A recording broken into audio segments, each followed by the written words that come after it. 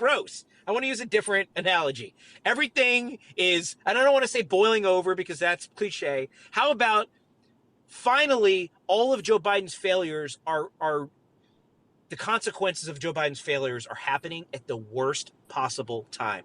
And it's all happening at once.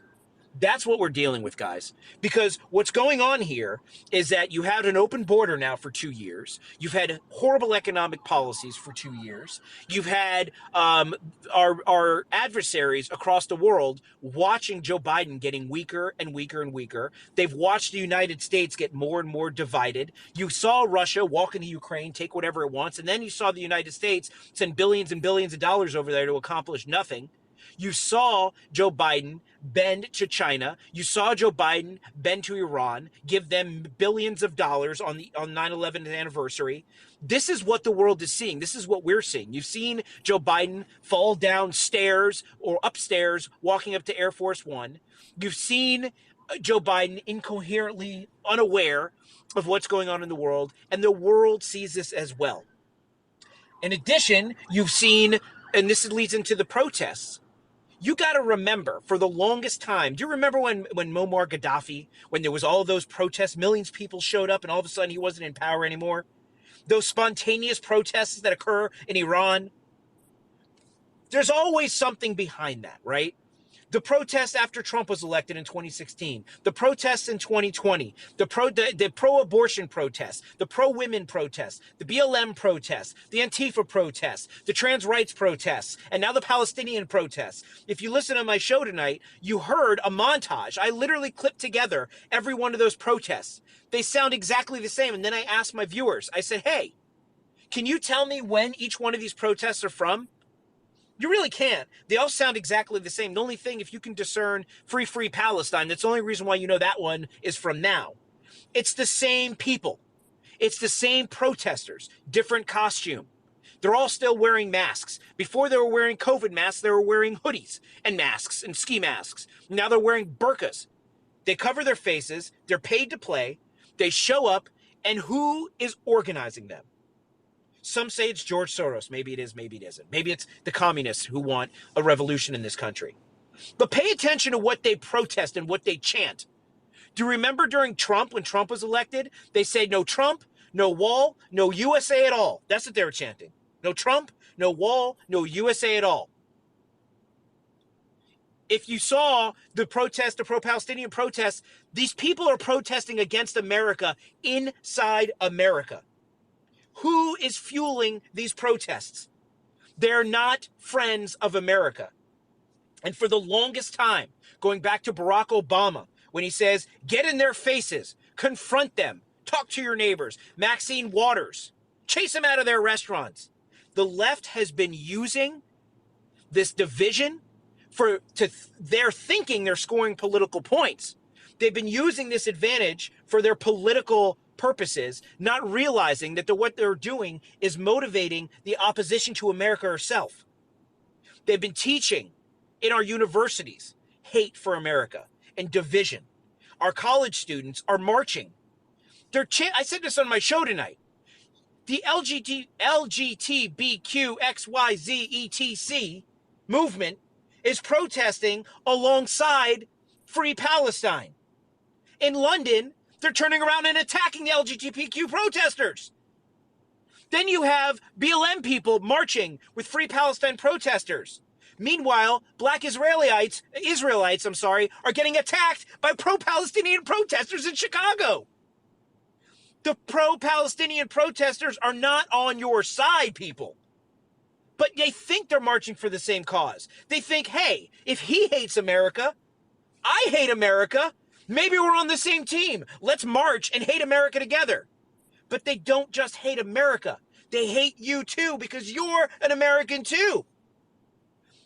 The gasoline that has been poured on this fire, the match that's been thrown into it, cast by the left, thinking it's going to score them political points, thinking it's going to get rid of Trump, is inspiring an anti-American revolution inside the United States. And they're pouring across our border by the thousands, over 150 known terrorists that were apprehended, not to mention the thousands that weren't.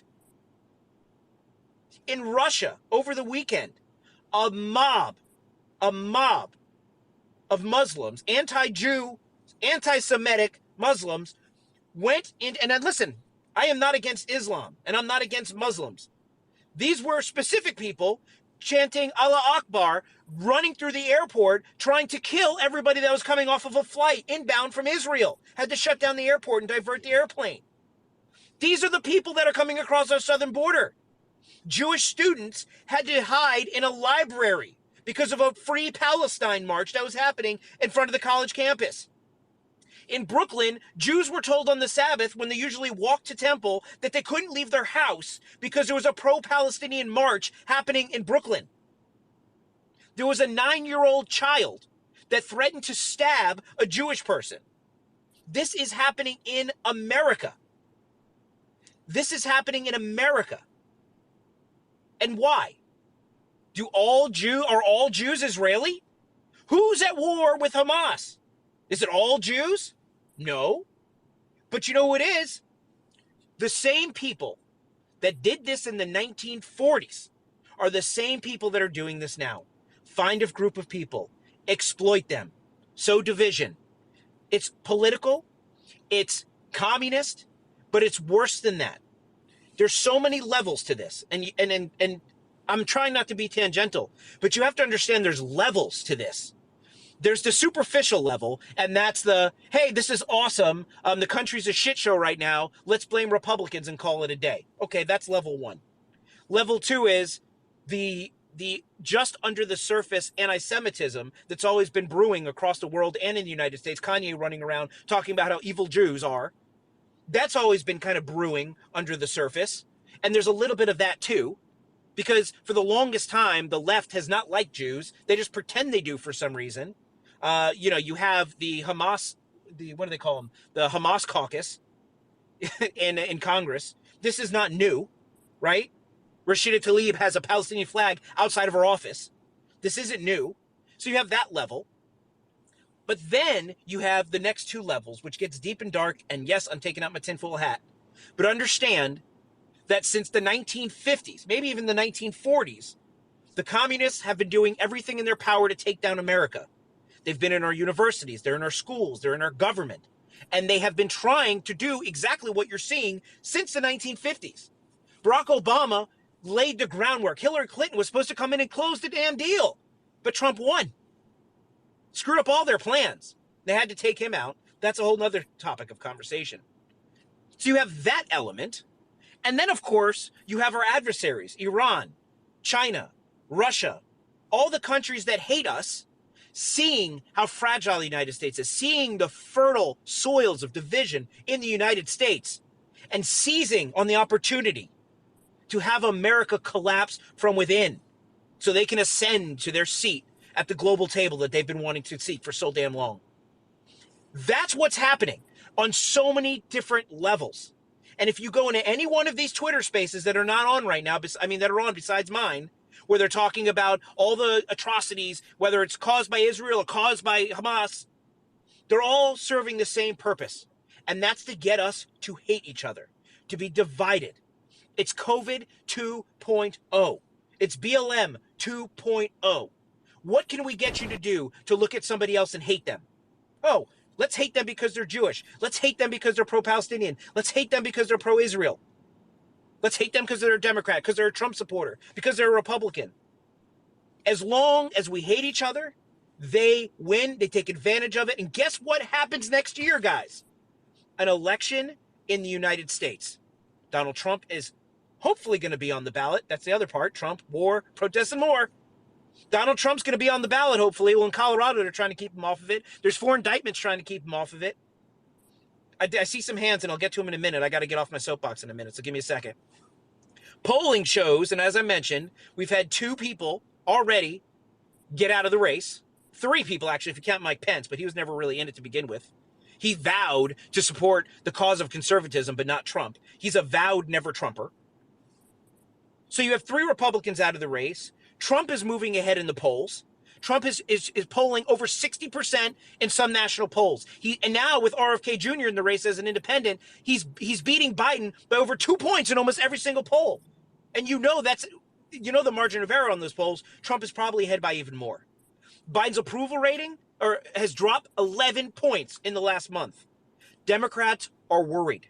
Trump looks like he's going to be the nominee, right? So now you have Trump, the nominee, coming up here in 2024. You have Democrats and Republicans trying to keep him off the ballot. And you have the world watching in fear because they know if Trump becomes president of the United States again, Russia's immediately out of Ukraine. This stuff going on in Israel will stop immediately. And if you don't believe me, and if you think I'm just being a cult member, understand that while Trump was president of the United States, there was no invasion into Ukraine. There was when Obama was president. There was immediately an invasion when Biden was president. There was no war in Israel. As a matter of fact, there was historic peace. We were energy independent. We didn't rely on our adversaries. China's GDP was falling. Russia's GDP was falling. Putin was getting weaker. The United States was strong. And because the United States was strong, the world was safe. Never again will people take for granted how important a presidential election is. If you don't like Trump and you didn't like Biden and you wrote in Daffy Duck or Goofy or your neighbor because you thought it was funny and you wanted to throw away your vote because you said it doesn't matter who the president is, now you know how important it is who the president is. And the world knows how important it is. And the establishment knows how important it is. And Democrats know how important it is, which is why there's multiple groups seeking to manipulate your mind, this country, and the narratives, all for their own political gains, for their socialist gains, or for their global gains. But at the end of the day, it's the American people that suffer.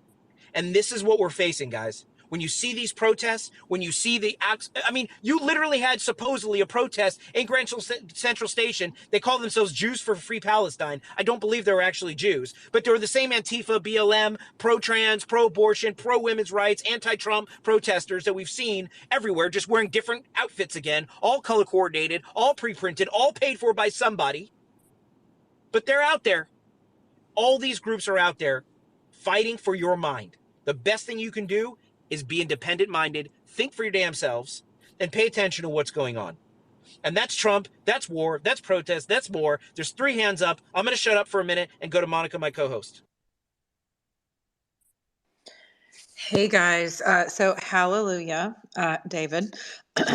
I just wanted to, hey Shaw, good to see you, and 3 aces. And oh goodness, Kat, Shill, all the girls, all the usual suspects. Hey Lou, it's good to see you guys, and Jack. Hey guys, and TV. So I just wanted to clarify something. I agree with you about the rhetoric and a lot of what's happening. But because I have been a consistent part of a particular space since October the 7th, I would be remiss if I did not, at least for the record where I stand. In that particular space, we have had people from every side of this come into that space. So we are not, they're filled with Israelis for sure, Jews and Christians and Muslims alike. But I just wanted to clarify that not every space is not being thoughtful about the content they're sharing in real-time news. I can't say that for all spaces, as we all know, but by and large, I agree with everything you said. These are, and kudos to you. These are very dangerous times. And the election, really sits at the top of the pile. I hope everyone's paying attention to what's going on here in Georgia with True the Vote and what's happening in this case with Stacey Abrams.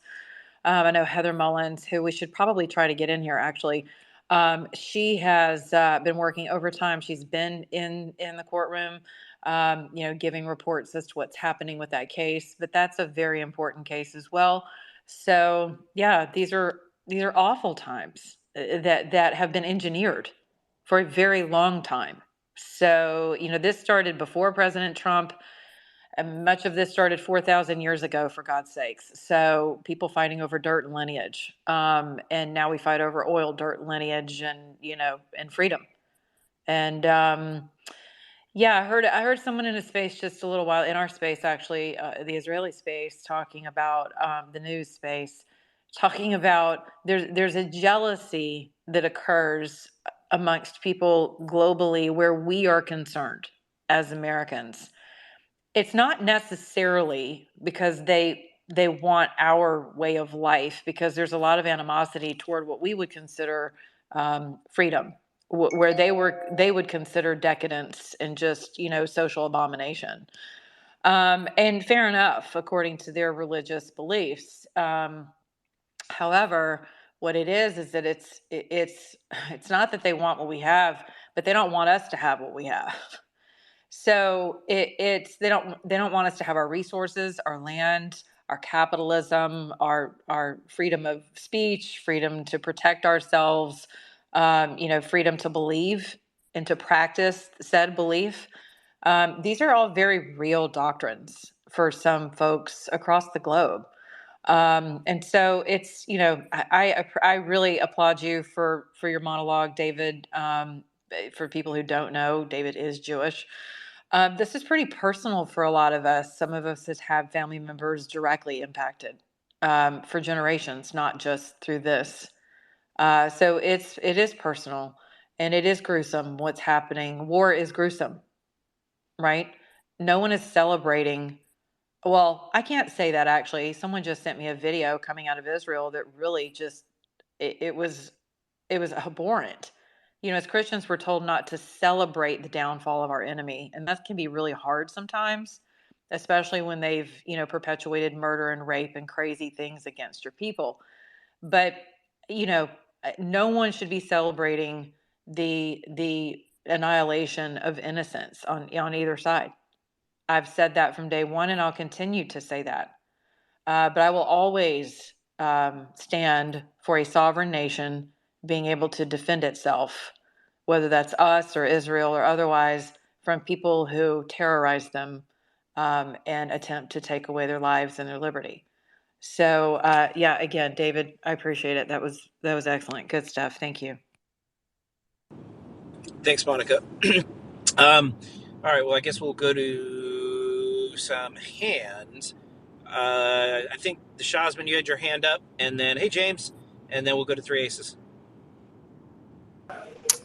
Thank you so much. As always, David, Monica Lou. You guys are always rocking it with these spaces. I love it so much. I'm always trying to support you guys as best I can. Um, David, I got to start catching the show live rather than just coming to the post show. That's going to be my commitment. That next week I'm going to catch the show live, and I'm going to try to call in. But no, all I wanted to say is that 100% everything that you guys are saying, the fact that you guys are not letting the narrative be dominated. I'm not going to go into too many specifics, but all I'd like to share is that all across America. This past weekend, it was Cyrus the Great's day. Cyrus the Great is a ancient king of Iran who actually freed the Jews from Babylon, and we take pride in that history. A lot of us celebrate it in this time, knowing that there's a good chance that some of us would be targeted by certain people because of this history. And if you go to my profile, I posted it here in the comments as well in the space. That happened in California. Thankfully, people were smart and ahead of time. They brought police just to guard. But yeah, some people started showing up, started pouring in. And as you see in that video, you're going to see it's a very distinct image. There's three flags unified with some certain values that they share. That's the United States flag, that's the Israeli flag, and that's the lion and sun flag of the real Iran, the Iran before the Islamic Republic. And then on the other side, you got that flag that, like you guys were saying, you got apparently the most socially, liberally progressive people unifying with a organization that doesn't really believe in a lot of that stuff to, unfortunately, in that flag's name, even though a lot of the people may not believe in it, hopefully that's something I like to believe. But yeah, doing some bad things in the name of that flag. Anyway, let's carry on with the space. I really love it. I'm gonna be here to support you guys. Thank you so much for hosting this. Thanks. Hey, the Shazman, there was some organized protests in Iran over the death of that girl. Could you talk about that for a second? Yep. So pretty much the regime, Armita, for anyone that doesn't know, A little over a year ago, Masajina Amini tragically lost her life. And then very tragically, a little over a month ago, there was another girl known as Armita. She was getting onto a metro. The morality police, as they're called in Iran, one of them got into an altercation with her and actually pushed her down, causing her to hit her head, slip into a coma. She actually passed away very recently. And the regime wanted to basically control everything going on with the optics around this. And so they didn't even let her family bury her body. Instead, they controlled where they were going to bury her in the capital. And so what happened was, Iranian citizens were not going to just let this go completely unchallenged. They actually just followed the convoy with their cars and just showed up anyway and started chanting. I believe one of the chants was that this is a flower that has been, like ripped to shreds and given to the whole nation. There's quite a few other ones as well, but essentially they're just letting the regime know, maybe not today. We don't have the power right now to be able to come over there, cross this barrier and destroy you guys. But just know that we're here. We're here. We know what you did. We're not going to let that false narrative that you spread about Massa's death and that you spread about Armita's death. We're not going to let you guys try to brainwash us, even though, once again, same usual suspects, some very supposedly progressive ideologies, like communism. I'll digress. I could speak on that all night. But yeah, pretty much Iranians, once again, did as best they can. I think we're going to see, as the regime's resources get tied up with trying to prop up their terror proxy network, it's going to bend, it's going to snap and break at some point, and the Iranian people are going to have their opportunity to push for their freedom. Well, hey, Shaw, I mean, that's only in the event that we actually quit funding them. What? So, that's a little fun fact that Americans don't like to admit. It's kind of the stinky turd in the punch bowl, right? But it's true. And we all know it. And I feel really bad for you guys whenever not that any turd in the punch bowl would smell like roses. I see, David laughing at my horrible attempt to be humorous like James R. Flop, massive flop there. But so we'll let James R. be James R. But it is despicable, right? And I feel for every young Iranian American who comes into these spaces, primarily because David has been like, David, Lou, and me have been the primary space that gives voice to our Iranian brothers and sisters who are fighting this craziness over there from our soil. Right? And you're fighting in the halls of our Congress for freedom for your own people, not only there, okay, but here, knowing that we are funding this crazy regime, while funding our own for that matter. But it's mind blowing. And I think I asked Sarah the last time you guys were in here and Alex was in here, do you guys even feel like you have safety? Do you feel like you have a home? I mean, and how many Cubans feel that way now?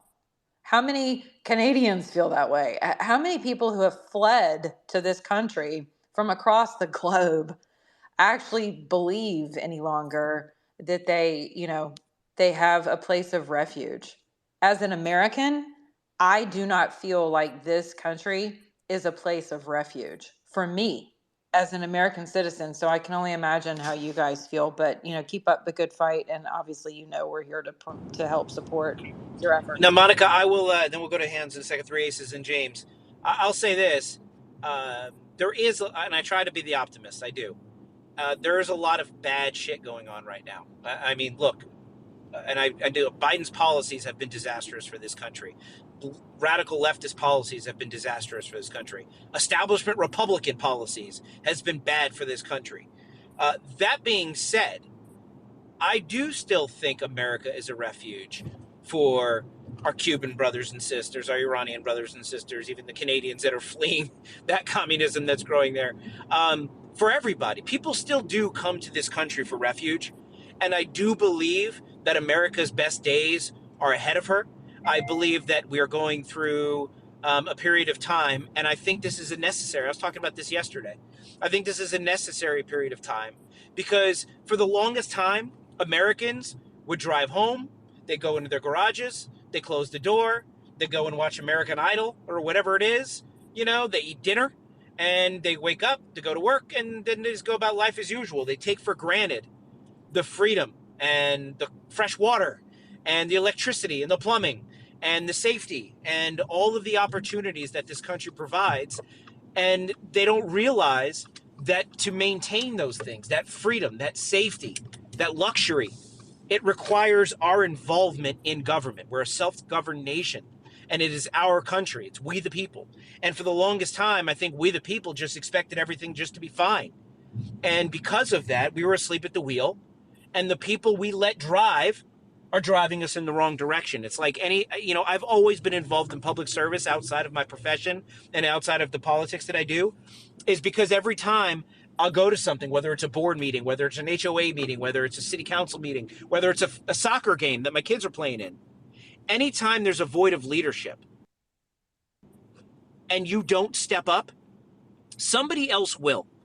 And unfortunately, the majority of the time, those who step up to fill that void of power are usually not doing it for the interests of the public that they claim to serve. They're usually doing it for their own interests. Most people who should serve don't because they feel like they're not qualified. They feel like they won't win.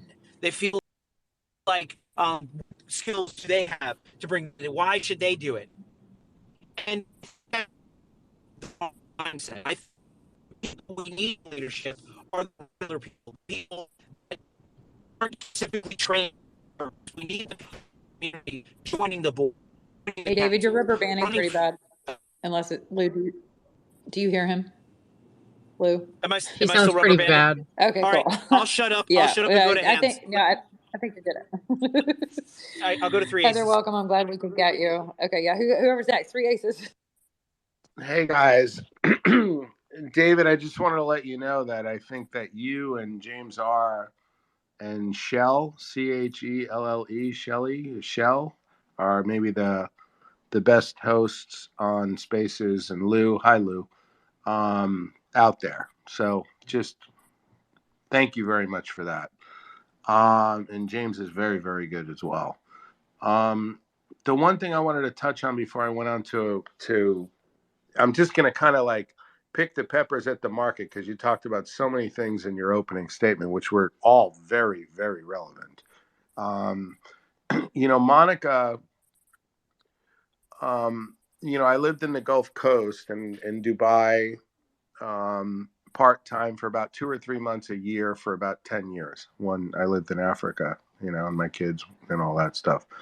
And I could never put my finger on it. But you, in a space the other day, just absolutely nailed it. You said that in the Muslim countries, the government is the religion. And because I always wondering, like, fuck, man, like everybody's on the same exact goddamn page. Doesn't matter. UAE, Oman, Qatar, Saud, like everybody's marching to the same goddamn drum, And I just wanted to say that out of all the who knows how many hours of Spaces I've listened to and articles I've read and stuff and about all this stuff going on in the Middle East, nobody's really put their finger on it like you have. You are 100% right. That's it, right? And then so right, if you look at the region, right? If you look at the region, you've got the Christians, the Jews, and the Catholics, and then you got the Muslims, right? So it's like, this isn't a war about Israel. This is a war about that, right? And then take a step back further, okay, and say, okay, all of this immigration nonsense that went on in Europe for many years, and then we had Trump who shut it all down and letting all these people into these countries, right, who are Western country, it's like, holy shit, here they are now, right? Any kind of thing that happens in that region, now they've got traction in, in all the Western countries. So because of you, it's a lot of what's happening here now is making very good sense to me, for better or worse. And the thing that I just wanted to end on is, I've lived overseas for 15 years. I'm in a third world country now because of my business. Um, but any country that I've ever lived in, I've had permanent residency probably in, I don't know, 6 or 8 countries around the world, Africa, in the Arabia, in London, Australia, and South America, and stuff like that. And anytime there's any sort of terrorist kind of anything, the government stand right up and squash it. They eradicate it. So, I'm Jewish, but I'm also a hippie, right? So I don't want to see anybody be harmed in any way, ever, period, right? So, but the question that I have is why hasn't the Palestinian Authority disavowed Hamas? I understand that, you got the West Bank and Gaza, right? Right. So in Gaza, you got Hamas. Okay, fine.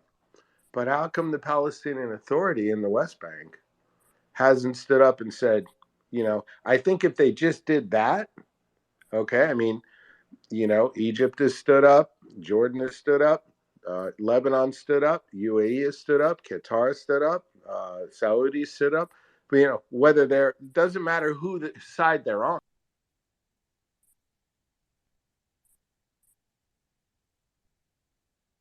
Uh-oh. Did we lose him? Might have lost it for a second. I'll Yeah. respond. I don't know if you can hear, but am I rubber banding now or am I good, Monica? No, you're good. And as soon as you respond, I have a response, and I know Shaw does. Okay, I'm sorry. Okay. Go ahead, Dave. No, I just want to Sorry, wait. guys. I'm Amazon rainforest. My Wi-Fi is coming in and out. All I wanted to just say was, how come the Palestinian Authority hasn't stood up and denounced Hamas? Anyhow, Monica, love you. You really, really, really made so many things crystal clear for me in the way you've been talking. Thank you. Then David, you're the best. Okay, bye. Three Thank aces, three aces. Flattery will get you anywhere. And let me tell you something. You are welcome on this stage anytime. And thank you so much for the great insight and the compliments. I really do appreciate it because I know Monica and I and James, we all work. Lou, Kat, Kyle, everybody up here that host spaces and do this. I don't want to say for a living because I'm not making any money doing this, but for all of us that do it, it's really nice to hear those kind of Yet. compliments. Yet. Capital Y-E-T. Yet. Absolutely my pleasure. I'm going to step down to listen so another person can come up. Okay, guys? Thank you very much. Thanks, Three Aces. I appreciate it. I want to respond to, and then I'll go to you, Monica.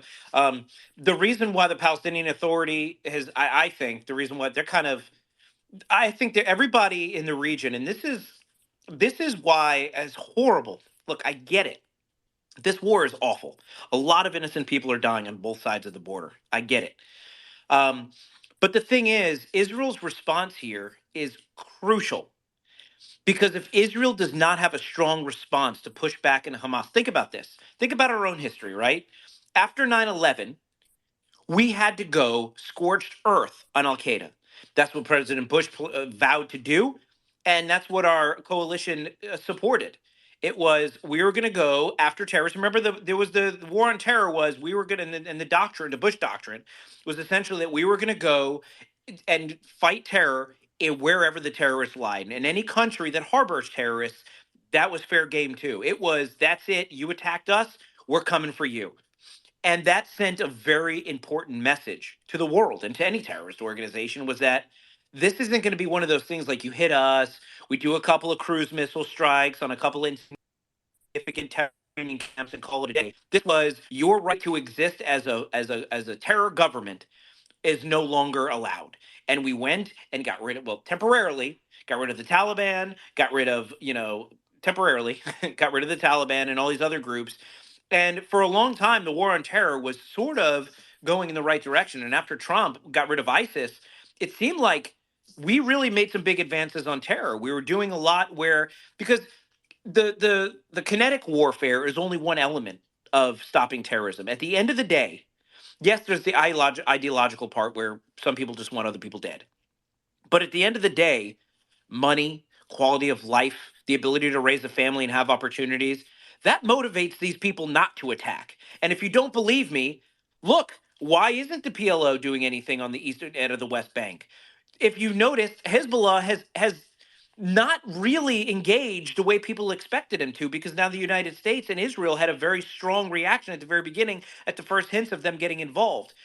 If Israel is strong here, if Hamas ceases to exist, and once Gaza is rebuilt, because of course the war machine has that part to play, at that point, for a terrorist organization to try to duplicate what Hamas did, they know they would be signing their own death warrant, and they knew they would cease to exist. Would you rather have a small portion of an area that is ideologically homogenous to what you'd like, or would you rather be wiped out?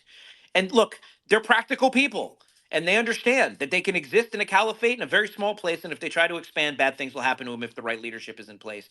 And I think that's why what we have to allow Israel to see the mission through and eradicate Hamas from Gaza. And yes, it sucks that innocent people are dying, and war is awful. But at the same time, the people of Gaza are going to suffer even more at the hands of Hamas if Israel is to stop, because Hamas will regain its power and they'll be motivated to do the same thing. It's not just Hamas; it's Hezbollah and the PLO and every other terrorist organization will be emboldened to attack if Israel is not allowed to see through the mission of eradicating Hamas. That's my opinion, and that's why I think they're just kind of sitting it out to kind of see where it goes, because the images speak for themselves. And I think if Hamas had to do it all over again, they would think twice. And I think Israel's going to make sure of it. Monica, I'll go to you. Sorry. Oh, no problem at all. So, wow, Three says thank you. I really appreciate that. Today's been an interesting day, with my name being dragged through the mud per usual, for something that I stand behind. And I've stood behind it for 8 years, almost 9 years on the air. I'm not going to stop standing behind what I know to be true, about faith, and how I've been telling you all for years that faith informs literally every single decision every human being will ever make. So that's in politics, that's in your boardroom, your bedroom, atheists, Satanists, Muslims, Christians, Jews, doesn't matter. Your faith or lack thereof will always inform your life. It just is what it is. And in this particular case, this is a 4,000-year-old war. This is a matter of legitimacy, paternal legitimacy. So there are so many different factors to this, between Zionism as people understand it or don't understand it, because you have a geopolitical faction to that as well. You also have a spiritual connection to Zionism. You have Christians who don't know what the hell they're talking about with regard to Zionism. You have people trying to build a third temple who don't understand that Christ is the third temple. So this is a belief war. And they do not think like Christians or otherwise libertarian Americans who don't tread on me for life, right? So that's not, this is jihad. This is serious. This isn't just, oh, can't we all get along? So it is kind of funny to me to see the LGBTQ Incorporated trying to hold hands with people who are like, yeah, no, not really. That's not going to happen. So I appreciate that, because that is my heart, and my heart is usually misrepresented on Twitter, which is whatever.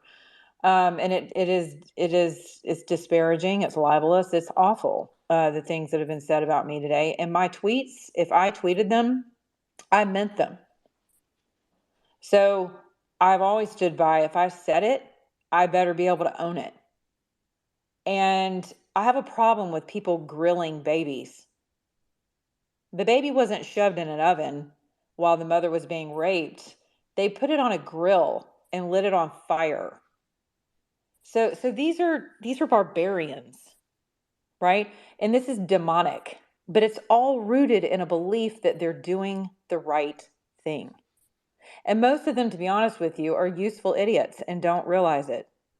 And we have our own useful idiots on this soil, right? Remember marching across the country with a golden casket telling us that we had just killed a saint, a Pornhub saint, who was actually funded by the same people who are funding this madness across the globe right now. And some of us tried to tell you that, and we were shut down for being racists and bigots, the same thing I was called today, right?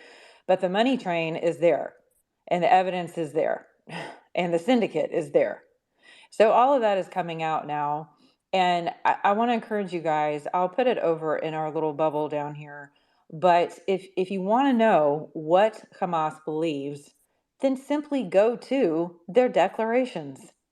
They have a covenant, and they try to live by it. And they're being funded by a multitude of people, not the least of which has been us to a certain degree. So you have to understand that it is, and I'm so glad someone got it. Thank you so much for saying that, Three Aces, because that is my heart. And it's not because I'm excited about bombing children in Palestine. I mean, that's ridiculous. Anyone who would accuse me of that's ridiculous. Also, I'll put something else in the bubble for you guys to read.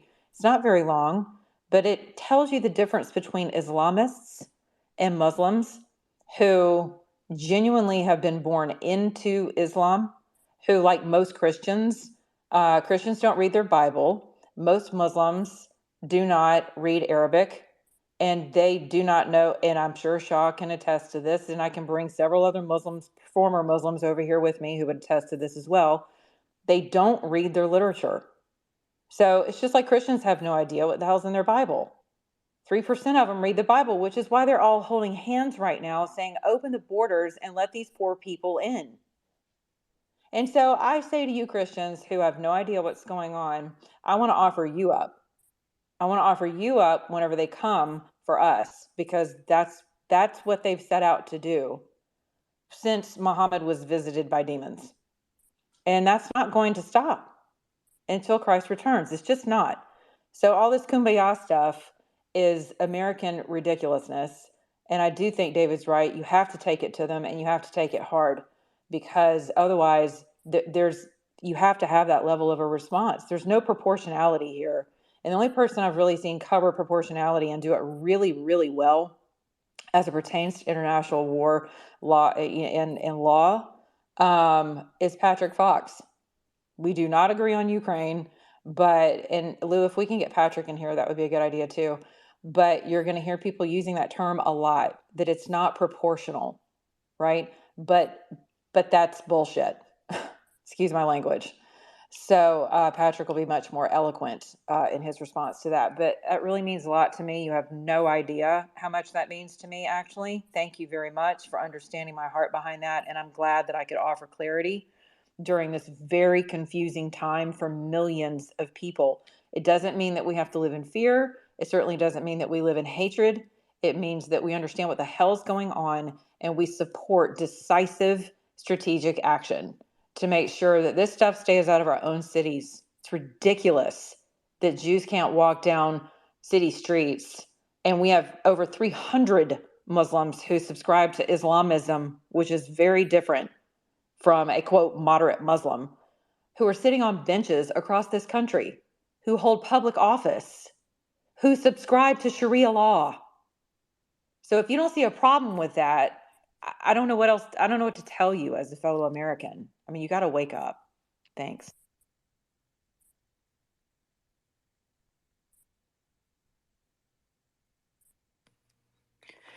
James.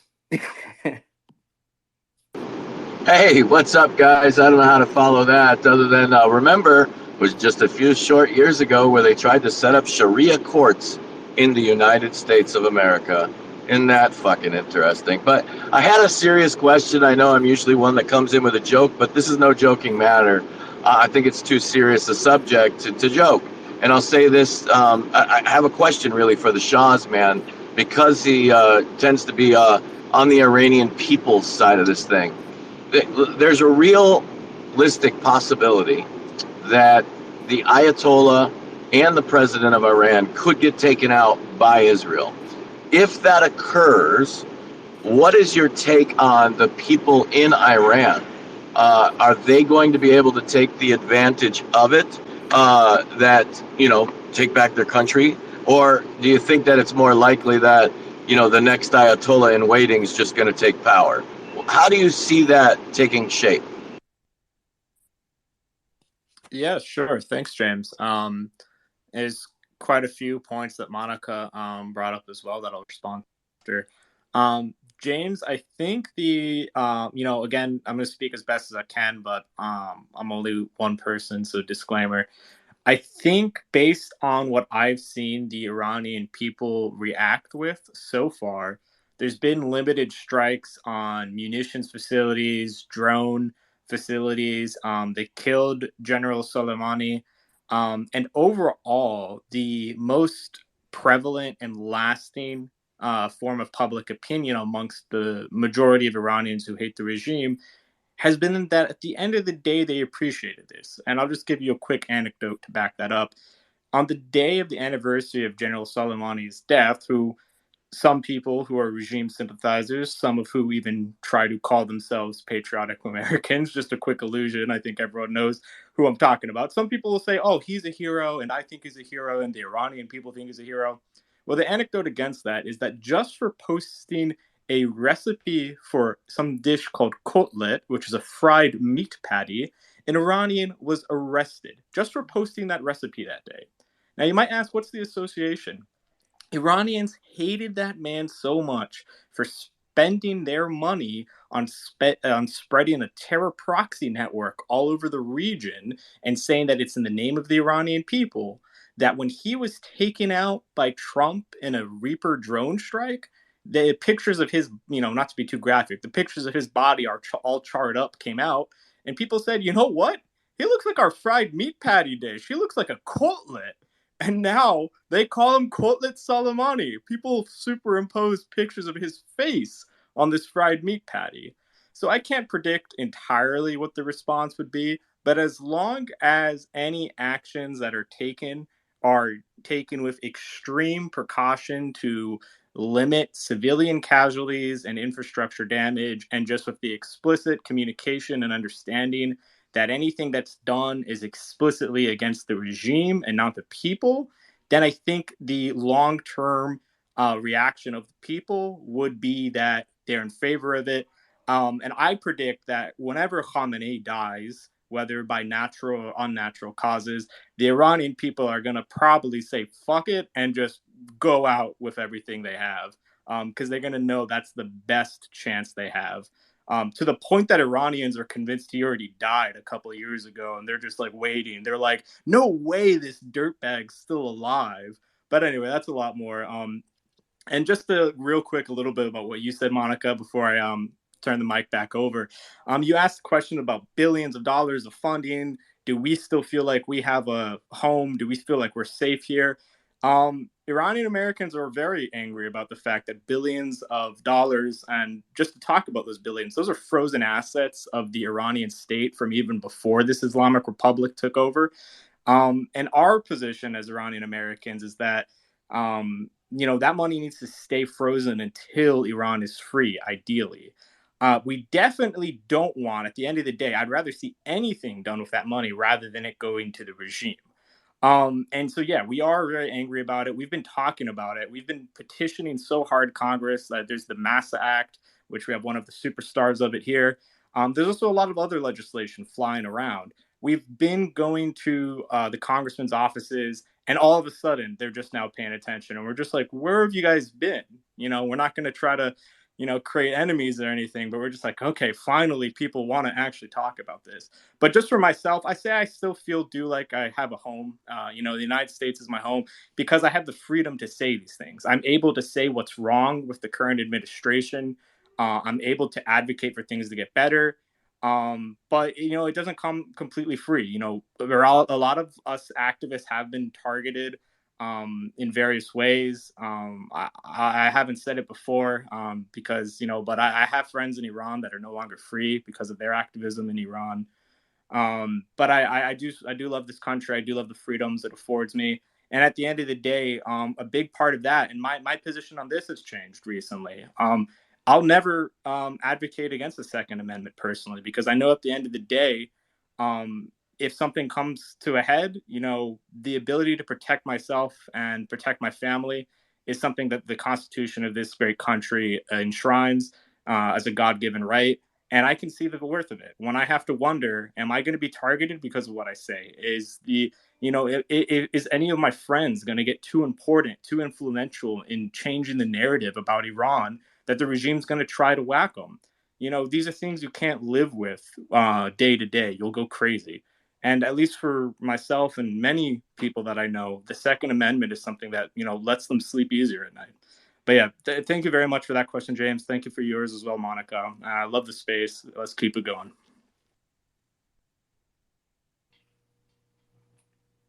Thanks, guys. Ben, you got your hand up. What's up, bud? And by the way, guys, Ben, he's got a podcast too, and he's a good dude. He's trying real hard to get his audience, and we want to help him out. So make sure you go and give Ben a follow. But go ahead, Ben. What's your comment? Hey, not much. Shaw kind of covered it. When I was in college, I was an international business major, so I had to study multiple years of international politics, and I took great focus into the Middle East, mainly because I got a lot of college friends that are living there right now. Some of the reactions I've been getting from them, because I've been asking what the hell is going on, is that they're pissed at the Iranians government, as well as members of their military for starting this, especially since some of them are still a little ticked over Iran taking over most of Iraq's government. A lot of people, I think, have forgot that Iraq is becoming a puppet of Iran. Even though on the news you see that there's these anti-Iranian groups winning elections, they're not really anti-Iranian. They are on paper, but if you see the actual actions they're doing, they're pro-Iranian. But the one thing I do want to add to Shaw is that there is small rebellions and insurgencies going on in Iran right now, particularly in Western Iran, where there's huge groups of Kurdish and Azeris that are fighting these small skirmishes against the Iranian military, as well as the I don't know how to say it, the Baloch people in Eastern Iran that are fighting for their own independence against the Iranian government, as well as the Pakistani government. There's kind of two separate insurgencies in that region. And with those insurgencies, they've been tying up a lot of necessary equipment and manpower that the Iranian military would love to use to try to destroy Israel, as well as their opponents in Saudi Arabia. I know a lot of people are thinking that Saudi Arabia is supporting the Hamas, but behind closed doors, Saudi Arabia has been sending money and sending information from their own intelligence groups to the Israelis of what Hamas is doing, what the BIJ is doing, what Hezbollah is doing, and because of that, if you see some of the news reports from third-party groups, as well as even some pro-Arab groups, they are sending out news saying that this Hamas leader has been killed. This important figure in Hezbollah has been killed. This important figure in the PIJ has been killed. So we're seeing probably what is either the second biggest or the biggest fight between the Saudis and the Iranians over the influence of the Middle East, as well as who's going to be the next power that will influence the next 50 years of the Middle East. Because let's face it, the last 50 years since the 70s, when the Shah took over, Iran has taken over a lot of influence. But now we're seeing a shift where it's Saudi Arabia that's now taking the turn at it. And Saudi Arabia is backed up by a guy that people think is anti-Israeli, but when you look at what he has done, what he is doing, what his policies are, is very pro-Israeli, and that is Mohammed bin Salman. some of the deals he's been doing, increasing Saudi Arabia's military capabilities, which includes increasing training and intelligence. And how are they doing that? They actually are getting Israelis secretly into Saudi Arabia to teach them that, as well as also in return, they are telling Israel where their enemies are and where to kill them.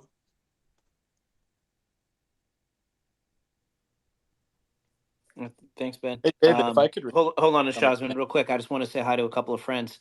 I want to say hi to Brandon. He just popped up in the speaker's box a few minutes ago, and it would don't want to take us too far off the subject, but I need to remind you guys we are less than 2.5 weeks away from an event that I've been looking forward to since probably, I don't know, August, whenever it was first announced. As soon as Brandon told us about WakaCon in Palm Beach at the Hilton, Airport Hilton, I said, oh my gosh, this is going to be a lot of fun. One, because Brandon's a lot of fun. Two, because it's the walkaway organization that I really like. And all of my friends are going to be there. So I'm going to be there. Blue's going to be there. Monica's going to be there. Kat's going to be there. James is going to be there. All of your favorite Spaces hosts are going to be there. And so I'm really looking forward to it. And I can't believe it's coming up already. Not next weekend, but the weekend after. We're all going to be in Palm Beach and Friday night. And it's going to be a great conference, too, by the way, guys. I mean, you see there's in the bubble, Lou posted a link to walkawayanniversary.com where you can get your tickets. And if you use promo code Lou, LOU, you do get 10% off. So take advantage of that while there's still tickets left. I know they've been selling fast, but it's not like a boring, stuffy conservative conference where we're all just going to be sitting around talking about, I don't know, whatever you talk about a boring, stuffing conservative conference is. This is going to be a lot of fun. On Friday night, there's a ton of speakers, including Rudy Giuliani, Laura Trump. There's going to be a Trump there and a lot of other great speakers. Schlaps are going to be there and a whole host of other people. And then on Saturday, there's a roast with comedians. I mean, what political events have roasts with comedians? And there's a lot of funny shit you could say about Brandon, so I cannot wait for the roast. And there's also a free rally in the daytime on Saturday, and the weather's going to be beautiful. And then on Sunday, there is a brunch with Carrie Lake. And there's a book signing, and it's just going to be a lot of fun. I'm looking forward to a lot of great people there, all your favorite Spaces hosts. I think I covered it all, Brandon. Am I leaving anything out?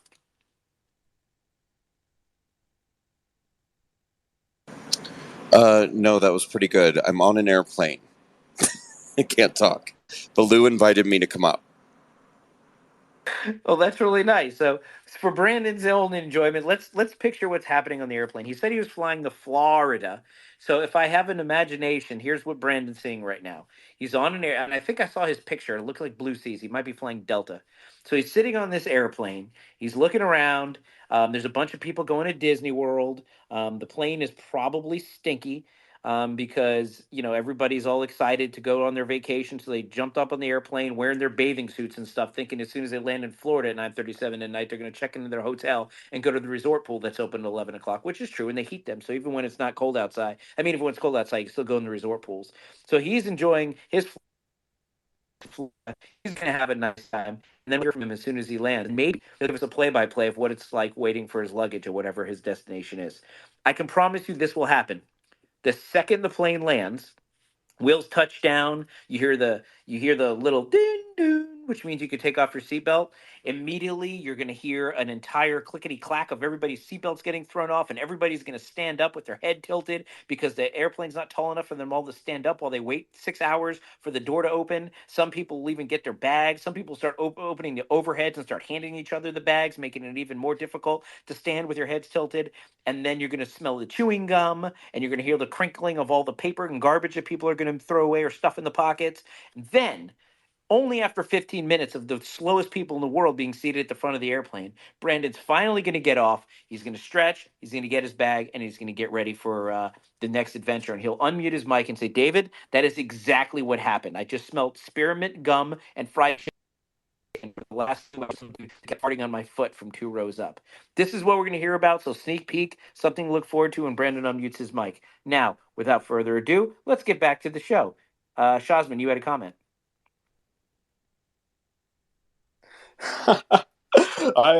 First I had to say I'm blown away by that photorealistic depiction. I feel like I'm actually on the plane myself right now. I'm gonna post the assist button and ask for an extra bag of pretzels. That's the snack I always choose, the snack of champions. Yeah, no, I want to say that, I've also been aware of that for such a long time. Lou actually plugged me into Walkaway Con a long time ago, and I was just kind of reading about it. It's the first time I heard about it was from Lou and her page.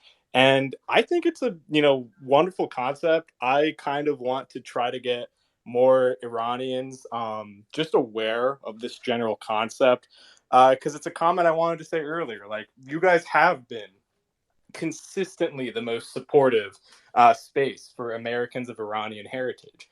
And I just have a real quick comment on the fact that, growing up, I've only ever actually voted for Democrats myself. And I feel like that's, true for a lot of Iranians that go through my cycle previously. And the thing is that we're kind of told, and I myself have literally been told so many times, don't associate with that party, don't associate with these candidates, don't associate with these spaces. And why? I mean, exactly what you guys said. You guys said people want us to hate each other. People want us to not trust each other.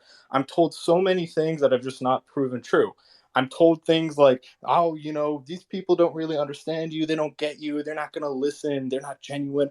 This has been the most genuine, heartfelt crowd I've ever been part of. It's a lot better for me personally than what I've seen prior. I don't want people taking, my association or my presence for granted, or even if it's at a gathering like this, or if it's at the ballot box. I want people to actually, be talking to people because they're people, not because they just check some tick marks of, oh, yeah, you got that characteristic. Oh, yeah, you got that, thing that we had on our list that we needed to get so and so many of.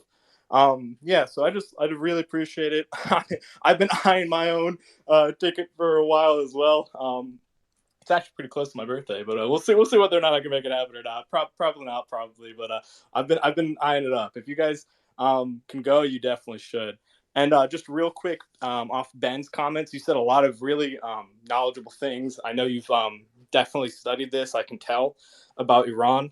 But one thing I do want to add, Ben, is that at least from my own perspective and what I've seen, a lot of the chants that come out of Iran from even Baluchistan or Kurdistan provinces of Iran and the other parts of Iran show that as a whole, the vast majority of Iranians, regardless of ethnicity or cultural background, all believe in one unified Iran. While there are some people that call for separation and all that, it really is not reflective of the majority of Iranians, even of Baluchi Iranians. So I just wanted to, offer that perspective myself. But yeah, definitely, I can tell you've definitely read a lot about it. If you want to discuss more later, we can do so. I post some resources about that on my page as well. Yeah, thank you so much, guys. Thanks to Shazman. I appreciate it so much. Um, all right. Yeah, well, I want to mention something you said before we go to Parson, who I really love Parson. He always gets in here, he says great things, and then he's like, oh, it's bedtime. So you mentioned something when we talked about Walkaway, and you talked about the party. And it's interesting because I told you I wanted to talk about Trump, war, protests, and more. So this goes into Trump and more. Because since the last space we've had, as you can remember, we were talking about the potential speaker fights. The speaker fight was happening, I think, when we had our space last Monday. And, since last Monday, we have a new speaker in Mike Johnson. And the interesting thing was, ever since McCarthy got kicked out on his butt, um, ever since McCarthy got kicked out on his butt, we're all sitting here like, well, what's going to happen? What does that mean? And I can tell you this personally, and I've said this before in spaces, I said it on my show. I thought it was one of the best things that could have happened to the Republican Party in the longest time, because I was getting angrier and angrier with the party when I saw the debt ceiling bill come through and they eliminated it. They couldn't even negotiate it. Instead, they just eliminate the debt ceiling. And they just kept, no, they didn't release the January 6 tapes. We still had literally January 6 prisoners sitting in tiny little cells with no rights. McCarthy did none of that. Not to mention, we didn't get a balanced budget. We didn't get a banning of trading stocks amongst congressional members. We didn't get 12 separate appropriations bills. We didn't get pre-COVID spending levels. We didn't get any of the things that we were promised as conservatives when we seated the 118th Congress. And so when Matt Gaetz had the courage to say, you know what, Kevin, you're out, because which is why he wanted that one vote motion to vacate, because he knew this is what they do. They're like snakes. Once they get in, it's impossible to get them out. And Matt was able to get him out. And when he did, you saw the establishment freak out. You saw the conservatives try to seize the opportunity. I still think Jim Jordan would have been an amazing speaker. You saw first it was Jim Jordan. They booted Jim Jordan. Then they tried to get uh, Emmer in there, and they were like, "Hell no!" And then Mike Johnson comes out of nowhere, because this is a guy that has like sort of establishment leadership type ties, but he also is conservative, and so he was like, "Okay, well, what about this guy? This guy seems to be in the middle of both factions, which is cool." And so he won easily. And now he's the new Speaker of the House. A lot of people are upset because they're like, he voted for funding Ukraine. I mentioned that earlier. But it's interesting that, he says he's going to release the January 6th tapes. George Santos said that was going to happen. Also, does anybody know what happened with those privileged motions to remove George Santos? I wanted to get an update on that. Maybe Lou does. But before we go back into the international stuff, because again, it's important, I want to hear what your thoughts are so far about Speaker Mike Johnson. Yeah, it's about Speaker Johnson, to see if you guys are happy so far, withholding judgment. I know Bricksuit was telling people that just give him a chance, and I know some people are already calling him a rhino. I'm interested to get your take on that, and I don't know if you had your hands up about that, Parson. So if you didn't, if you wanted to talk about something else, I'll go back to you in a second. I just wanted to kind of change the conversation just a I'm little bit. gonna Go ahead, jump Lou. in here. I'm Yeah. going to jump in here real quick and just remind everybody. The person who nominated Mike Johnson was Lauren Boebert, and she actually came into a space that we were having with Shell and Kat, James, and myself, and started talking about Mike Johnson. And we were trying to get him to come in and speak with us, and he was there, but he got a call. So I just want to correct the record that it was a woman who nominated Mike Johnson. Thank you. Are you going to join like one of these pro-Palestinian marches soon? Okay, fine. The woman who nominated Mike Johnson. Okay, we good? I just want to make sure that the record is correct, David. No, and you know what? This weekend I I'm heard a going to lot send of a this. case of Bud Light up to your hotel. Oh, Monica muted us again. Yep, she can't mute us. We are over muting. We are beyond the God button. So what I was going to say is I did hear people and they were like, he's a rhino, he's this, he's that. The conversation arose from a video of him running through the rotunda, a reporter shouting it out to him. From what I saw, I could have missed something because, I'm busy doing stuff. But basically, he's like, we have to look at the funding, we have to see what's proposed, that there has to be accountability. And I get that. And that's the same thing that Byron Donalds was saying. And I think that what people are missing is that if they don't check these 5 boxes, they're not going to fund.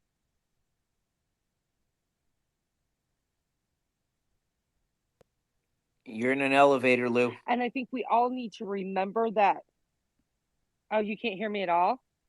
Well, you're fine. You cut in and out like you're in an elevator. Could nobody hear my diatribe for the last 2 minutes? No, we're hearing it. It's just cutting in and out. Well, that's just the life on the road. Anyways, I'm just saying that people are thinking that, it's like Bill Kristol or the Lincoln Project is now Speaker of the House, and it's not that case at all. I think that there has to be a little bit of negotiation, but you also give people rope to hang themselves. So you turn around and he says, okay, well, you want the money? Show me where you're going to spend it.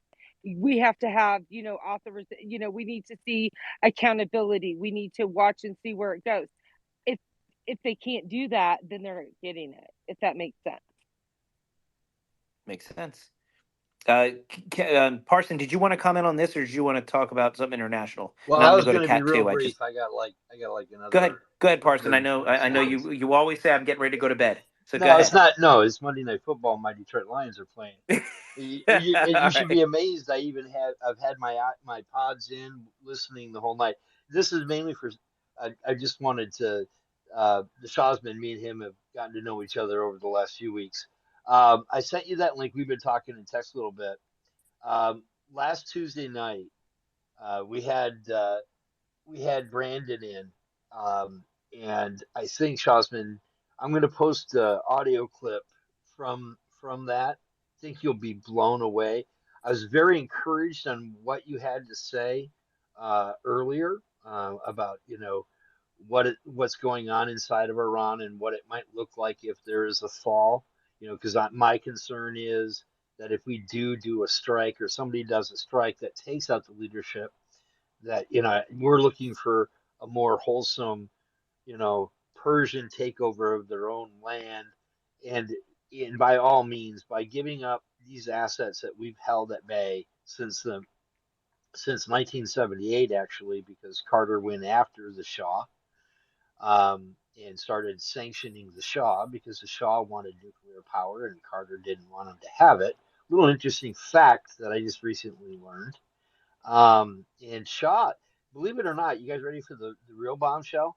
Jimmy Carter contacted the Ayatollah Khomeini while he was in Paris and said, listen, if you come into Iran, we will support you.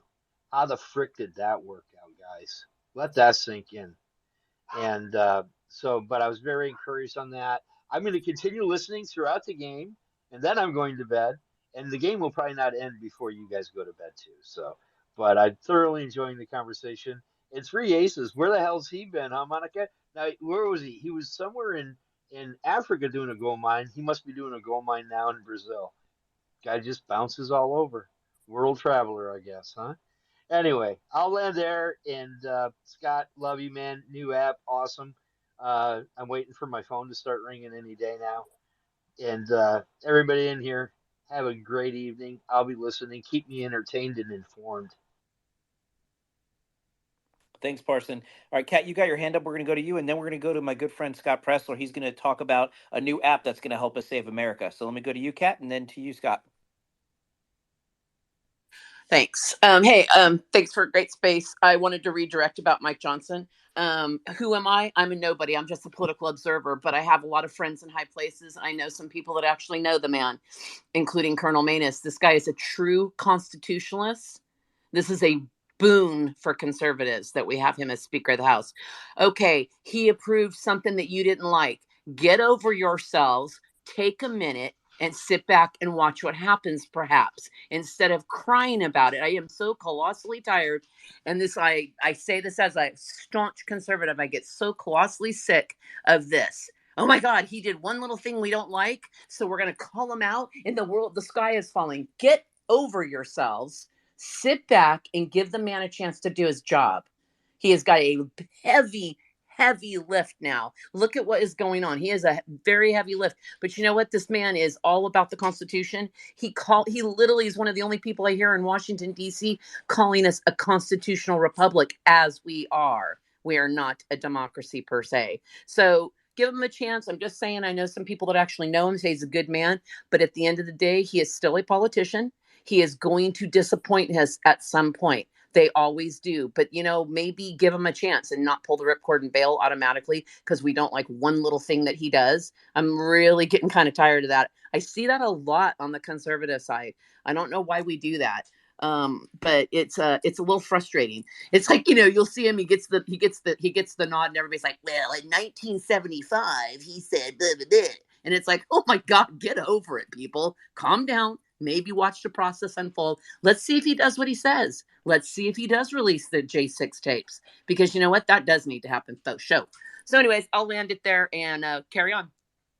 Yeah, Kat, I think it's just because conservatives have been burned so many damn times by Republicans that say they're conservative, and then they get to Washington, D.C., and it's like a caterpillar. They go into a little cocoon, and their metamorphosis is a rhino Agreed. butterfly. And I think that's why we're so quick to be like, we're fooled again. Because it's like, it seems like every time we think we got somebody, we get screwed. And so I think that's why. I think we're just so traumatized from bad Republicans. But who's trying to save us from bad Republicans? Scott Presler. Scott Presler, welcome to the post David Pollock show space. Little known fact, or maybe well known fact, that Scott Presler has been on my show, I think, more than any other person. And he's still by far my favorite guest. And I'm so happy to have you up here. And you want to tell everyone about an app that's going to help us save America, right, Scott? Hey guys, good evening. Yes, I think I was actually your first guest too, David, on your first show, or one of the Yes, first you were. guests. You were the first ever guest on my show. Thank you. Well, I know I'm a broken record. You guys only have to put up with me for 7 more days for this election cycle. But to anyone who does not know, we do have elections this November, Tuesday, November 7th, 2023.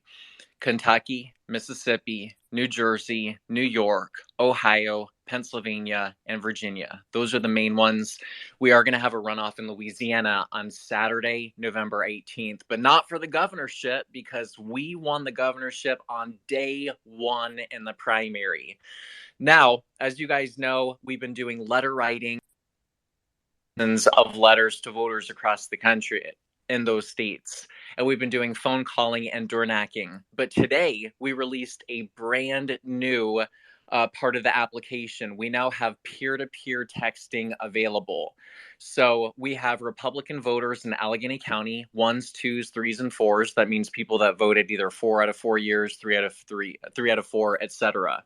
And it's so easy to use that you can text a person with a pre-written script for Allegheny County with literally the click of the button. You can send 20 text messages in a minute and you're reaching 20 different voters. Now, for context, real quick, let me explain why this race is so important. Everybody in this space probably cares about election integrity, right? Well, if we all care about election integrity, then that means that the Supreme Court election, we want Judge Carolyn Corluccio because the Supreme Court decides election integrity, mail-in ballots, drop boxes, whether or not mail-in ballots can be taken after Election Day. Then, get this, to anyone that actually wants to elect President Trump or whoever your candidate is or defeat Joe Biden, well, if you want to win next year in 2024, every county commissioner seat is up for grabs this November in Pennsylvania. The county commissioners, by the way, control the elections. So if you guys want to control the elections, we need to get off our behinds and elect Republican county commissioners up and down every single county in the Commonwealth of Pennsylvania. Last, almost done. There are the two largest counties in Pennsylvania that decide elections are Philadelphia and Allegheny. Now, Allegheny is a 2-to-1 D to R county. We currently, with this Allegheny County executive race, are tied. The fact that we are tied in this race is so outstandingly monstrous that I don't know why more media hasn't picked this up. We all need to support Joe Rackey for county executive. Rockey, Joe Rackey. It's voteRackey.com, Vote Rackey on his Twitter handle. But I'm telling you, this is going to come down to every vote. And again, if you guys want to control the elections in the second largest, second bluest county in the Commonwealth of Pennsylvania, then please use my application, even if you're not in Pennsylvania. Send text messages tomorrow, not now because it's 10 o'clock. Make phone calls or do whatever you can to help get out the vote. And with that being said, thank you very much for lending me your ear. David, thank you very much. Monica, Lou, the whole cast, Matt, James, I appreciate your time. Scott, do you have a link that you can post to it up that we can, or at least you could send us so we can post it up in the bubble so everyone can download it? Yes, I will be putting this in the next short. My application, Awesome. Early Vote Action, is now ranked 149 out of every free app available on the App Store. So you guys have put it on the chart. Well, let's push that thing up to number 1. Guys, what you hear Scott saying is the exact conversations that our party leaders are not saying. And this is why what Scott does is so important. And all of you love Scott for this reason. I mean, Ronna McDaniel still hasn't responded to him. She still won't tell Scott what the plan is to defeat Joe Biden or any of it, or the far left cronies that are running for offices. What the language you hear Scott using, sending texts and in these local elections, doing the things that actually matter, this is real grassroots stuff. When you hear grassroots, that's what grassroots is, getting people involved at the local level and winning the elections that matter, that affect elections all the way to the top. The Democrats have been beating us at the grassroots level for so long. And it's Scott single-handedly that is writing the playbook and showing Republicans how to play their game. And for some reason, and this is why I'm so anti-establishment, for some reason the establishment is so threatened that the ground game is being redesigned and reimagined by somebody that's not cut from their cloth. That's not one of their fancy consultants. It's like they'd rather lose. then listen to the things Scott Presler is saying. But you've seen the proof in the pudding. Scott just had a tremendous win in Louisiana with the governor there winning the majority of the vote and not having to go to any runoffs. He won. That is the secret to 2024, by the way, guys. Not losing these elections close. It's about winning and surprising him. It's about defeating the margin of fraud. Every election has fraud. Call me whatever you want. Put me in prison. Every election has fraud. It's the amount of fraud that changes. But the difference is if we're successful at the ground operation, if we're able to do the grassroots type thing that Scott's talking about using his app, we can win beyond the margin of fraud and we can start buttoning up these elections without recounts and runoffs and all this stuff that allows the Democrats to start playing their games and start stealing these things from us. So listen to everything it says. Support Scott. Support the app. He's a good friend of David Pollock Show. He's a good friend of David Pollock. I've known Scott since before I was the David Pollock Show. I was a nobody. I looked up to him. I knew him from Twitter because I would follow all of his tweets, and then I got to meet him at CPAC. I'm like, you're the coolest dude ever. Then he gave me an interview on a show I did, and then I got to know him from there on out. And now, I'm not a famous guy, but I'm more well known than I was before. But I've appreciated Scott since day one. He's a good dude. Scott, go ahead. No, thank you. I put it in the nest, David, and also I didn't even name the app. It's called Early Vote Action. Early Vote Action is the name of the app, and it's both on iPhone and Android. Awesome. All right, everybody, go download that app right now. Go get it from the bubble, download it. I'm going to do that. Everybody else needs to do it, and then share it, review it, give it a 5-star rating, and send it to all of your friends. Look, he's created the app and he's put it up there for you. All you have to do is download it and send it to every friend that you have. If you're a Democrat, it doesn't work on your phone. Use it. I'm sorry. But every Republican that you know, every conservative Republican that you know, take that app, download it, share it, rate it, and let's start winning these things outside the margin of fraud. Scott Presler, thank you so very much. Do you have anything you want to add about our new speaker, or are you just focusing on the ground game and winning these local elections so we can save America?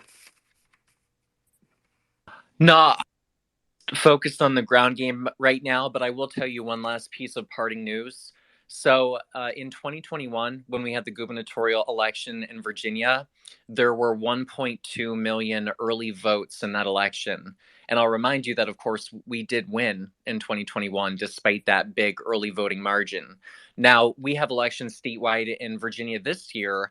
And as of yesterday, early voting, including mail-in ballots and vote early in person, is only 500,000. So the early voting, we're not seeing the Democrats turn out in Virginia. And our share of the Republican early vote has increased over 5 percentage points. So right now, guys, things are looking really good in Virginia. And I humbly ask you, if you know any friends in Virginia or the other seats I message, just do me a favor and tomorrow text 5 of them and just say, hey, I just wanted to send you a reminder to vote on Tuesday, November 7th. Thank you so much. And with that being said, I'm going to go to listening mode, but David, keep up the good work. Thank you so much, Scott. I appreciate it. Remember, everybody go download the app, rate it 5 stars, share it with all your friends. Scott's doing the hard work. All we have to do is support him, okay? Do the work that Scott's doing. Follow his lead. Let's be doers, not just talkers. And I appreciate it so much, Scott. James, I'm going to call on you, and then I want to welcome Matt. Talk to in just a minute here. And I also want to go and acknowledge Beer Vet down below, as you hear me talk about frequently. The reason why I'm able to carry on these spaces till 1 a.m. in the morning is because I'm fueled by Beard Vet coffee. The Zero Dark 30 gets me going, and I drink it, and I keep on going all night. And I will tell you what else. They got this great energy drink. It comes in a little, like a pump thing. I brought it to my gym because some days I forget my Celsius, and then I go, and then Beard Vet sent me this great energy drink. So I'm like, okay, well, let me just bring this. Everybody in my gym is using it and they love it. You can put it in anything. You can put it in a bottle of water. You can put it in a cup of water. You can put it in your energy drink just for a little extra boost. It tastes fantastic and it has real caffeine or coffee derived caffeine energy and it doesn't make you feel jittery. You don't crash. I'm telling you, all the trainers at the gym love it. If I need to lift extra heavy weight, I'll put an extra shot or two in it. And Savvy makes fun of it because one day I think I hit the pump a little bit too many times. Each pump is like 88 milligrams of caffeine, and a couple of pumps, you're good to go. I think I did the pump 3 or 4 times, but whatever. And I was running my mouth like I wouldn't even believe. It was fantastic. So anyway, they don't just have energy drinks. They don't just have it's Beard Vet. I got a beard. Beard Vet's got a beard. He's got actually a very impressive beard. And as Matt Couch says all the time, he likes to tobacco and vanilla oil, and it makes the ladies chase him around. He's getting really good. He's set on the wheelchair so he can escape them because they try to tackle him on the wheelchair. So I encourage you to go to beardvet.com, and if you use promo code David or Matt, you can get percent off, because in this economy, who can't help but save 10% off on anything, right? It's almost saves you on the inflation. I think we're probably a little bit more than that, but at least with the promo code David or Matt, you get close to what it cost when Trump was president. And here's the best part about Beard Vet, right? You've heard of Beard Vet. You're like, oh, there's other companies like that, that have coffee. Beard Vet isn't a woke ass company. Beard Vet donates a portion of their proceeds to veterans, and he also supports conservative causes. Beard Vet supports a lot of our podcasts, our radio shows. He supports conservatives. So when you support Beard Vet, you support veterans and you support conservatism. So go get yourself some Beard Vet, beardvet.com, promo code David or Matt, and then you'll be as energized as me so you can have Twitter spaces until 1 o'clock in the morning. So with that, I'm going to go to James, and then we're going to go over to Matt. Take it away, James. Well, you kind of stole my thunder. That's why I put my hand up. I saw Beard Vet and Matt in here. That's what I was going to talk about. But then you mentioned that you were taking the extra shot so you could do those 25-pound dumbbells, and it kind of threw me off. I absolutely support Scott. Absolutely support beardvet.com. Promo code Matt. And I guess you could use David since this is his space. But, Matt really needs the help because he needs a fucking leg. I mean, come on, guys. He needs a fucking leg. What does David need? Some more fucking latte? Let's help out a boy here. But, yeah, that's really all I had to say. Well, see, James, I'm so good at what I do, with my 4 followers. But I'm getting 5 followers now, close to 6, because I'm getting better and better at what I do.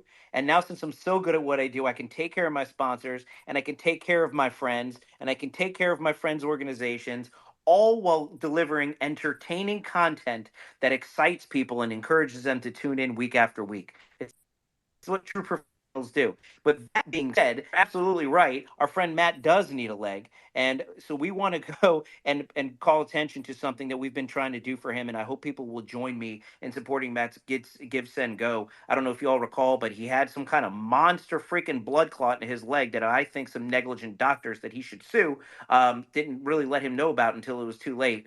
And then, being the tough guy he is, he says, well, look, if you're going to take it off at the knees, take it off above the knee and let me get an awesome prosthetic so I can kick some liberal ass.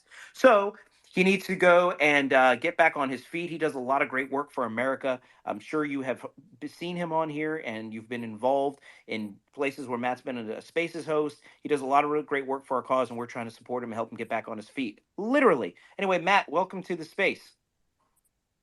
David, thanks for having me. And I literally was like, I looked at my clock. I was like, oh, hell, I got to jump in David's space because I didn't want to be like the little boy who cries wolf or an Indian giver or whatever terminology that's anti-politically correct, that we can use nowadays. I was actually listening to my good friend, Pastor Greg Locke. He's at my good friend, Pastor Brian Gibson's church. And I kind of run the comms. I run their social medias for those guys. And I lost, I was literally entranced, and I looked up at the clock and I was like, I got to hop in. And thank you guys. It's amazing, David. Thank you for the donation. I saw that today. It's amazing the people that are coming and being a part of this. I saw Jim Hoft and the Gateway Pundit made a donation today. It's amazing to see the support. Chad Caton and his wife Elizabeth. I even have one of my buddies that haven't talked to in a long time, played ball with in high school. He and his wife made a donation. Kat the Hammer, who's up here. I can't name everybody, but it's just seeing people come around. We hit our 30% mark, which was the goal. We wanted to get past that. Now we're trying to get to 50% in the next couple of days. So we're churning and burning. But thank you guys so much. Great space you guys have going on here. Seems like it's kind of the political landscape slowed down a little, unless you want to go, talk about the Gaza, Middle East stuff right now. But it does seem like it's other than the Trump legal case in Colorado where they're trying to keep him off the ballot, which is absolutely criminal. And we've got guys who literally lied under oath in Congress, who literally changed people's tweets around, testifying that Trump's a bad guy. It's nonsensical when you look at what's really happening. They want us, and then you look at the shootings that are just amping up. I don't want to go straight Alex Jones on people, but I mean, I find it amazing. We get a new Speaker of the House that's somewhat more conservative. We get some wins. The Speaker, or not the Speaker, Jamal Brown actually gets charged or something, has to settle for. You have all of these different things, going on, and every time conservatives get wins, it seems like these shootings just amp up all around the country. I mean, I'm not trying to point anything or say anything, but it's very coincidental that every time a few good things happen to the conservative movement, 2 or 3 mass shootings occur every single time. It's like clockwork. Trying to call me, that's obviously not smart enough to realize I'm in David Pollock's spaces, so I keep hitting the delete or ignore button here. I'm becoming very fast with the index finger here, to keep from getting bumped out of the space. But I just think all that needs to be looked at a little bit more closely than what people realize, and that's the main thing. Like, I just see so much corruption going on, and I see so many things just occurring in this country that I never thought I would see this. And I had somebody I was talking with. I was on the phone. I don't even want to mention the name because it's somebody you guys would all know, but they were asking about security today for themselves and their family, because they're getting quite a bit of threats. And I referred them to, and I'll refer any of you guys to RMS Security. They did the security for the Trump bus tour. Good friends of mine that run the company, that are former MI6 agent, and another one who's a retired Marine major, that run this, one of the largest private asset protection companies in the world now. But it's just sad that we have this going on, to where people are calling and saying, "Hey, Matt, how do I get protection? How do I do this? How do I do that?" And we're 13 months away from an election, maybe a little less than that. It's going to get so much significantly worse. I have about a tenth of the impressions on X Twitter. I did better in the Jack Dorsey era than I'm doing in the Elon Musk era, just giving everybody a heads up here. By far and away, I used to have 400 to 500 million impressions, had close to 1 million followers before I got banned. Now, I can't. It's unbelievable. Where we're at with this thing. It seems like it's so much significantly worse than it was, other than we have Twitter Spaces, where we have a chance to communicate, talk, network, do things like this. This is something that's kind of the new breed here, the new blood. But I think that we have a lot of work to do. Scott is leading the charge. I literally threw up in my mouth when President Trump praised Ronna McDaniel in Las Vegas this past weekend. I'm obviously a Trump guy. He stood by my side through everything. I get hats in the mail from him. I get signed letters in the mail from him. I've got his back. I would just love to get back on my feet so I can get my ass to Mar-a-Lago and have a one-on-one conversation again with him and be like, "Hey, Mr. President, can I talk to you about Scott Presler? And let's grab a cheeseburger." And I would love to be able to get that conversation, get another one-on-one conversation with him, and be able to talk and mention Scott, a little bit further. And I'm supposed to be at Mar-a-Lago Wednesday, but I can't. I'm just not going to go with the leg. Dinesh D'Souza is premiering his movie there on Wednesday, and so I'm telling you, there's just so much going on, guys. I'm going to yield back here and land my dysfunctional plane, but I just want people to realize that we've really got to step up. This is not a game anymore.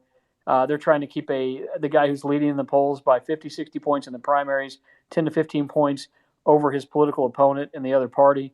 They're trying to jail him. They're trying to imprison him. They're trying to keep him off the ballot. Now they're like, well, hell, we can't get him in jail. These are all civil suits. You know what? Let's just lie in every state and try to keep him off the ballot now. They just keep changing the game. They just keep turning it and changing it. And it's like somebody that invented Monopoly and then, they change the pieces like every 30 minutes. They are so scared of this guy, and they should be. And if you're not voting for Donald Trump, you have to ask yourself, why do you hate America? I'm at that point where there's no point in being kind anymore about this. If you don't like Donald Trump, why do you hate America? It's that simple. There's nobody else out there that's fighting for us. And I get people that go, well, he just says the same things over and over again. I'm like, well, what should he say? Should he worry about your feelings? Should he be more concerned about, I don't know. It's unbelievable that people don't understand what's at stake. And And if we don't get off our ass and do what Scott told me a long time ago, he probably doesn't even remember the conversation. And I literally felt like, and Scott's a tall guy, and I'm like 5'10", and Scott's like 6'11". He should probably play in the NBA. But Scott told me this. We were at the Willard Hotel back, God, I think it was like October, November in 2020. It was right after the election, I think.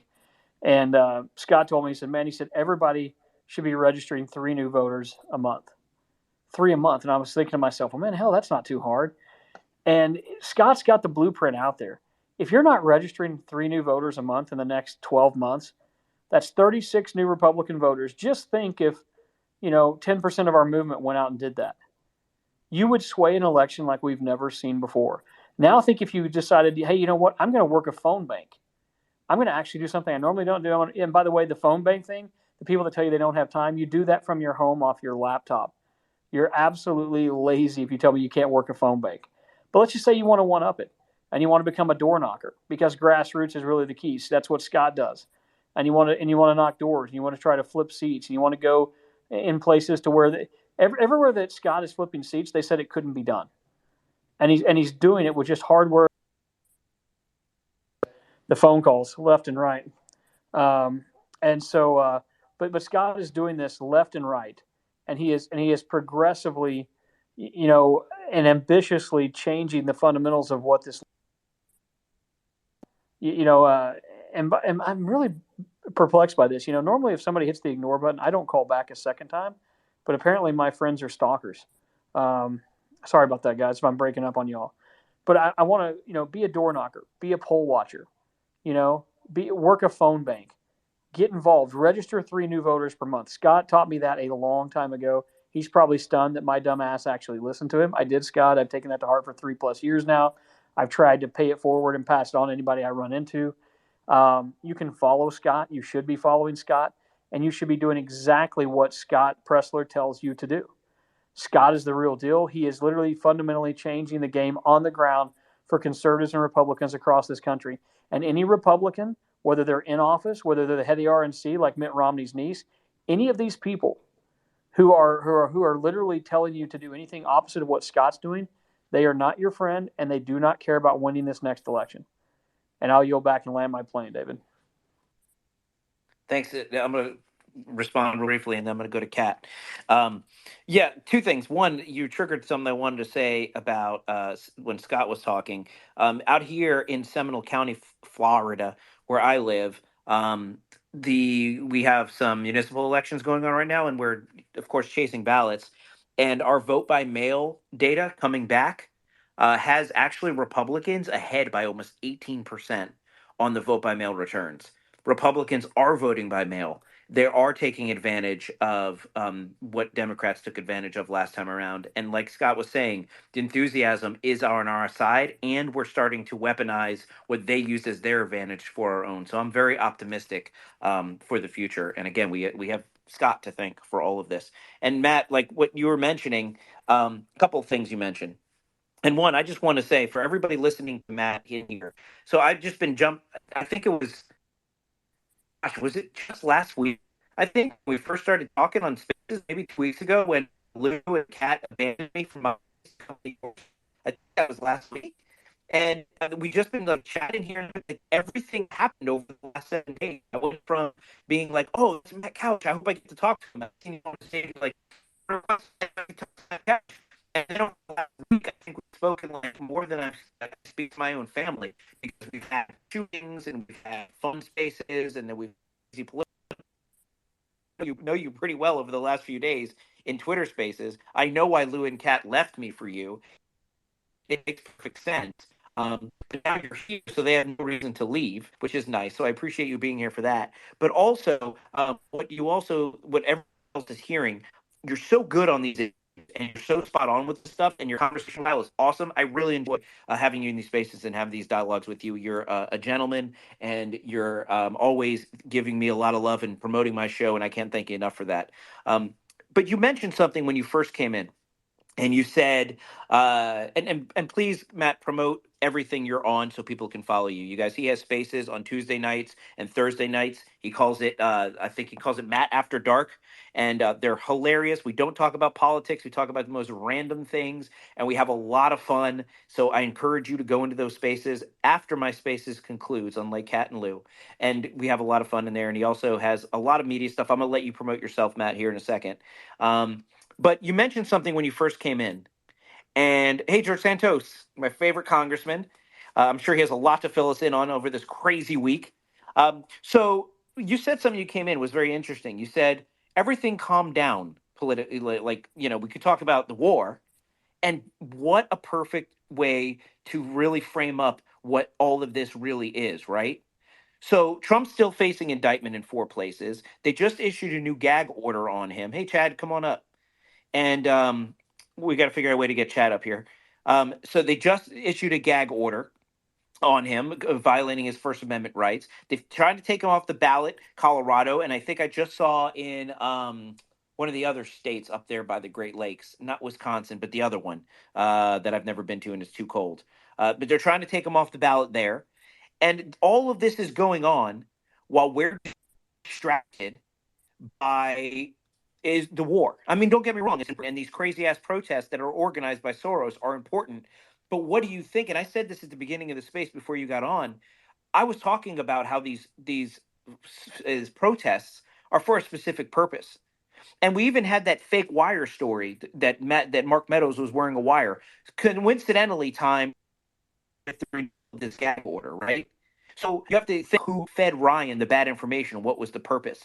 If people don't see how deep and gross this deep state is and how far they're willing to go, Republican establishment Republicans, all of them, the fear of Trump and what they're willing to do to keep him off the ballot and what they're talking All about instead trash. of right? Thanks. And what everybody's talking about instead of what we need to be talking about. And that's your rights to participate in this republic. They're trying to take that away from you. And they've been trying since 2016. And every protest, every distraction, every protest that says no Trump, no wall, no USA at all, every BLM protest, every trans protest, every pro abortion protest, everything you see that distracts you from what's really going on is done for that specific purpose. And when you came in, Matt, and said, I guess everything is kind of slowed down domestically, I know what you're saying, but that is 100% the purpose. That is the point. Nobody's talking about Trump right now because they're talking about everything else except for Trump. But what I can tell you that's going on with Trump is he's absolutely blowing his opponents out of the water in polling. It's not even close. Mike Pence cried home like a baby. The other Republicans are getting out of the race and endorsing Trump. DeSantis is being stubborn in his stiff new cowboy boots. Nikki Haley and him are splitting the establishment votes. And even if all of them got out of the race today and gave all of their support to Nikki Haley, she still wouldn't even poll more than 20%, and Trump would take the rest. RFK Jr. is splitting the Democrat slash Biden slash anti-Trump vote, and Trump is on his way to re-election by margins that will even exceed 2016 and 2020 combined. There's no stopping him. Bigger than the margin of fraud. That combined with the great work Scott Presler is doing, we are on a war path to victory. And that scares the hell out of the establishment. That scares the hell out of Democrats. That scares the hell out of our enemies. And what you are seeing is just the beginning of a full press assault against you, the voter, your ability to choose the person you want to be president because of how it affects everybody that doesn't want to see America first. That's what's really happening. Everything you see, that's what's going on. They are trying to stop us from taking the country back. We're not going to let them. I'm going to yield there and I'm going to go to Kat. I want to say hi to George and then we can go to some hands. Okay, I'll be quick. I just wanted to give you guys a little teaser alert. The Republican Party of Colorado contacted me today about doing a space specifically about Trump being removed from the ballot. So I will keep you guys posted as soon as I hear back. I replied to their DM and told them I want them this Thursday. So as soon as I know, I will put it out there for you, and I yield back. Thanks, Kat. Go ahead, Monica, and then we'll go to George. I just wanted to say hi, George. Thank you for answering the call. I guess we just Monica, go to George with that. for you. Monica, there's nothing you don't ask I don't say no to. So far, at least. So, Congressman Santos, it has been a crazy week, right? We have since we last spoke, we have a new speaker. We have, let's see, there was a motion that was filed that I'll let you talk about. I want to know what's going on with that because that upset all of us. There has been some people that already are starting to dislike the new speaker. A lot has happened. We picked a new brunch place. There's a lot that's happened in the last few days. Why don't you fill us in? Well, David, I'll make it very clear. I think it's no secret that what's going on. There's a lot going on. I hope people just stop feeding too much into like the the deep end holes of the speaker. This man needs a chance. He is a good man. Everybody seems to want to find a problem with this guy. If we keep going down this path, I said it before, not even Jesus Christ can be Speaker of the House because he won't get the votes in conference and y'all won't be satisfied with him. Give him a chance. He is a good man. He is a God-fearing Christian. The man is conservative to a fault. But a lot of people are mad because he's already talking about Ukraine and all of that. I think we said this very early on when we were talking about the speaker's job. A member represents their constituency to the best of their ability. But when you become speaker, you need to understand that this is a nonpartisan job in a body with 435 people. And you need to somewhat obviously keep your own convictions and don't waver on your own beliefs, but you need to respect the consensus of the body to an extent. And that's what he has to do. That's just how this job works, right? He's not a tyrant. He's a speaker. So give him a shot. I ask everybody here, take a seat back, give him 60 days, and you will see what this man is capable of. Hell, give him 90 days. Why 60? Why rush it? And you'll see the direction his legislative priorities will go towards. And don't get into the character assassination that is coming from. Here's what's going on. All this character assassination you're all seeing is coming from one place. It's coming from the deep swamp of lobbying. Here's why. I can tell you this from speaking to friends. I have some friends who are lobbyists. I don't take their money. I don't listen to them. They can go pound sand and they know that that's just how I feel. But this was one of the first calls I get. He's like, hey, do you know Mike Johnson at all? I know you're a freshman, you've been through a lot, but you never know. I'm like, actually, matter of fact, I love Mike. He's a great guy. Oh, all right. Any way you can like give me like an idea? I'm like, look, A, I can't speak for him. B, he's like, well, look, I have all my clients, they're freaking out saying like, hey, how's Mike Johnson? And I'm having to say, I've never met the man. I didn't even know who he was. Do you know what that means, guys? If this lobbyist I'm talking to has been lobbying for 15 years. If this lobbyist doesn't know Mike Johnson, that is a actual amazing sign. That means Mike Johnson has not folded into one of the most established lobbyists' clutches in Washington, D.C. A man lobbying for renewable energy. Just think about that. This is monumental. This is absolutely best case scenario. A congressman who takes no meetings with lobbyists, that now lobbyists don't know him and their clients are freaking out. This is amazing. That means there's no entrenched, deep, swampy activity. Where do you all think that the smears are coming from? It's coming from the swamp. If the swamp is after him, then he's doing something right. And I urge and ask you all to disregard the swamp and let this man lead us. We need a leader. Now, to answer your second question, David, there is a motion to expel me. Totally dubious because the motion essentially says I'm guilty of crimes I have not been convicted of. These are allegations against me, but it reads as if I'm already guilty. So I have 5 members of Congress who are behaving as judge, jury, and executioners, and they all have to understand that what they're doing is unconstitutional. If anybody believes in the Constitution of the United States, they understand that this is dangerous This is going to set dangerous precedent. This is bad for the country, not just for me. And lastly, on the topic of silencing voters, I fielded hundreds of calls of my constituents saying they don't want their votes silenced. They don't want their votes taken away. There's something to be said. Every single member challenging me has terrible, terrible voting records. I'm the one with the 100% conservative voting record. I'll let that be the judge of it. I am not a perfect man. I am not a perfect human being. Just like each and every one of you, if we all look in the mirror, we can say that we've done something or have said something or have had a behavior that we're not proud of.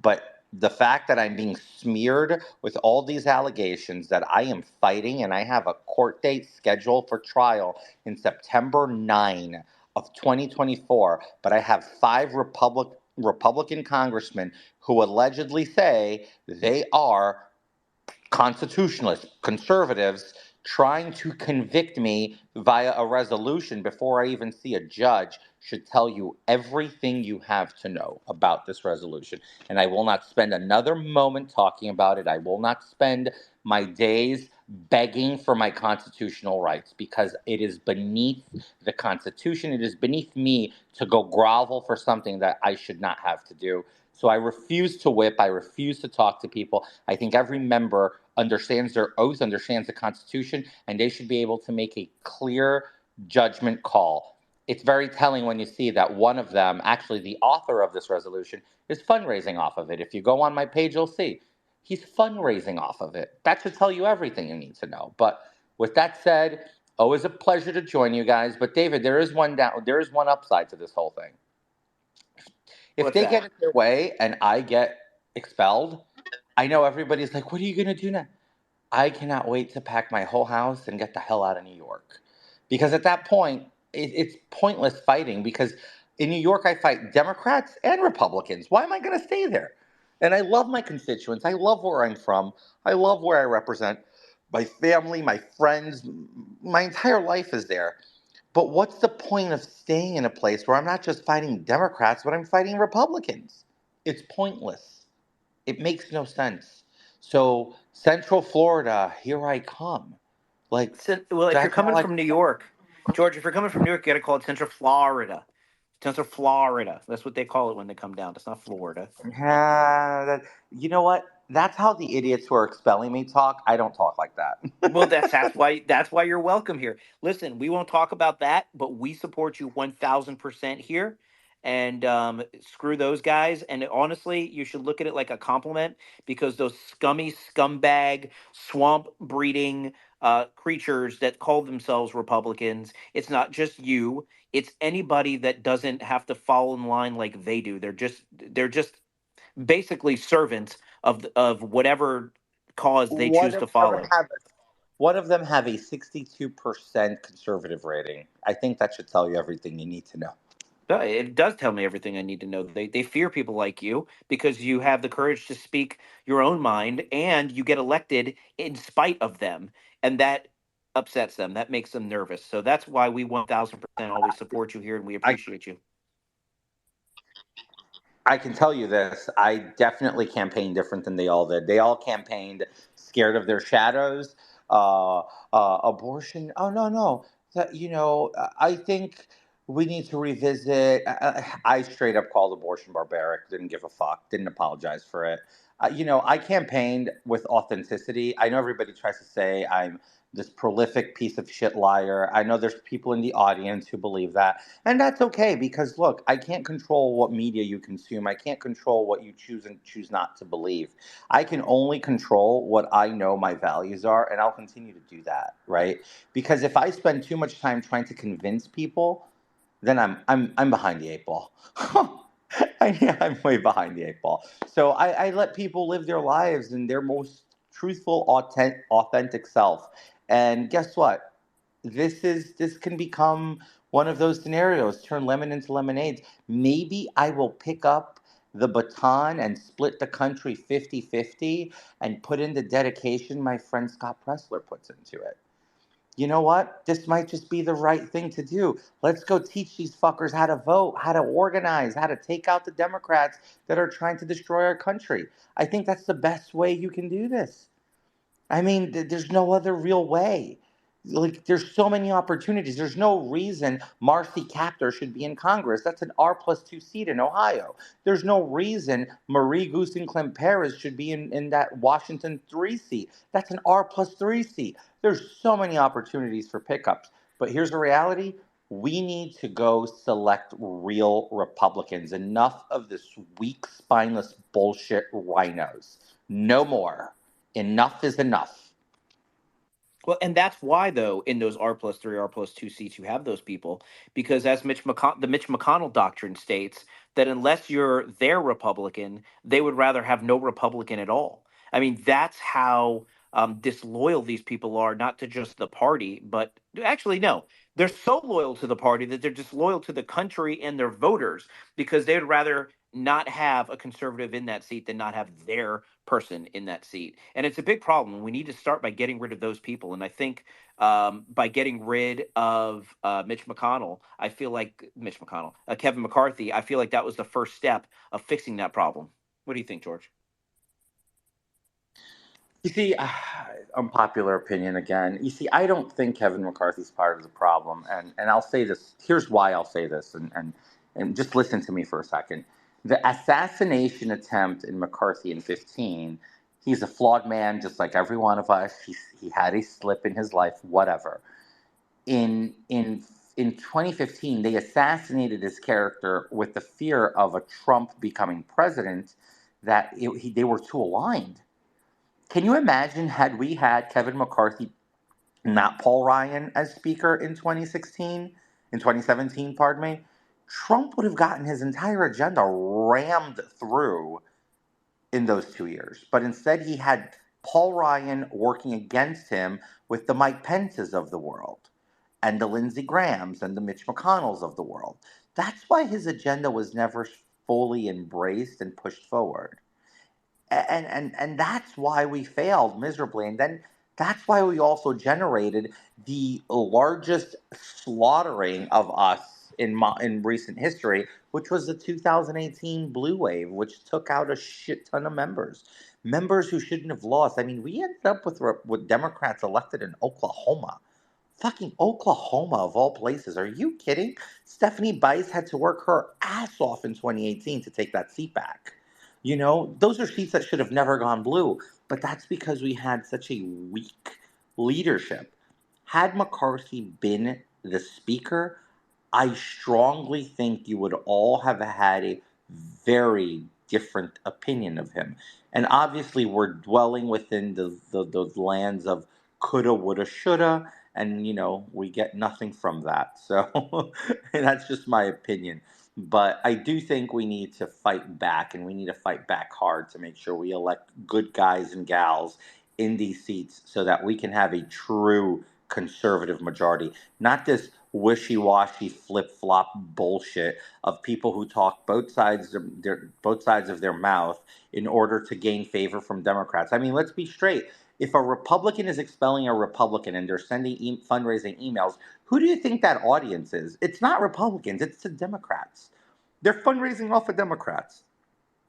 That's what's happening. That's the fact, right? Like your list, I mean, at best, it's a Liz Cheney style list, probably renting off Liz Cheney and Adam Kinzinger's list, because not even Justin Amash's list would have people who would vote for that garbage.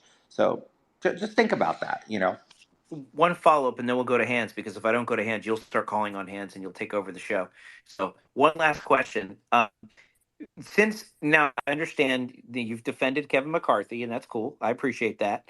But now with Mike Johnson, do you think now we have a better speaker than we did before? I think we have a far more bullish conservative speaker who will not be politically correct, for the better sense of the word. Not that McCarthy wasn't conservative. He tried to work with everybody in order to get consensus, and which is part of leadership. It's a really large leadership skill.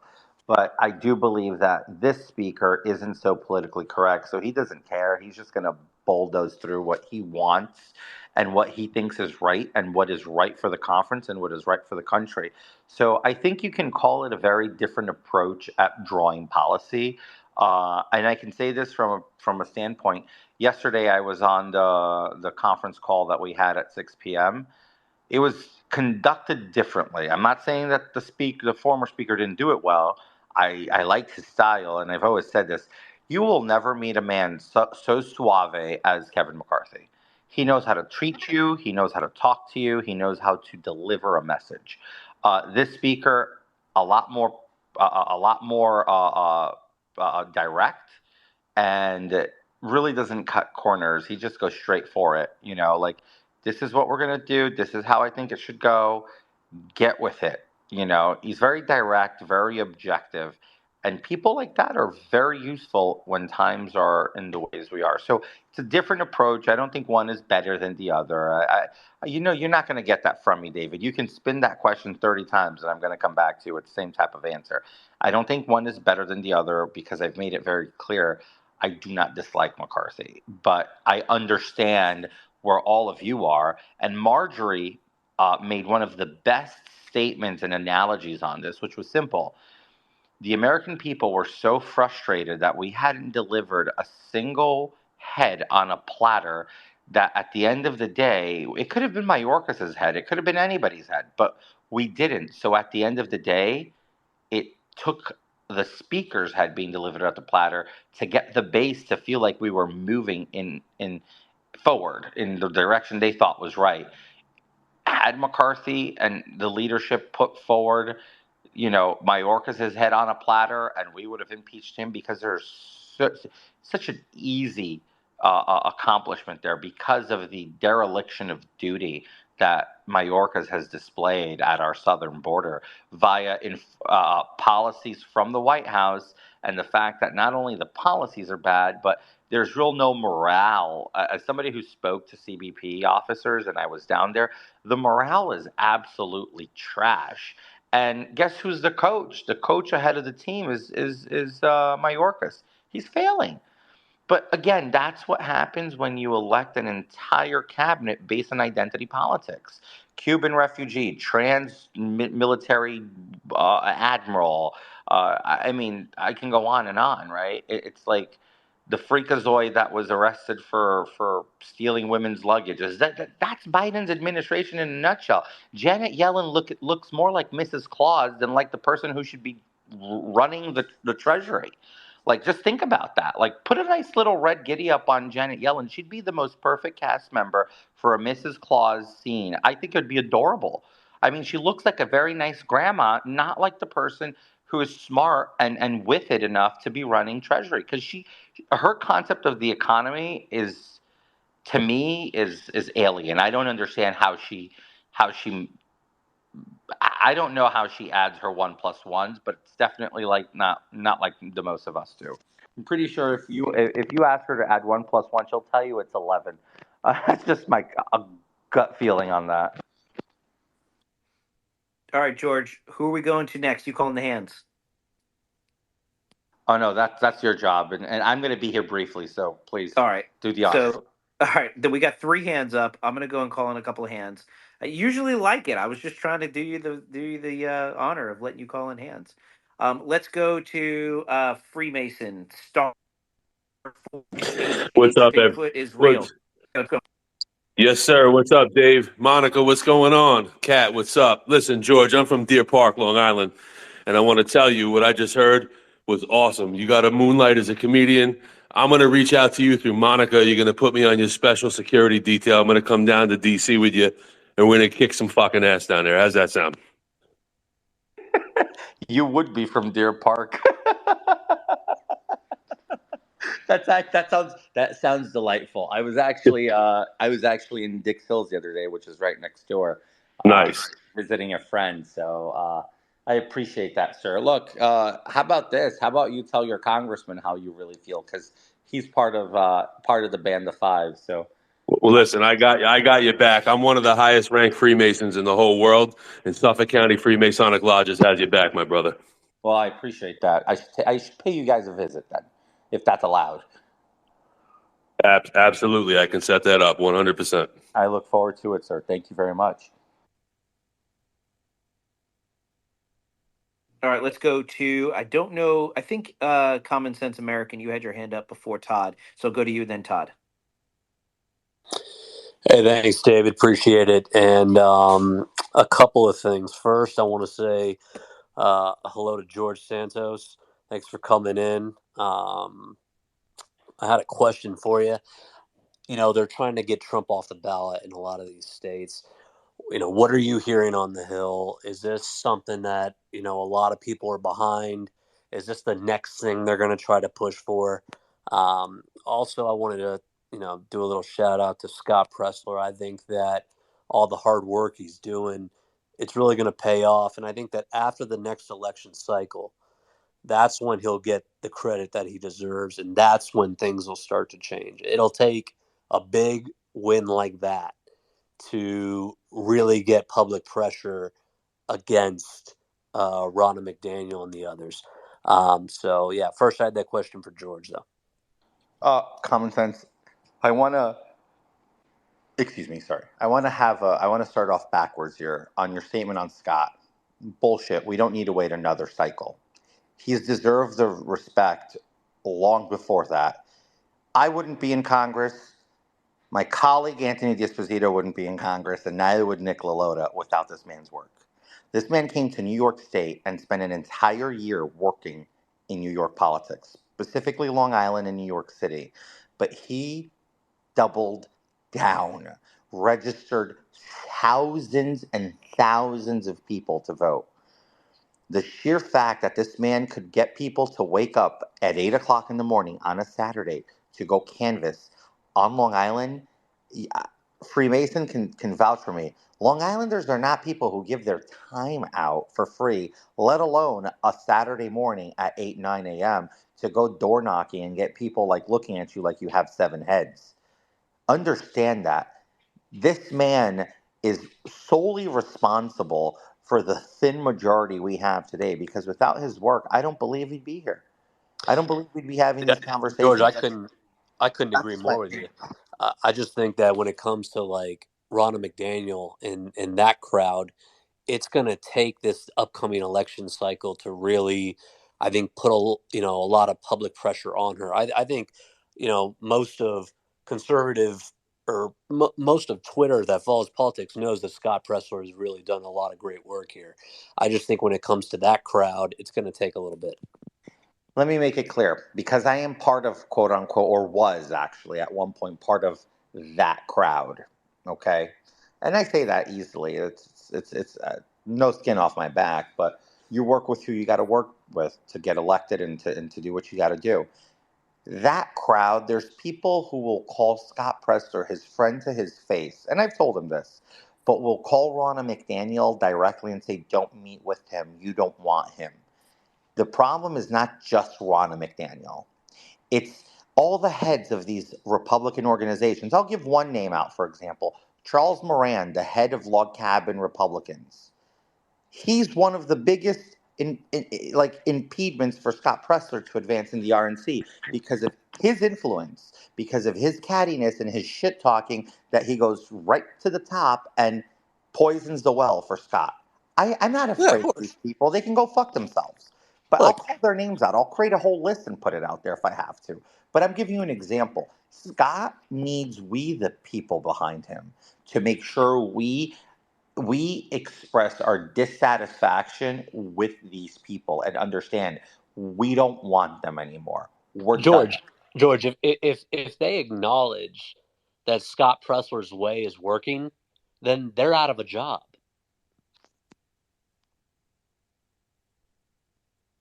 And God, oh God, without a job, those faces are going to look sad and tired really quick. Yeah, I kind of Yes. hope they're out of a job. Isn't that the Yeah. point? The You quicker know, they're out of that's job, that the better it is for this David, country. that's the reason David, that's the reason they're ignoring him so much is because they see that it's working. They see that a lot of people are getting behind it. If they acknowledge it in any way, shape, or form, their way of doing politics, their way of being in control of this political party will be at risk, and they don't want that. But we do, and that's what we've all been fighting for, and that's why I hope he's so successful. Common Sense, thank you so much for your comments. I really Yeah, appreciate it. I had one more. I had one more thing, David, if you didn't mind. Yeah, quickly, because we got another hand up, and I got to bring a couple people up. Go ahead. Okay, great. Thanks, David. I wanted to comment on something that Matt said earlier when he said basically what he's seeing now, he never thought he'd imagine in this country. And I think that the reason for that is it has to do with when people think that they're being righteous, they will go straight up over the cliff. They will not stop. And I think that some of the stuff we're seeing now, why we thought 20, 30 years ago we would never see this kind of crap in this country, is because when you get egos involved and narcissism, and then you start getting righteousness involved, it basically starts to become like a drug for some of these people. It's like a high they get off of appearing more righteous than other people around them, and they just keep one upping each other. And this is why we're seeing some of the nonsense we're seeing today.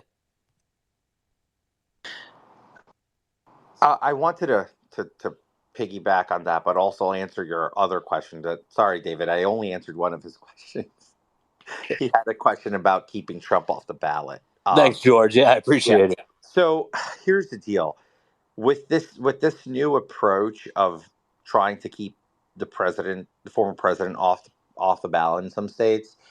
That's a states issue. So I'm not hearing a lot of conversations here in Congress, but I'll tell you this. Judging by some of the characters and some of the decisions, I'll say this openly. If Trump receives a legal challenge to be kept off the ballot in New York State, I don't know that he has the right team of members of Congress. Not all of them, I'm saying, but there's some of them who I don't think they're going to lift a finger for him if their influence mattered, because there's a bunch of never Trumpers in the delegation, right? So this is going to come down to, if Congress people want to use their influence, it's going to come down to the type of Republicans too that we have elected in these states. Trump is going to rely and have to need a lot more of the state legislatures to come out and help him than he is any member of Congress at this point. Right. All right. Well, thanks, George. I appreciate it. You're welcome. All right, let's go to you, Todd, then you, James, and then we'll go to Trucker. Hey, everybody. David, Monica, everybody else in the room going to I can't wait to see you. We're going to have a great time and can't wait to meet you. It's going to be a lot of fun. I don't know if anybody's going early. I'm actually flying in on the 8th on Wednesday, so I'll be there early. And if anybody else is coming early, look me up. I'll be there. But I wanted to comment on Kat and kind of follow up on George regarding the speaker. I've always liked Mike Johnson, so I was thrilled when he became speaker, and I think he's going to be great. I think we have to obviously give him some time. It doesn't happen overnight. We just have to get that. But I get it that we're all jaded a little bit. But I think he's going to be wonderful. He was on Maria Bartiromo yesterday. Did a great interview, and he also spoke at the Jewish Coalition in Vegas, where Trump spoke on Saturday. I don't know if anybody else saw that speech, but it was very good, and he's extremely impressive. So, I was even listening to the speech thinking, wow, this guy could be a presidential contender in 2028, maybe. You never know. So I think we're in good hands, and I'm looking really forward to seeing what he's going to do. And other than that, that's all I really had. But travel safe, everybody, and we're going to have a great time next weekend. Can't wait. Yeah, and that's actually a great time to remind everyone and reset the space super quick, and then we'll go to James and American Trucker. That a couple things we're promoting right now. If you look up in the bubble, you'll see a lot of different things. Or the Cat calls it the X hole, I think, or Shell calls it the X hole. Either way, I kind of like it. Up in the X hole, there is Scott Presler's app.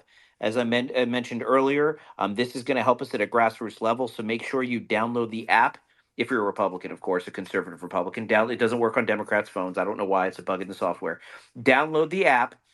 Make sure you review it and share it with your Republican friends so we can get more Republicans elected. A lot of work went into this so we can start winning some of these elections that we should be winning. Make sure you go up there and do that, please. Also, we have a good buddy of ours in this space right now, Matt Couch. Matt Couch has been going through some personal challenges. We're trying to literally help him get back on his feet. His Give, Send, Go is up ahead in the bubble. He's fought for America, and we need to fight for him. And that's up here. So if you want to give whatever you can give, Matt would appreciate it. We appreciate it. I would encourage you to join me and Kat and everybody who's donated. And it's right up there in the bubble. Click away, click away. And of course, we need to talk about WalkaCon, which is coming up here next weekend that we're going to be at. I'm going to be there. Lou's going to be there. Kat's going to be there. Monica's going to be there. We're all going to be there having a ton of fun. James is going to be there. We are going to be celebrating the 5th anniversary of Walkaway. It's called WalkaCon. It's a 3-day festival well, it's a conference, but it's more like a festival. I'm calling it a festival. On Friday, there is speakers including Rudy Giuliani, Laura Trump, the Schlaps, and others. On Saturday, there's a roast with comedians, and they get to make fun of Brandon, so it's going to be a ton of fun. And then on Sunday, it's a brunch with Carrie Lake and a book signing. It's going to be a great event, and if you use promo code Lou, you get 10% off, and everybody loves saving 10%. And speaking of 10% off, if you love coffee and you love beard oils and tumblers and apparel and supporting good causes and organizations that support veterans, you need to go to beardvet.com, use promo code David or Matt. And that's 2 separate promo codes. It's not David or Matt, not David and Matt. Although we could have a promo code called David and Matt, and maybe it can be even worth more than 10% off. We should talk after the show, guys. But if since it's a twofer, but if you go to beardvet.com, you put in promo code David, or you can use promo code Matt, you can get 10% off. I think, Matt, if you put in promo code Gunther, I think you spend 10% more. I think you said, I think it actually costs more money if you use that promo code.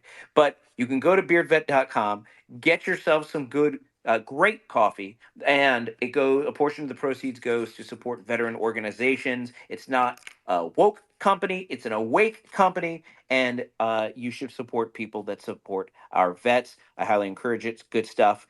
And again, go to beervet.com, promo code David or promo code Matt, and get yourself some 10% off, because in Biden's economy, we all need to save money. So with that, let's get right back into the space, and we'll go to James's hand, and then Trucker, and then Freemason again. Take it away, James. Hey, thanks, David. But you forgot our deal. All right, we gotta update Sean here. Everybody's promo code needs to be promo code Lou, so we can confuse the shit out of everybody. It's just everybody's promo code will be promo code Lou, and make BeardVet sort all that shit out behind the scenes. But I wanted to say something about this 14th Amendment argument. Whatever happens in Colorado, if it goes against Trump, it's on a freight train to SCOTUS, because it involves the 14th Amendment. It's not really a state's issue, because it's a party issue. The parties themselves run the primaries. Okay, it has nothing to do with government. Government is just the functionary that prints the paper and makes sure that there's no cheating going on or any thumb scale. That's it. Like, when it comes to this issue, this thing's headed on a freight train to SCOTUS if it goes against Trump. I just wanted to point that out. There's a lot of stuff that's going to the Supreme Court on a freight train. The gag order, these efforts to keep them off the ballot, all of these things. But here's what's so clever about these people is that they know it's going to take forever to get in front of the Supreme Court, and they know the Supreme Court might not act on it. At least we saw all those election fraud cases that the Supreme Court refused to hear.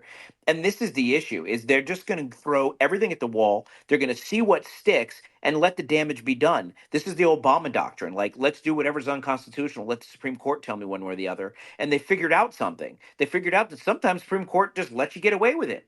And this is what they try to do, and they're not going to stop. The efforts to keep him off the ballot is just part of the fun. They're going to find whatever they can do to keep him from being on the ballot, I think, James. And it's up to us to keep fighting and not letting that happen. I want to acknowledge Joe Pags, one of my favorite radio hosts, other than Carl Jackson. 2 amazing radio hosts are in this space right now. If you guys are not following Joe, not following Carl, or not following James or George or Freemason or Kat or American Trucker or Matt or Lou or Monica or me, you guys, these are all awesome people that you should see what's going on with all of them. But that being said, Carl Jackson is on the Salem Podcast Network. He fills in all the time for some of the biggest hosts in the country, and he does an amazing job. Joe Pags has one of the best radio voices I've ever heard. I love hearing this man speak. Plus, he's so good at what he does. because he's a true radio host in every form. And so I'm so honored to have both of you guys up here on the stage, and feel free to jump in whenever you like. You both have great insights, and we'd love to have you up here. And so we appreciate you being here so much. With that, let's go to Trucker and Freemason. Hey, David, how's it going, man? Groovy. So, just want to shout out to my boy Beard Vet and with the show of hearts. I think y'all. How many of you guys would think that the old trucker here needs his own promo code? I think that's fair. But I was going to say what you said. I was going to tell everybody to follow the hosts and George, appreciate everything you do. Haven't had a chance to get with my people to get in contact with you to talk trucking yet, but we are definitely working on that.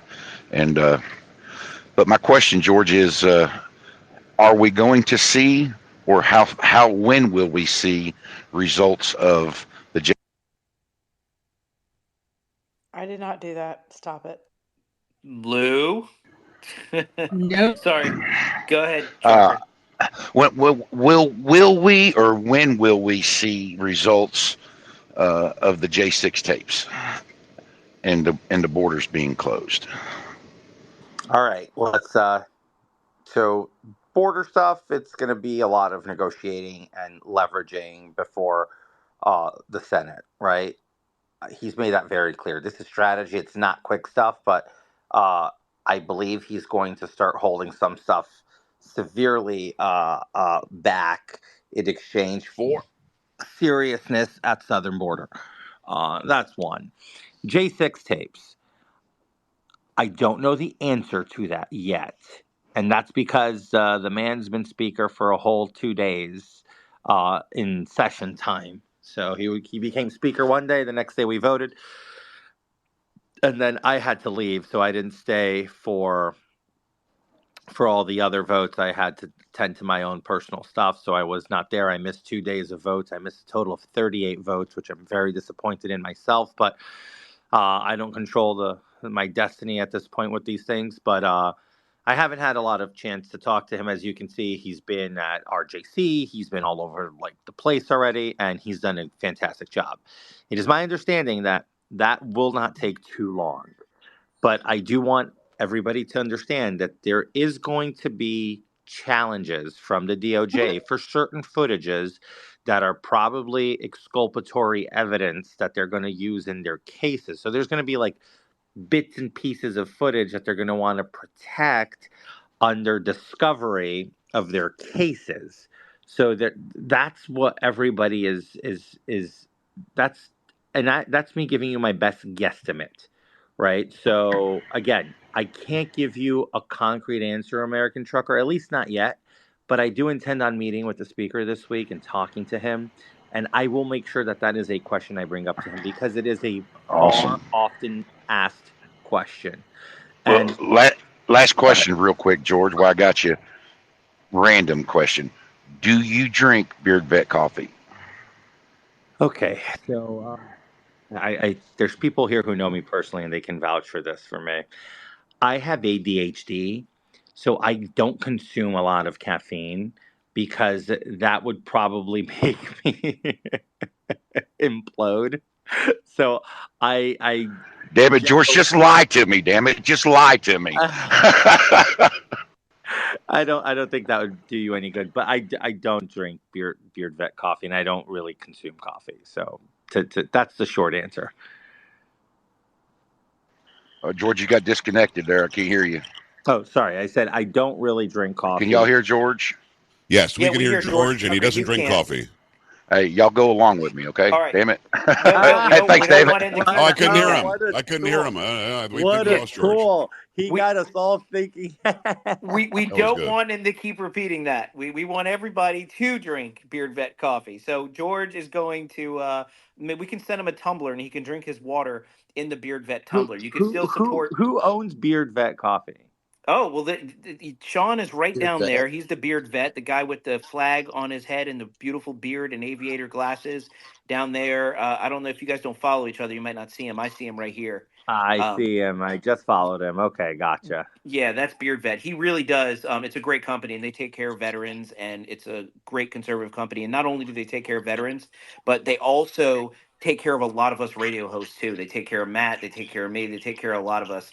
They support our shows, and he's just one of the good ones out there. And so we always encourage everybody to support him as well. No, got it. Just and no offense, I'm pretty sure he has fantastic coffee. You guys talk about it so much, but I truly, when I can, it's very rare that I drink coffee, and when I do, it's not good. That's okay. We'll send you a Beard Vet tumbler, or maybe we'll send you over some of the scented beard oils. I know you don't have a beard, but if I you don't move to have a beard. Florida, but you're going to, if you move to Florida, you're going to want to wear flip flops and grow a beard like everybody else down here, and then you'll need the scented beard oils because it really drives everybody crazy. You'll be able to be fighting them off of you with a stick. Okay, let's save this. Send me the link. I'd love to go buy something to support a fellow patriot. So just send me the link on inbox, and I'll go on his website and I'll do that right now. Done. And if you use promo code David, you get 10% off. And who doesn't love to save money? I'm not going to use the promo code because I want to give him every last dollar. I don't want a discount. Well, use George. Do it this way. Use promo code Lou because it doesn't actually work, and then that will just mess with Sean. That's a good thing. Yeah, we can hear you again, George. That's funny. Okay, whatever. Awesome. Good job, Trucker. All right, yeah, I'll DM you the link, and then you bet. go ahead and get yourself some, or buy it it makes great gifts too. Christmas is coming up, and if you shop early, That's literally what I was gonna do. I love it. I love it. All right, let's They're move just on. giving George. They're just giving me a hard time from the promo code. Don't worry. They're not. It's not the first time I get a hard time on anything, Liz. So don't worry. It's okay. I get it. It's a I tough know. It's been a rough economy. week, These and are it's all only Monday. capitalists. We're all capitalists. I get it. Hey, else, can I jump in and say a little something? Absolutely. Go ahead and jump in, and then we'll go to Chad and Freemason. Before you even try, I am working very hard to get a date. I know we went back and forth. Because of what's going on right now, it is so fluid, my schedule, with everything going on. George, stop talking. I'm scared of I was not going to call you out. I was actually going to compliment you. Stop. You're like throwing yourself under the bus. What are you doing?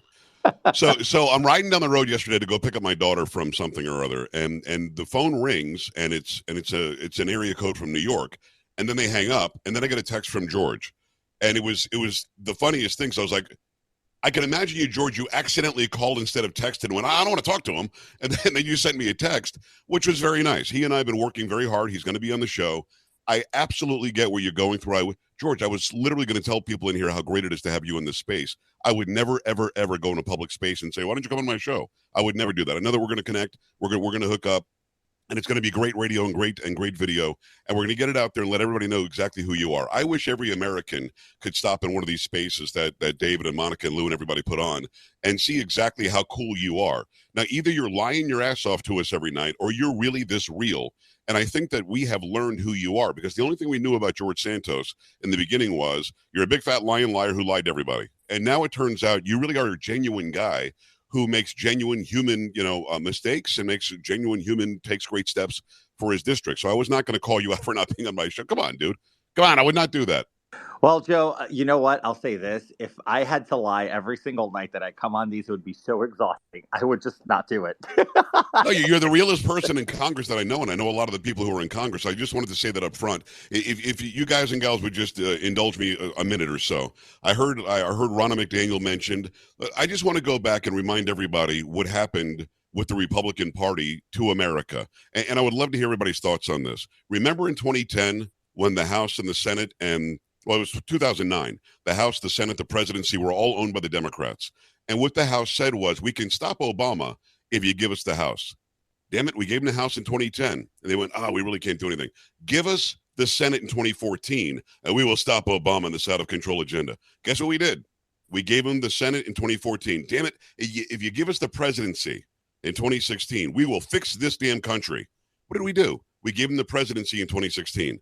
2 years later, because of a lack of leadership at the RNC, because of spending money on moderate, lefty, non-America first, wannabe rhinos, we lost we lost the House and we lost the Senate. And now you've got Trump for 2 years as a lame duck. He can't do anything. And that wasn't a failure in his policies. Every American who pays income taxes was dealt a great wealth of extra money by Donald Trump. Lower regulations. If you add a regulation, we're going to get rid of 2 regulations. We were an energy exporter, a net exporter. We told the EU, screw you, you take one more drop of liquefied natural gas from Russia, and we won't protect you anymore. Guess where they're buying the LNG from? Us. Happy days were back again, and somehow this party managed to lose the House and Senate, which blows my mind, in 2018. Somebody explain to me how the beep, George, say the word, please. He's not listening. How the F was that allowed to happen in this country? I when was we shopping. How the fuck? I'm sorry. you. I was shopping on DearVet.com and then I couldn't get back to the page. I'm sorry. The word is fuck, ladies and gentlemen. Exactly right. That's the word I was looking. I'm going to record that and I'll just plug it in next time I need it. So the bottom line is this. I don't believe anybody who's in the Republican establishment. I don't believe anybody at the RNCC. I don't believe anybody at the RNC.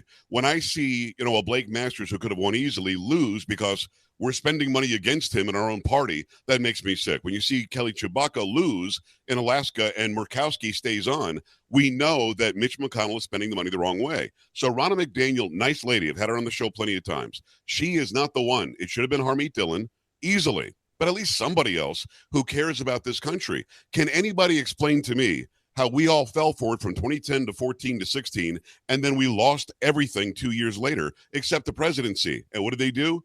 They impeached him twice. What did they do? They tried to 25th Amendment the guy, and look at who we have in the White House now. So if you even for a second think that the RNC is put together the right way, I'm here to say, please wake up, please join, the living, and realize that if we don't do something different at the top of the conservative movement in this country, and unfortunately we have to work with the RNC or the Republican Party, you got to change something at the party level. Because if McConnell's spending the money or McCarthy's spending the money, you're going to get a bunch of middle-of-the-road people who want to just get along with the other side. Screw that. I want the other side, politically speaking, to be annihilated in these arguments, and they're not. So, that's just where I am with that. I just popped on earlier. I heard the name Ronna McDaniel. I just wanted to drop that knowledge on you. We all watched this happen, and it's not that long ago. It was 13 years ago they made all these promises, and we only have the House now. How did that happen? I appreciate the space. Awesome space, by the way. Well, stick around. We love having your voice in here. We love having your insight in here. Having you on this panel is fantastic. And I just changed the title to put your name up there so you can't go anywhere. Once you're up in the title, thanks, bro. Appreciate you're it. locked in. Come here expecting to see you. So now you're stuck. Now you can't leave. So no, and jump in whenever you want. Chad, let's go to you and then back up to Freemason. I'm gonna pass out some awards real quick, if you don't mind, David. First off, I love awards. First off, I'd like to give badassery #1 to Joe Pags for spanking the bejesus out of Doc in his space when he was trying to hook you up on some crazy town about what was going on in Israel and the like. He's actually put out a recording of it, trying to make you look bad, Joe, and he actually looks dumber by doing it. Well done, sir. Thank you. I actually blocked the guy, so I don't know what he's putting out. I can't block that kind of stupid. That just makes me. I was actually taking a dump and listening to it, and I was like, Joe beat you down like a redheaded stepchild, and you pushed this out of here. Joe, that's why you are a mentor to so many of us that came from terrestrial radio. And I see Monica going nuts up there because we all came from that world. And damn it, if you didn't just spank his lily ass. I love it. So that's the first award to you. Second award goes over to Mr. George Santos for helping our little buddy, Mr. Nick Sorter, as he was getting messed with on the Capitol Hill. As we were doing a space, we were all frantically trying to get Nick taken care of because he was getting rolled up on by Capitol Police, and we were all listening as it was happening. And then I get a text from George showing Nick chilling in his office. So thank you, George, for being there for Nick. He was just trying to get the information. And again, you stood up and did the right thing. And I can't thank you enough because we all love Nick. And he puts himself in some crazy positions, but he gets the truth out there. And we appreciate that. That being said, I want to go back to Joe. Oh, go ahead, George. You want to say something mean to me? Go ahead. I was gonna say Nick has the mastery of getting himself into shit. So let's not let's not underscore his talents in the days he spent here in the Capitol. He was in my office 2 days in a row. Sweet kid. I gotta say, sweet kid. I met him here on Spaces. He was a nice guy.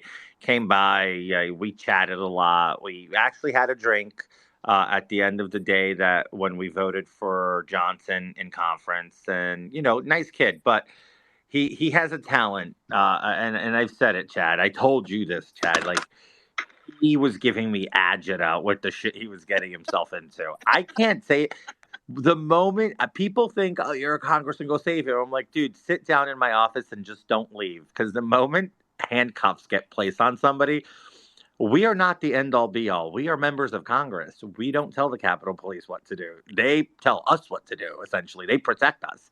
So, but I'm glad that he didn't get in trouble, and he's a good kid. And look, here's the reality. I would have done it for anybody, even a liberal, unless you were spewing pro-Hamas stuff. Maybe I would have just thrown it. Well, actually, we all saw what I did to the liberal spewing pro-Hamas stuff. I got him arrested. So that being said, I'm not proud of that. I just don't think that there's no place in the world in my book, to be supporting Hamas in any way, shape, or form. So I'm glad I was able to help. Chad, No, look, man, I'm about stand-up people, and there's a lot of fluff out there, and to walk the walk behind it all is, I mean, I texted, and I know other people in there were texting, quite a few people that were on Capitol Hill, be it staffers or congressmen themselves, and George went and got our boy. We love Nick. We worry about him. Poor Matt over there is like a old grandpa sitting at home worried to death about where Nick's at. We've put him in tornadoes.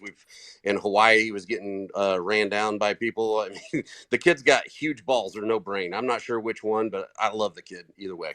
So thank you for that. But Joe, back to Ronna McDaniel. She is a cancer, along with her RNC co-chair, and the apathetic way we deal with our GOP is the problem. I'm watching huge influencers saying I'm leaving the GOP as they walk away with their football and their best Charlie Brown t-shirt. This is the problem. We continue to, for some way, somehow, we have learned to give up the ship. I came from the United States Navy, and we never give up the ship. And they want to go away and start some lion grr party or some other stupid shit that they can make t-shirts and have no place at the table. We need to take back our GOP. If we would have done what we've been trying to do forever, the last 4 or 5 years, by flipping precincts and counties, we're 6 away in South Carolina to take it back from the RNC co-chair, who's a huge piece of crap. And if you go look at the pinned video I have, it's where he assaults a reporter from South Carolina here that was asking about the machines. They don't want you to talk about the machines, especially the chairman of the GOP of South Carolina, which, by the way, ranks 33rd in conservative voting with a conservative supermajority. It's all a fraud. It's always been a fraud with the GOP, and it's going to be that way until we take back the bottom basement and what our entire political lexicon is based off of: 2 parties. If we don't take back these parties, these states, we're never, ever, we're going to be chasing our tail forever. And Ronna McDaniel should be ran out as soon as that happens, without any prejudice or a gold watch. She's already got $5,000 in Lululemon leggings, which I don't want to see on her. But that's the kind of way they're spending our money. That they're not helping candidates. They left Arizona and Kerry Lake and the rest of them to die out there on their own without the money and the push behind the RNC. They are not with us any longer, and that's where we need to start to take this thing back. Screw Ronna McDaniel. Thanks, Dave. Hey, so while you're giving out rewards, I would like the most faithful person, aside from a few others in here, in my Twitter sphere, who I have been in a few foxholes with in the past 6 months of our friendship. And that would be you, Mr. Chad. You deserve like the most faithful friend award in Twitter, and I'm happy to call you and your lovely wife friends, and I would gladly defend you any day. So thank you for being a faithful friend. Representative Santos said that he had to go and he loves everyone. And thank you very much for the opportunity as always. And hello to the beautiful Mrs. Gates. I think I just saw her pop in. I did Well, want to thank you. respond to Chad, and I think that he is totally right about the GOP. And I would just like to recommend, what if we had a GOP rebrand? Because what we do in corporate, when you kind of have something that's a little bit old and outdated, you rebrand it. And when Matt told me what the GOP actually stood for, I immediately started laughing and said, oh, yeah, no, we need to rebrand. So I was going to ask Santos if he could yesify a rebrand, but I know he had to take off. So if anyone here would like to give input on what they would rebrand the GOP to, given the new political landscape, love to hear it. Miss Ginger, I'm honored that you actually like something I say, because usually I'm straight in the ditches and I really don't give a flying shit. But not from you, but from most people. But you and Mr. Gates, big fans. Thank you for that. And the rebrand of the Republican Party needs to get away from the idea that we're the stuffy, khaki wearing, blue jacket, gold button asshats that are all about the aristocratic concept of the country club. We are blue collar America. We are the police. We are the fire. We are the people that are digging for oil. We are the people that are manufacturing what we're allowed to manufacture in our country. The idea that the GOP stands for something in an aristocratic form or fashion, i.e. Lindsey Lady G. Graham, makes us just that much more intolerable to the younger people. When has Ronna McDaniel started anything that went after the youth of this country? We've lost the youth of this country ever since Bill Clinton and his saxophone, along with Rock the Vote and MTV. We've never done anything to ever try to get there again. We need to plant our flag in our GOP, but we need big rebranding. We need huge rebranding. This is my jam. We need to be out there rock and roll and talking about how great this country under the red, white, and blue, and everything that means with that, along with the good, the bad, the ugly. And we stand together. The idea of organization in the RNC is split between the blue collar America and the blue-haired pearl clutcher baby boomers that refuse to get off the table and let us take our rightful place in leadership. This needs to happen. It needs to happen so quickly, and we can fix everything in this country if we actually did that. And also, the people that understand the rebrand under the precinct strategy, we need to teach the Democrats how to do it. There are a lot of moderate Democrats that are not proud of their party. But if we do it the right way in our rebranding, they'll never ever go back to the Democratic Party, because we start thinking in ways of a better country instead of pushing ideology. The first party to drop these ideological concepts, be it you need to be this way or you need to be this way, and talk about actual government and actual savings, actual protecting our children for the future, and protecting the people here now by closing our borders and other sovereign ideas. That's the party that's going to take off. The rebrand needs to happen. It sure as hell ain't going to happen under Ronna McDaniel. But I'm in it for the fight, and I'll go wherever you want me to, Ginger. Thank you. Do you mind if we hear from I see Scott Presler's on, and I know that does a lot of work with boots on the ground and talks to a whole lot of folks. I'm sure some very enthusiastic about what's going on at the Republican Party. I'm sure some that are very against that.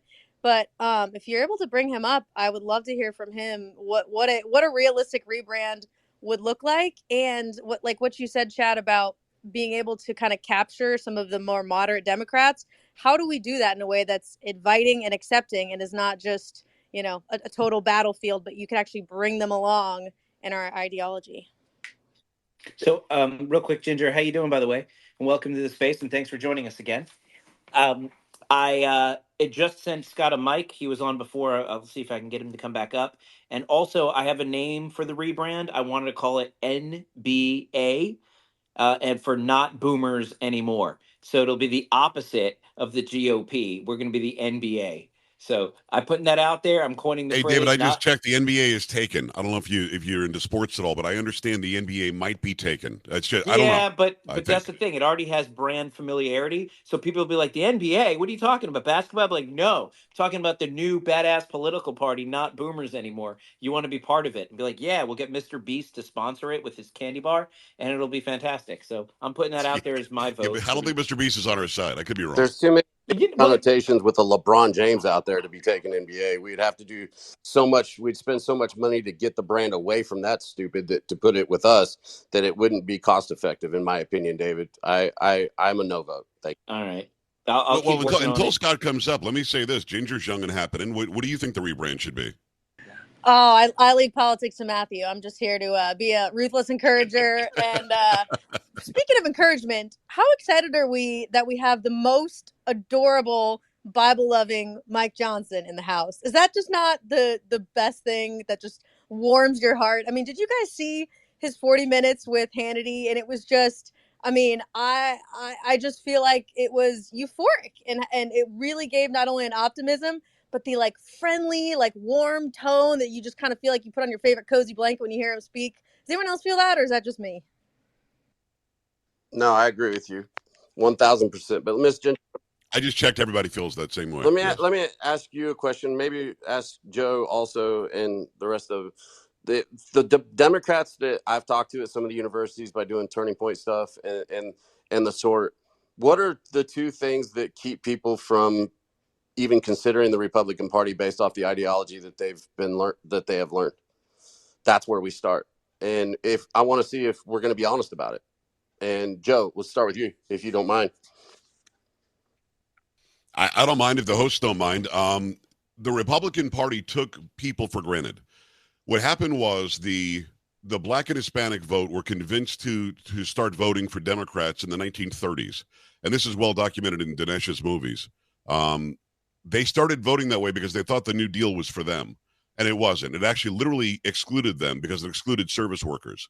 So they were convinced by people going in and paying off reverends and pastors and going into neighborhoods, and they were convinced that the Democrats were for them. What Republicans failed to do, because they knew that Hispanics and blacks were very conservative people, the Republicans assumed they would still get them. 100 years ago, the Republicans could count on the black vote, period.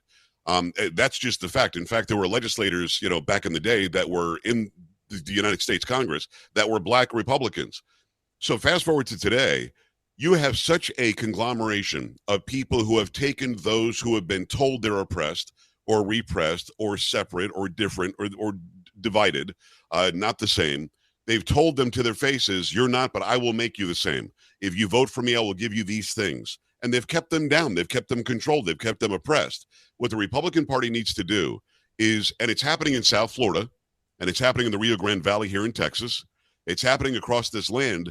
Republicans, or even conservatives more specifically, have to tell everybody, whites included, but everybody else that's not been included, you are like us. You do believe in the family unit. You do believe in going to church or believing in something. You are, generally speaking, anti-abortion or pro-life. You do believe in education not being indoctrination. I mean, we can go down the list, and the people generally agree with conservative values in this country, but we've done a horrible job of telling them that. We have to remind them of that. How do you do that? You become Mayra Flores, and you show up in the district, and you tell people, yes, I'm one of you. We're the same. You show up in any fill in the blank city or district in this country that has been ignored by Republicans forever. I mean, think of it. Here's one example that's going to make you laugh, but it's going to make you think. Why did Hillary Clinton go to that Southern Baptist church and say, I ain't no ways tired? Why did she do that? Because she was pandering to them. Now, she is not like them, but she still got some votes out of showing up and looking like an idiot. And if a Republican or a conservative shows up there and really shows some empathy and listen, we're alike. Here's how we're the same. Forget our ancestral background. That's cool to talk about, but how do we feel on issues?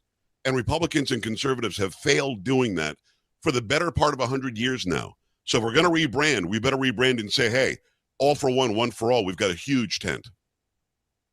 1,000%. One thing that I would add to it is I'm a big fan of knowing your battlefield and your enemy. If you ever get an email from me, that's what it says. If you know yourself, you know your enemy, you fight 100 battles without fear. We have to be cognizant of how we look with the Democratic Party. The religious rights thrown in our face all the time.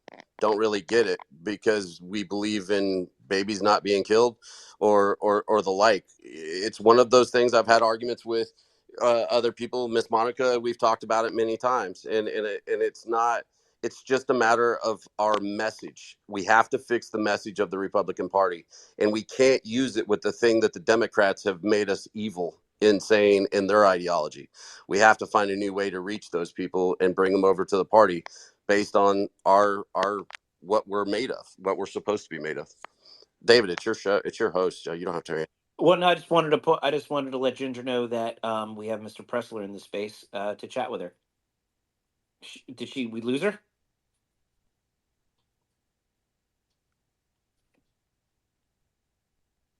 Yeah. All right, I don't see her, David. I'll text her to get back in. Scott, sorry about that. Give me a second. And Chad, go ahead and take back over the show. I'll be right back. Was it taking over the show, you little douche?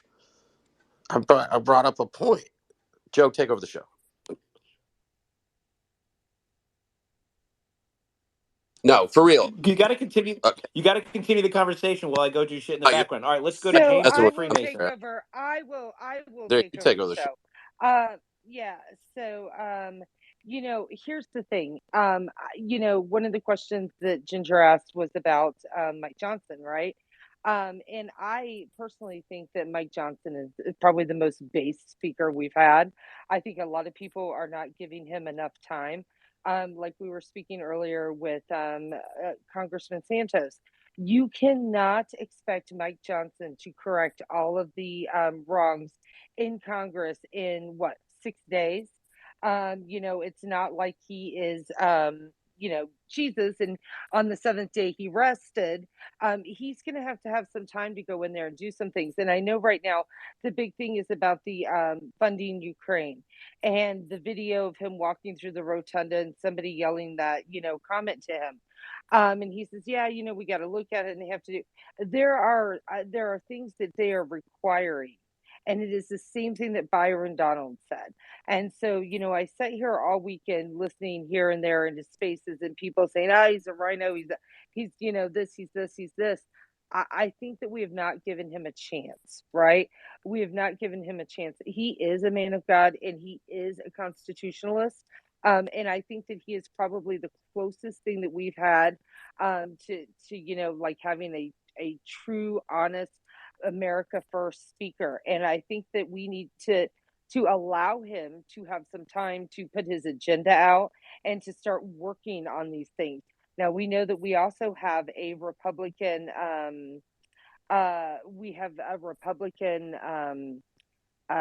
Congress, but we don't have a Republican Senate and we don't have a Republican executive.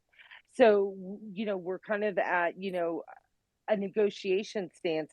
But if we can stop what they're pushing and try to change the minds running into 2024, I think we have a better shot at taking it all. And I don't know. Does anybody else want to add to that? Well, Freemason, you get your hand up. Take it away. Hey, what's going on, guys? Listen, I think this coming election, it's ride or die for Trump all the way. You're looking at a former president who might have to do this on the run, fucking Robin Hood style, It's pretty sad that this has to be this way, but at the end of the day, it is what it is. I think that moving forward, we have to get into more of a conversation, like Joe pointed out earlier about George Santos coming on these spaces. And the one thing that I've noticed from listening to him is that he's on point every time. Someone that's an adverse liar has to keep lying all the time. And I think through these spaces, even a guy like himself could redeem himself and possibly come out on the clean slate of a winning side. By the way, while I have all your attention, I posted down in the pill, I owe my career and success to a freak encounter with Donald Trump Jr. after my father passed away Christmas Eve 2003, who happened to work for Trump World. So I ride or die for the Trump team 100%. Thank you, guys. Thanks, Freemason. James, you had your hand up before, but then you put it down. Did you want to jump in? I was just going to jump in when Ginger was talking about, rebranding. I think a lot of us, if not all of us, are interested in a good rebrand.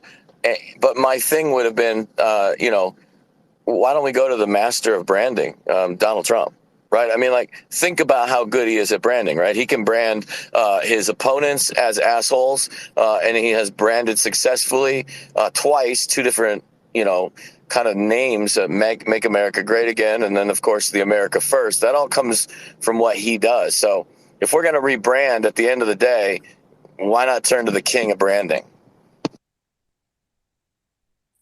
That's an excellent point, James, and I agree with you because I mean, maybe it is just a name change because Trump redesigned the GOP or the Republican Party.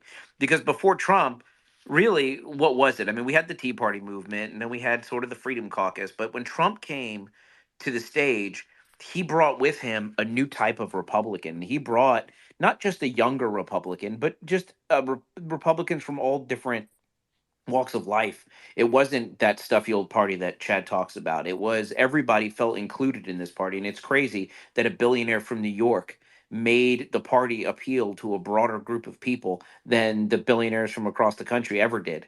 And so I feel like Trump did rebrand the party. If we're going to name it anything, let's just call it the Trump Party. I'm 1000% on board with that. If Chad says the NBA is taken and it is not a good suggestion, I go with the Trump Party. And Chad, I'll defer to your veto on that one as well. I can't allow the Trump party because he has his own branding, and I think he would probably have a problem with that just based off of his own branding. And he's not. I don't want there to be Trumps forever. Think about this, though, Chad. The current RNC would be having to pay him royalties for using his name in perpetuity. It would just be like the ultimate smackdown of Ronna McDaniel. That is. I think you guys are spot on. Here's the problem, though. He did do MAGA. He did make a. You know what's funny? Don Jr. says MAGA, and Senior says MAGA. Now, I'm going to go with MAGA because he's like the originator, but it's very interesting when you interview the two. They say it differently. Having said that, look what the left did, though. I think we have to become better as conservatives at playing defense. And here's what I mean. They attacked MAGA, Make America Great Again, like it was never great before, and you want slavery back and everything else. We have audio of Bill Clinton saying the exact same thing in the 1990s, that elect me and I'll make America great again. He just didn't use it as a slogan for his entire campaign. I mean, there's obviously no racial component whatsoever because making America great again in his 4 years, again, everything he did seemed to help out everybody across the swath of America. But having said that, I really do believe that we've got to play better defense. You had Karine Jean-Pierre until people like me started saying, listen, that's a Hatch Act violation that you keep on calling the MAGA Republicans in Congress. You're literally saying a campaign slogan, from the podium, the people's podium. But we've got to be able to defend what it is that we put out there. I think Make America Great Again is very defendable. But here's the problem. Now you've got some Republicans who are saying, I'm not a MAGA. I'm a Republican, not MAGA. So if you're going to rebrand the Republican Party, immediately a lot of those weak-kneed people are running away from it. So how do you come up with something that they aren't smart enough to run away from? I don't know if that makes sense what I just said, but if we come up with CAGA, Keep America Great Again, whatever the heck it was going to be if he got reelected, how do we make it so that the other Republicans who are weak-kneed, who actually lean left a little bit and want to work with people on the other side, how do you make them understand that it includes them? I think that's the question. And you got to play better defense. I think Reagan, and Joe, you probably remember this more than I do, and because you've been in radio a long time. But didn't Reagan say something like, "You don't move the tent towards the middle; you bring them into your tent to the right," or something like that? Essentially, what I'm suggesting is maybe if we name it the MAGA Party, the America First Party, maybe America First. Chad, I'll go to you for the veto on America First in a second.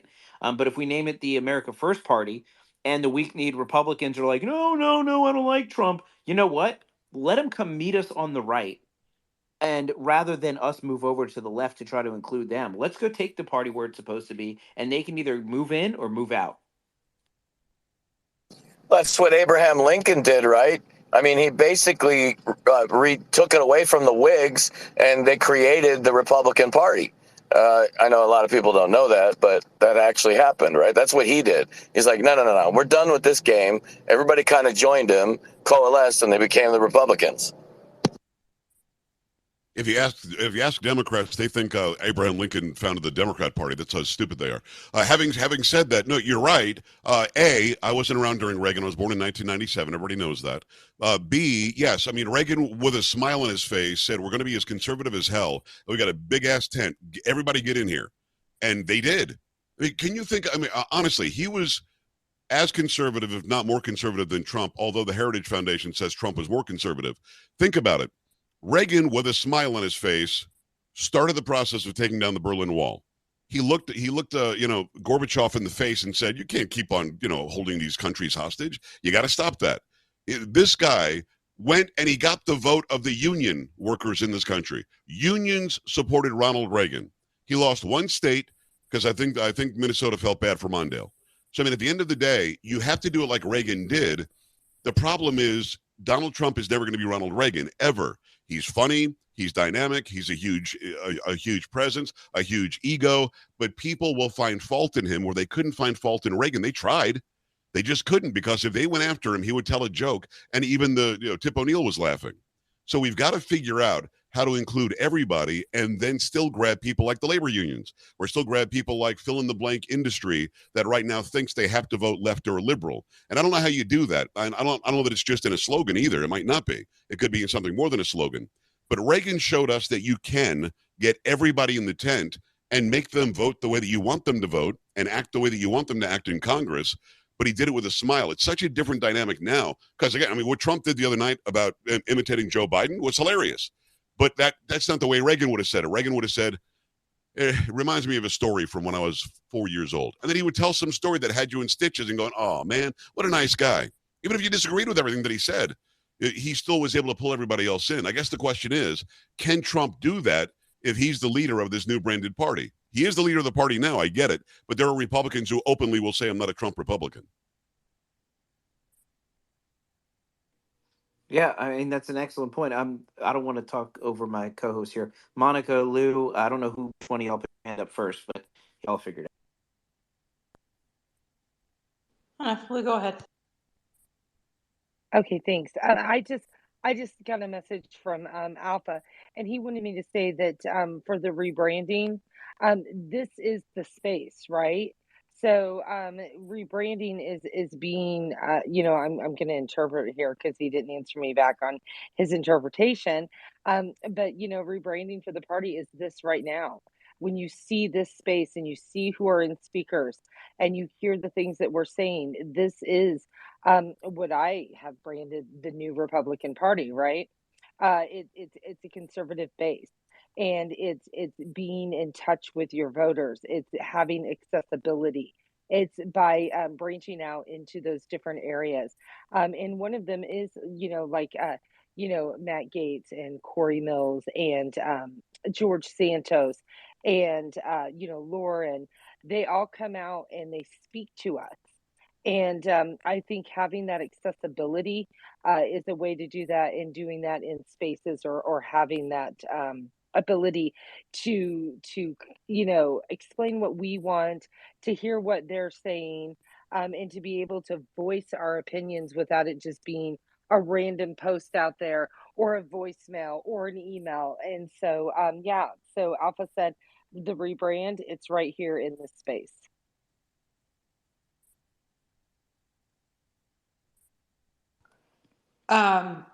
Good point, Alpha. So I guess I kind of, along those lines, yes. Right here in this space is the party. Excuse me, my voice is gone. But I kind of see this as someone who's been in political messaging for over 20 years. Excuse me, and in narratives in general for a while. I would say this. The longer we keep referring to them as them and us as us, it will keep us, all of us, separated, right? And spaces and technology have given us this false campaign mailer leg that we stand on. And what I can tell you about, quote, them, is that when you show up with any level of genuineness, and you show up in their communities, and you bring a tent revival with you, and you start treating politics like what it is, which is really a religion, whether it should be or not, it is. And but when you start treating it on that level of, listen, we all have to have faith in very basic principles, right? Opportunity, freedom, safety, justice. That's a language that everybody understands. Now, how they get to it is ultimately, different because different demographics have different challenges and they lack opportunities, from others, whether they're poor whites, poor blacks, Latinos, whatever. But I have never seen a white person in all my years of politics show up in an all black area with food, with a heart, and a message that matches their heart that was not received. I've not seen that. And I live in Atlanta, and I have worked for many campaigns, and I have messaged for many white judges, even who, are responsible for putting some of these kids in jail in these black communities. But their heart and their messaging was genuine. It matched their faith in that all people should be treated equally, according to the law, and that's how they live their lives. And people still recognize that. And these spaces are still barriers to that. Campaign mailers are still barriers to that. So I think, God bless Scott and all of his work. God bless these spaces, and for great hosts who do what David's doing. Excuse me, and for Joe and people who do a wonderful job in media. But it's not enough. And President Trump's not going to be enough to, quote, win them over. Because if you represent the same thing President Trump does, you're going to have to be President Trump in your respective areas. And once they have an experience with you, they're not going to forget that. And they will immediately assign the same value to you or to him. And it is what's the word I'm looking for? It's indelible. Right? It can't be erased, because once you touch people through their stomachs, through their hearts, through their minds, and you actually sit down long enough at a picnic table to listen to them, they don't forget that. They may tell their family they're voting a certain way, but when they go into the booth, they don't forget that. So I agree with Alpha in that these spaces are the party, but look around. Besides the bots that are sitting in the bottom of the space, God bless Carl, we do have some diversity, but not nearly as much as we should, particularly with our country being under attack. All of us are scared for our safety, no matter what color we are. All of us are paying $5,000 for a damn packet of chicken, right? And we can barely afford our gas. So those are the commonalities, I think, that supersede any kind of gimmick. And I'll leave you with this. A friend of mine told me a long time ago, the gospel doesn't require a gimmick, right? And the Christian church is really good about gimmicks, smoke machines, and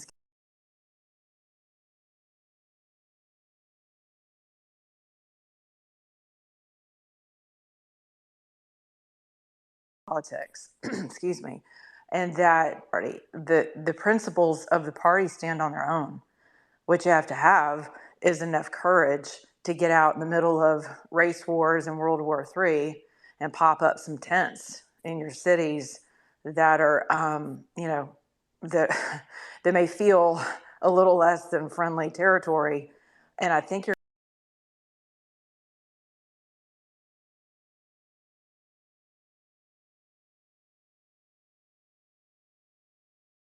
I was there for a second.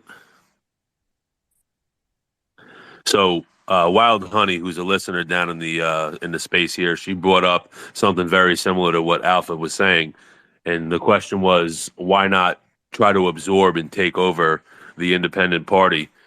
And when I think about it, RFK is going to have a hell of a problem moving forward on his end.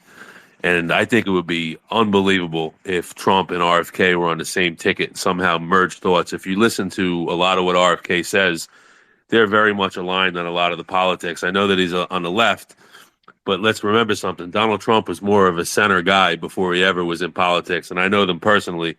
They definitely weren't Republicans in the 80s, that's for sure. What are your thoughts on that? I'm not. I think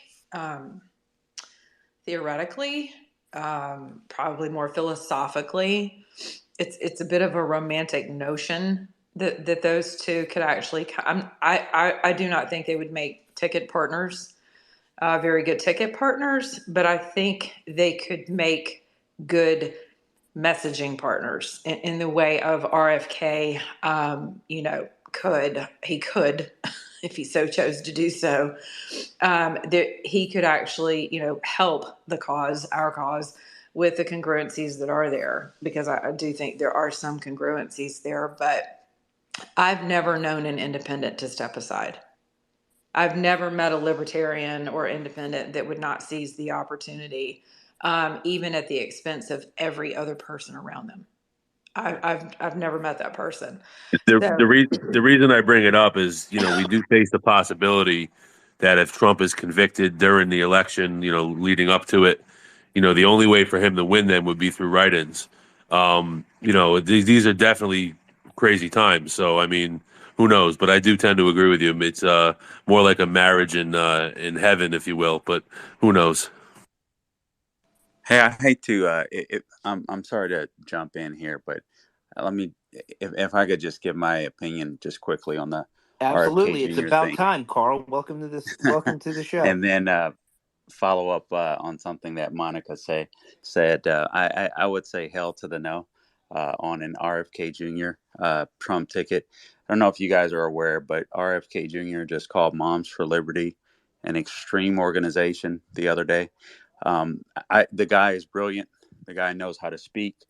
No doubt about it. If you've read his book on Fauci, it's a very well documented research book, and it's also full of Trump hatred.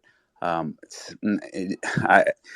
hear this a lot, and I have a service industry, and I'm going to tell you guys, RFK Jr., in my opinion, is probably a bigger threat to the Republican Party than people realize. And I don't believe he's going to help the Republican Party per se. And I also I do want to say this too, or actually ask you guys, if I were to ask all of the top speakers, leaders, whatever in this space, could you give me 5 things the Republican Party stands for? Firm foundation, stands for they're never going to move, they're never going to budge.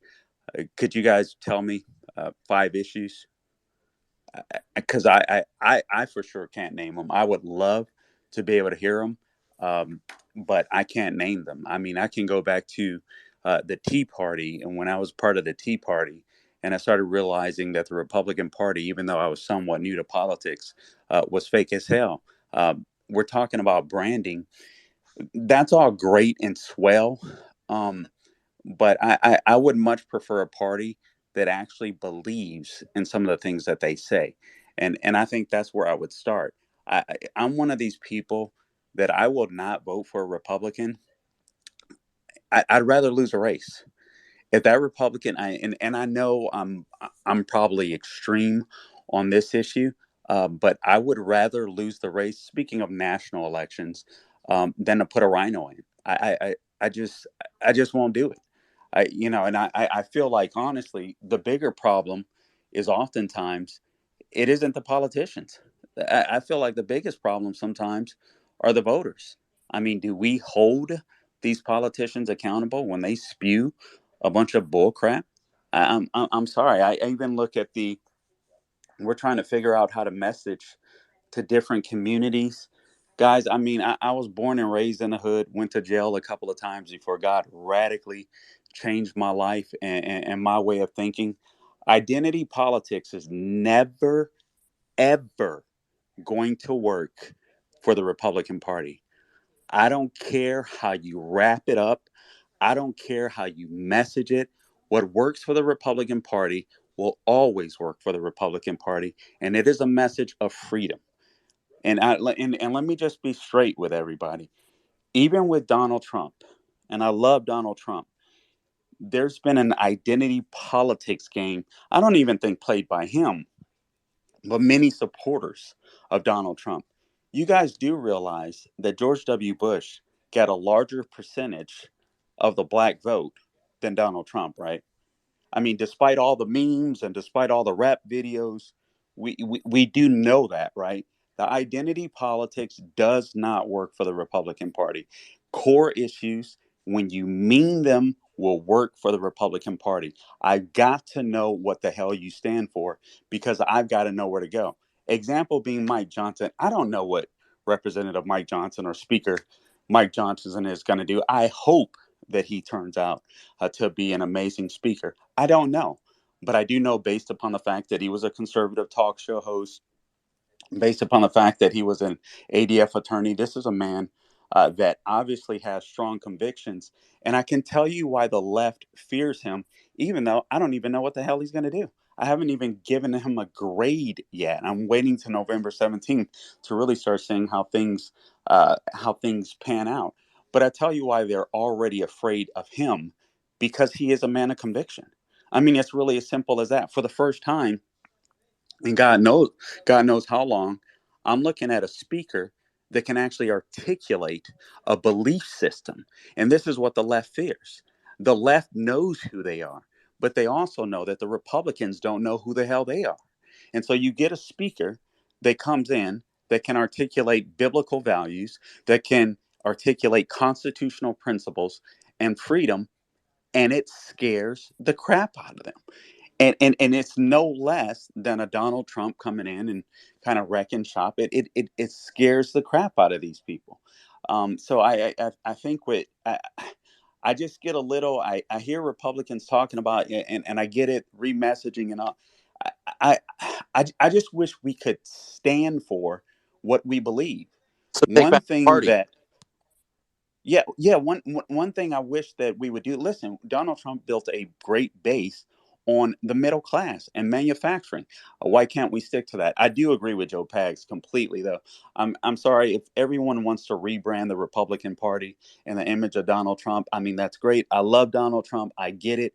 It's not going to work. It may work for an election cycle. It's not going to work long term. I'm not saying this because I want to hurt your feelings or because I want to step on toes. Guys, this is just fact. I own a service industry. I have six, well, they were six ardent Trump supporters that are no longer willing to support the guy. Three are going to RFK Jr.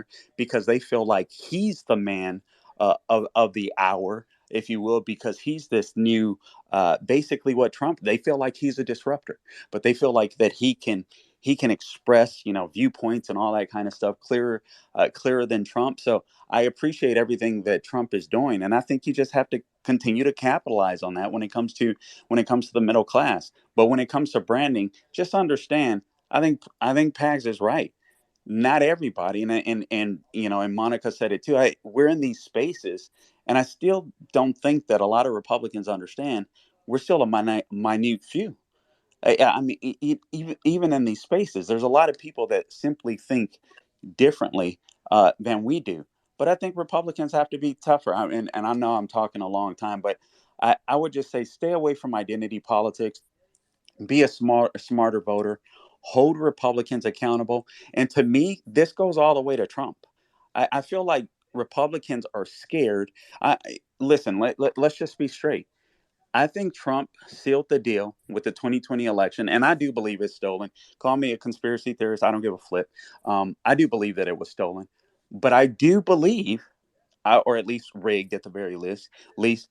But I do believe that he contributed to that. I think he was duped. I think he was duped by Fauci. I think he was duped by Deborah Birx. He signed the CARES Act. That shot him in the foot. And then he also, if we're going to be honest, he endorsed McConnell. He endorsed Speaker McCarthy. Who else? Ronna McDonald. He stayed neutral in the RNC chair fight instead of Harmeet Dillon because he is a loyal guy, and I get it. But sometimes my frustration is, all right, guys, even when our man screws up, we've got to call out our man because you know what? Even if Trump gets elected in 4 years, you know what happens, right? We got to pick somebody else. And it's going to be us in the fight. And quite frankly, I say this, even when Trump gets in, you guys can chastise me all you want. He's got a year. He's got a year. How many of these rhinos do you think are going to turn on him to get reelected? I just don't understand it. So I just think, man, stand for something. Somebody mentioned abortion and remessaging like on abortion. Hell no. I can tell you right now, when I talk to black people about abortion and the genocide and Margaret Sanger, you know how many black people know about that?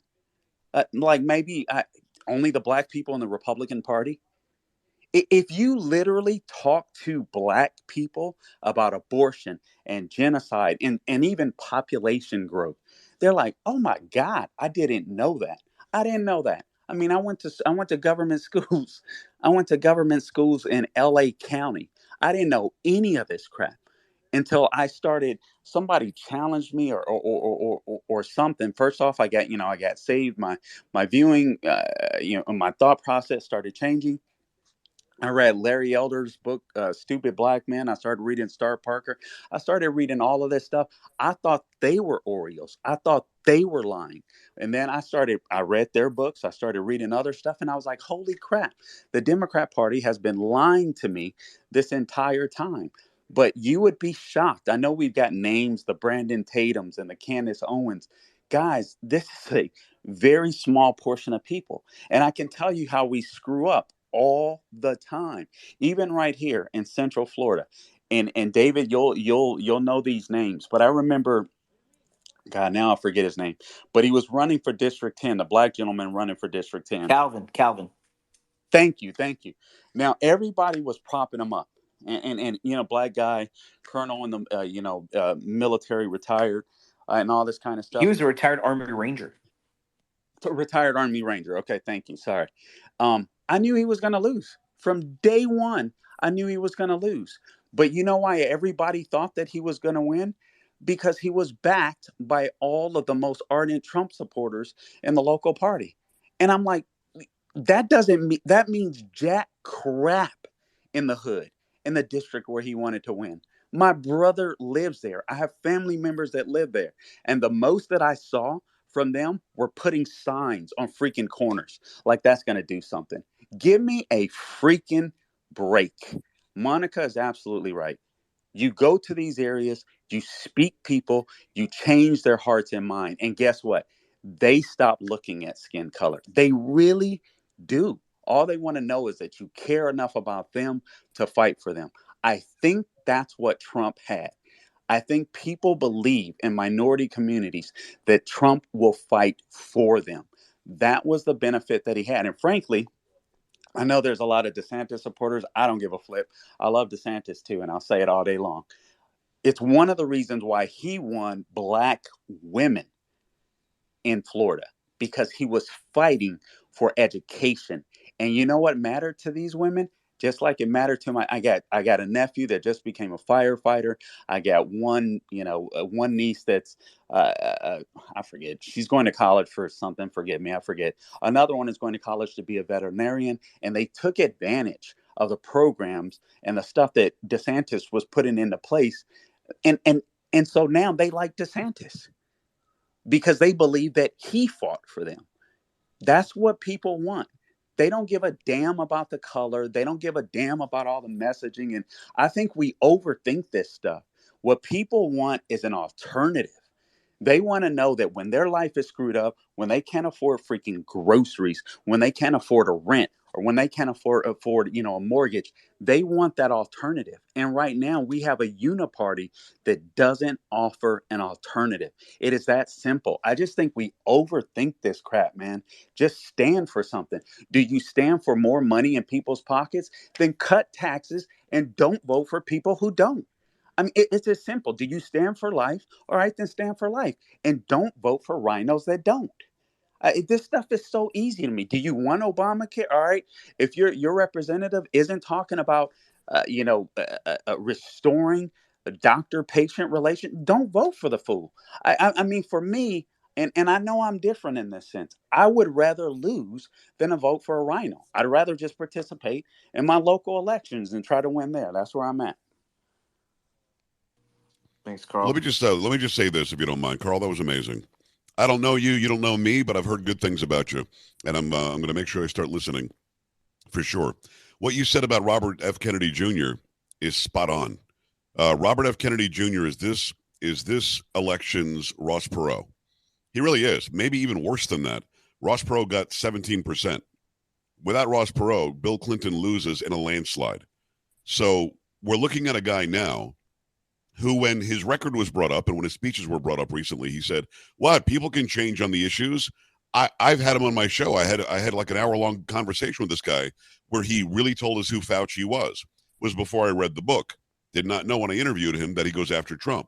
And by the way, Trump was duped. He's not a scientist. He had to believe Birx and Fauci and Adams and everybody else who was in his ear. Well, they were all lying, and he didn't know that. I think that he should have been quicker about not taking credit for it anymore once he realized the lies. Having said that, you are spot on, my man, about Robert F. Kennedy Jr. Holy mackerel. I mean, this guy can ruin any chance for any viable Republican in the next election. And no, as much as I respect the man from Long Island, I'm from Suffolk County, I'm from Copiague. I was born in Amityville.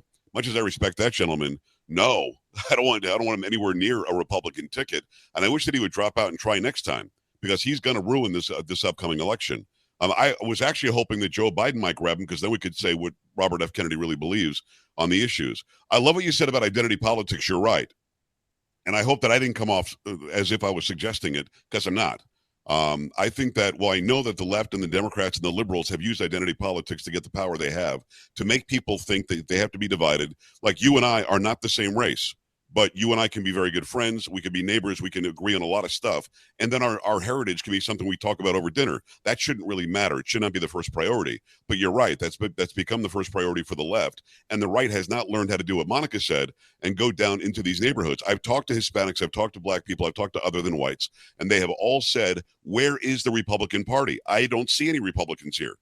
And if you come and talk to us, maybe we'll get what you're talking about. But even though we don't love their politics, the left comes here and they say the right things, even if they don't perform the right things once they get elected. All of that was great. And you're right, people are not brought up. I was brought up in South Florida, although I'm from Amityville.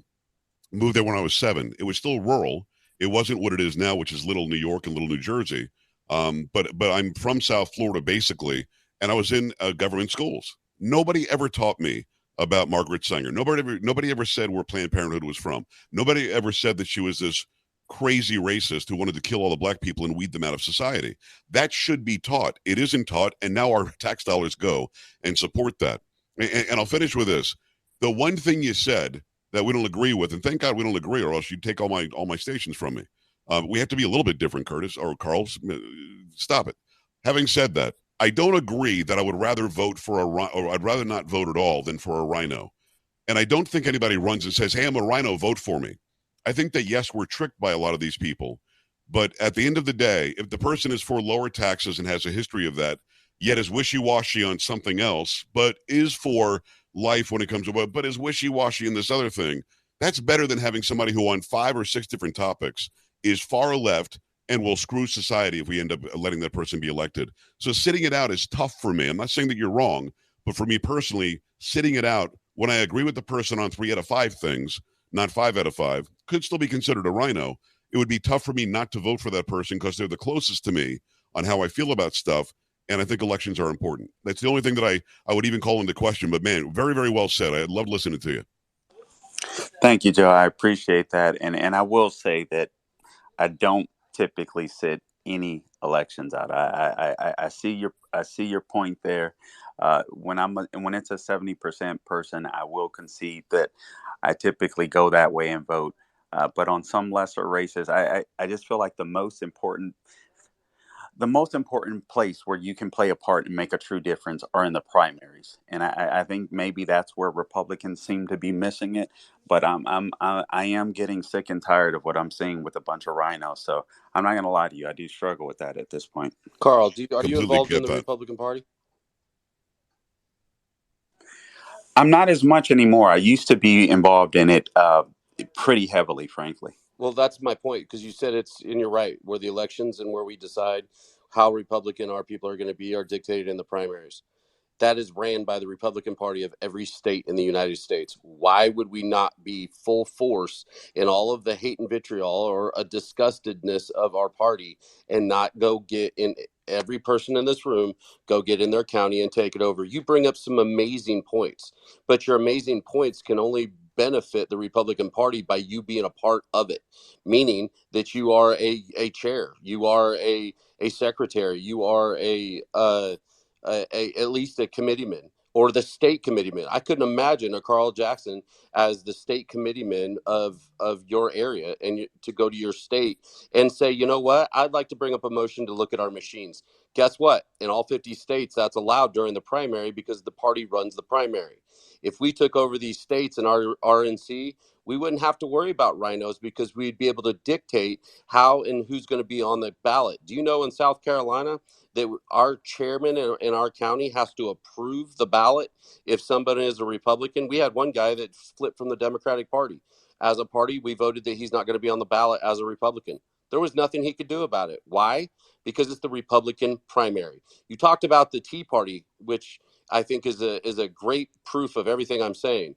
The Tea Party came out fast and strong, and a lot of people really started to pay attention. When we elected people to Congress and the Senate that were from the Tea Party, do any of them have TP after their name? No, they have an R after their name. There's only two parties in this country. We can't make a third, but we can take over the one we have. And if people would get past the apathetic way of looking at this and really focus on the party at the party level, we wouldn't be having these conversations because we would have America first all over the place. Those are the things that make this happen, plain and simple. So I'd hope that you'd get back involved again if you truly would like the party to be in your favor.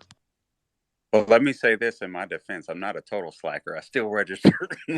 I still register voters. I've just not participated in the executive committee for quite some time, but I'll look forward to participating in that once again. But I'm not a total slacker, and I intend to register voters leading up to the 2024 election as well. So, but let me ask you this: by registering voters, it's anywhere from 6% to 5% of those registered will vote in the next election. That I think registering the voters is important. I used to fight that, but I'm all for it now. Register. But what if we had somewhere for them to go that would again be around people that are thinking the way they are in our Republican Party, instead of just somebody coming up to you at a grocery store saying, man, I got to do something about the border, we got to do something about these kids, we got to do something about that. What if we had somewhere to send them, like, I don't know, your county party, where you could actually make votes, make motions, and actually be involved in the basement of what makes the Republican Party? See, that's why we have rhinos. They've had the con for a long time. And that's why you can't find Republican parties in your counties. They hide. The RNC co-chair, Drew McKissick, and the South Carolina chair, Drew McKissick, same guy, actually put out an email. Be careful of who you bring to the Republican Party because apathy brings power. This is how they're thinking. And this is why we're getting our ass kicked. Can I just add real quick?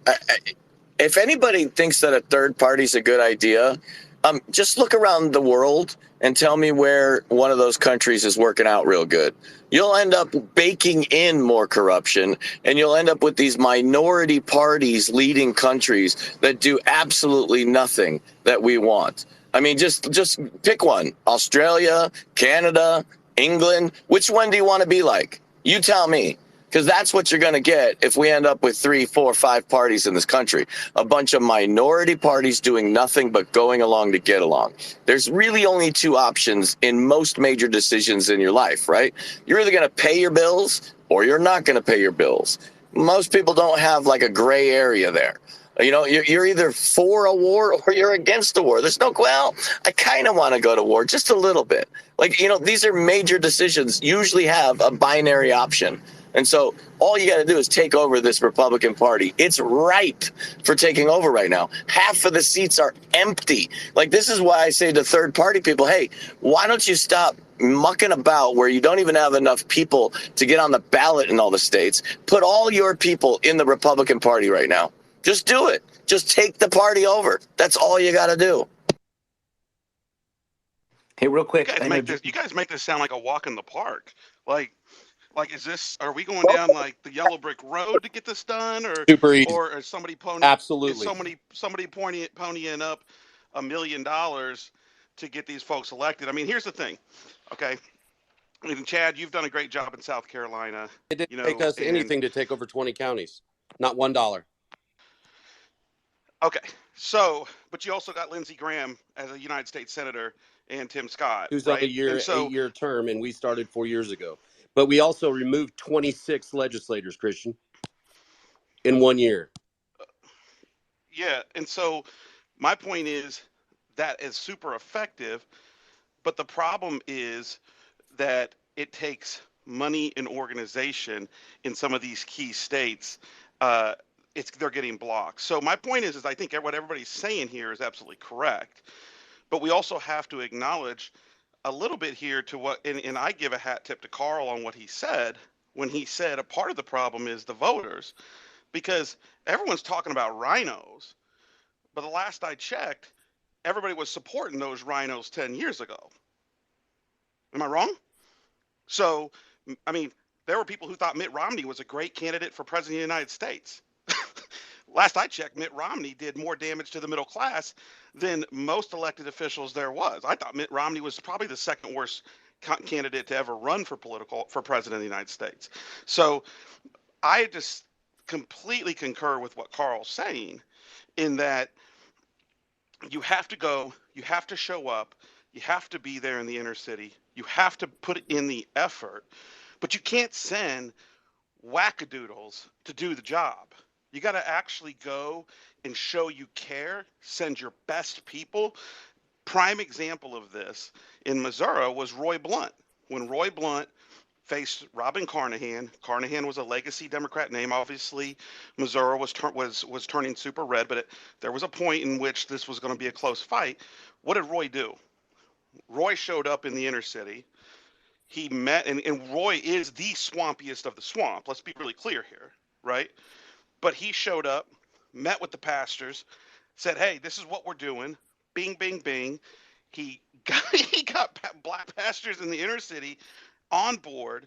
These folks completely supported him, and he actually was able to shave off just enough that it wasn't even close for Robin, right? And so my point and what I'm making on this is we also have to be very realistic that this is going to take for when people do this, it's going to take folks going and getting direction from people like Scott Presler, Brandon Straka, Chad, you've clearly done it. People who are experienced so that they don't go out there and just make fools of the party in these areas, right? And so that's just kind of my 2 cents, because what I've experienced is that people go in to make change, and clearly, Chad, you're an example. You got the guys you've done in 20 counties are making a change, but there's also this aspect that you have to make sure you have the right people in there, because the party will do everything they can once they're in that position to give them invites to these fundraisers, give them access to these politicians, and some of them may or may not want to rock the boat after a little while. So there's a lot of factors that come into play here. I completely agree with a lot of what Carl was saying. But this is where I look at it as excuses, Chris. At the end of the day, we can all lock and load and get weird, or we can take over our party and start from the base up and build the base for the Republican Party that will be what we want.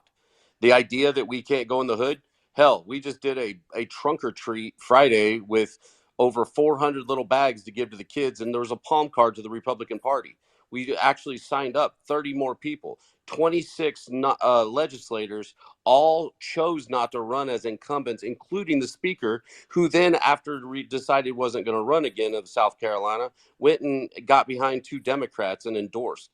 We are hunting them out. It can't happen all at once, but I'll be damned if we're not doing it. Out of 46 counties, we already got 20, and I don't have one PAC, one business, one anybody. And as a matter of fact, I've probably spent $80,000 over the last 5 years traveling this state to get this done. And that's okay. I'm not wanting that money back. But the thing is, it's time to put up or shut up. The excuses don't work. The party and the system does work if we get off our ass. I can take almost everybody in this room, and I bet you money that probably maybe 5% 5 to 10% might be involved in their local party where the rubber meets the road.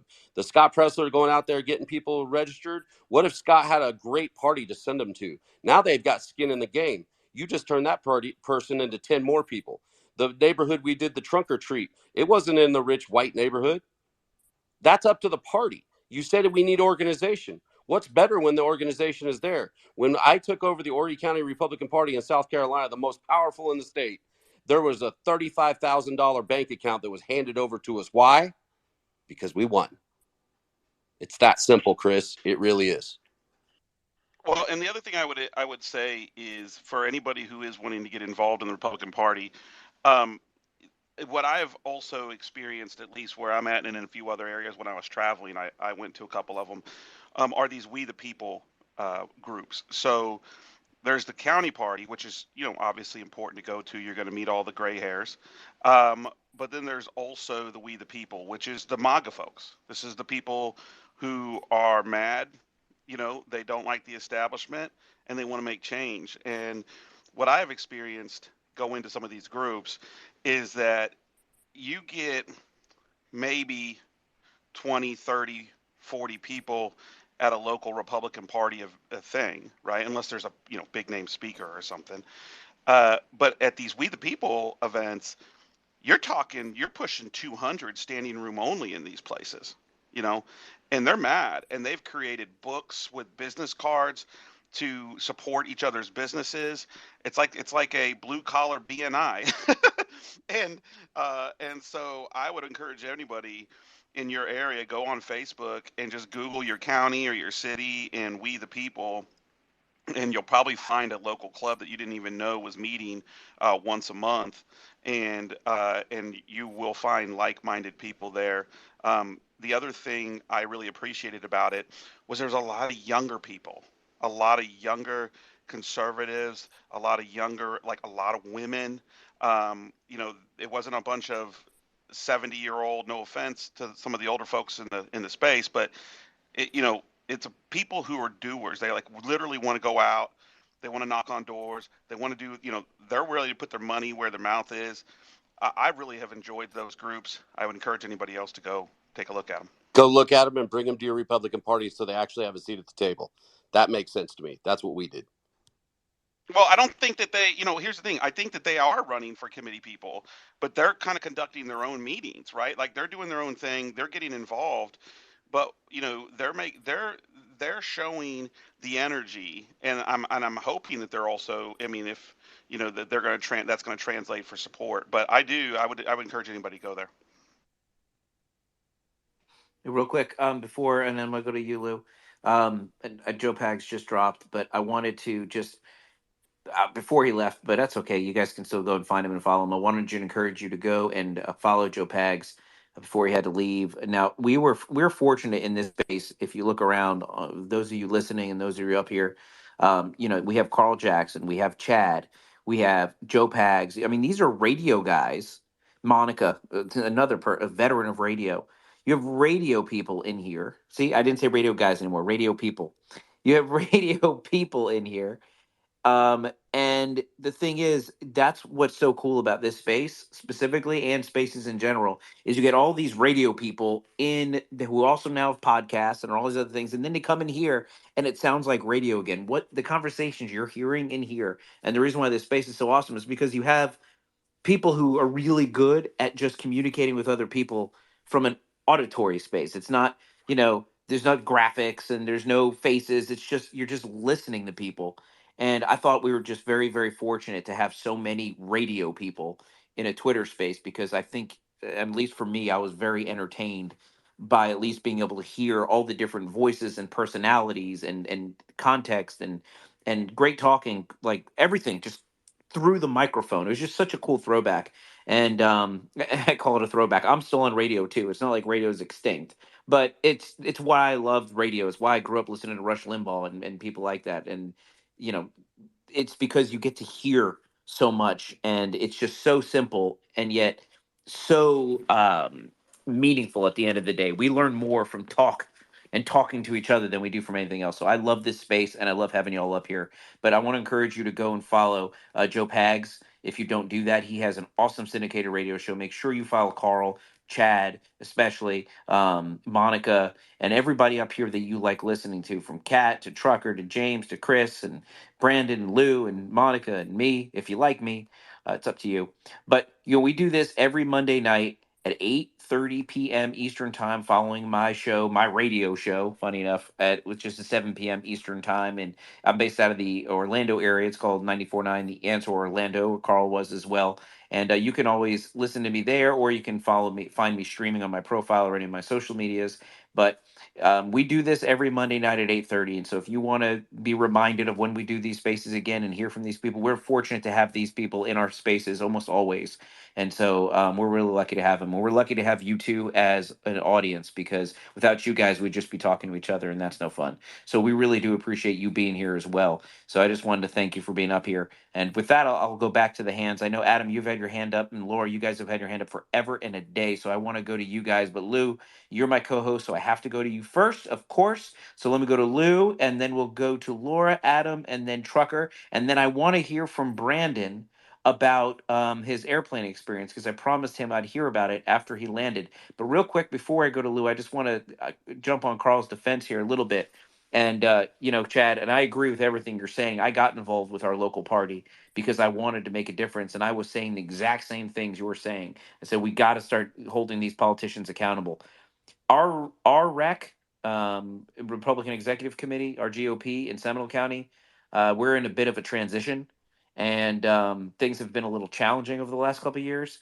And so there have been more effective organizations outside of our Republican Party that are still Republican organizations. I can give you an example: is the Women's Federated. They were a very effective organization through it. They volunteered on more campaigns by far than the local GOP did. And there's a few organizations like that locally. Moms for Liberty is another great one. I mean, so we have local organizations here in Seminole County where you can put in your effort and still get Republicans elected. And in some instances, it's actually more effective at getting Republicans elected than our local GOP. Now, our GOP is in a bit of a transition, but it's still a little bit of a shit show, to be honest with you.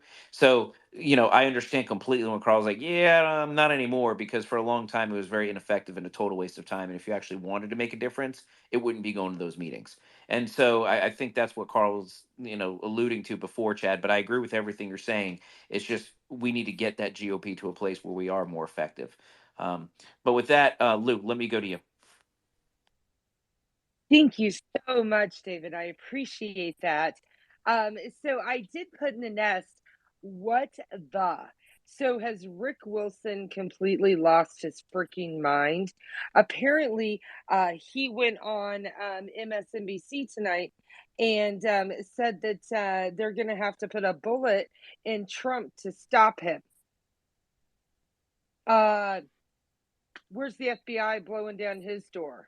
Where are the SWAT team in the armored car? This was a national television show.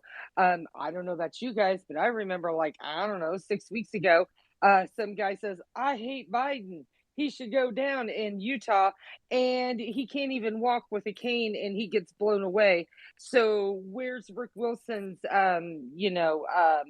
ramrod through his front door or front window with guns drawn? Here's the thing, and I'm taking this in a whole new direction, and y'all just gonna have to come along for the ride. Here's the thing. We got Tucker, mentioning that they are trying everything they can. They are trying indictments. Colorado is trying to take him off the ballot. They tried the trickery out there in California, and Newsom changed the date on the primary. You have Massachusetts also trying to do the winner take all to try to, take away the delegates. I mean, they are trying this and they are trying that and they are trying this.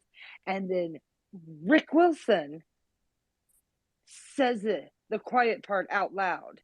Where is the freaking outrage? Because I can guarantee freaking tell you that if one of our surrogates went on Fox News and said that same shit about Biden, the streets would be flooded right now with probably pro-Palestine and anti-GOP flags all over the place. I'm like, I listened to that and I was like, are you kidding me right now? Like, anybody got anything for this? Because I am what is that term?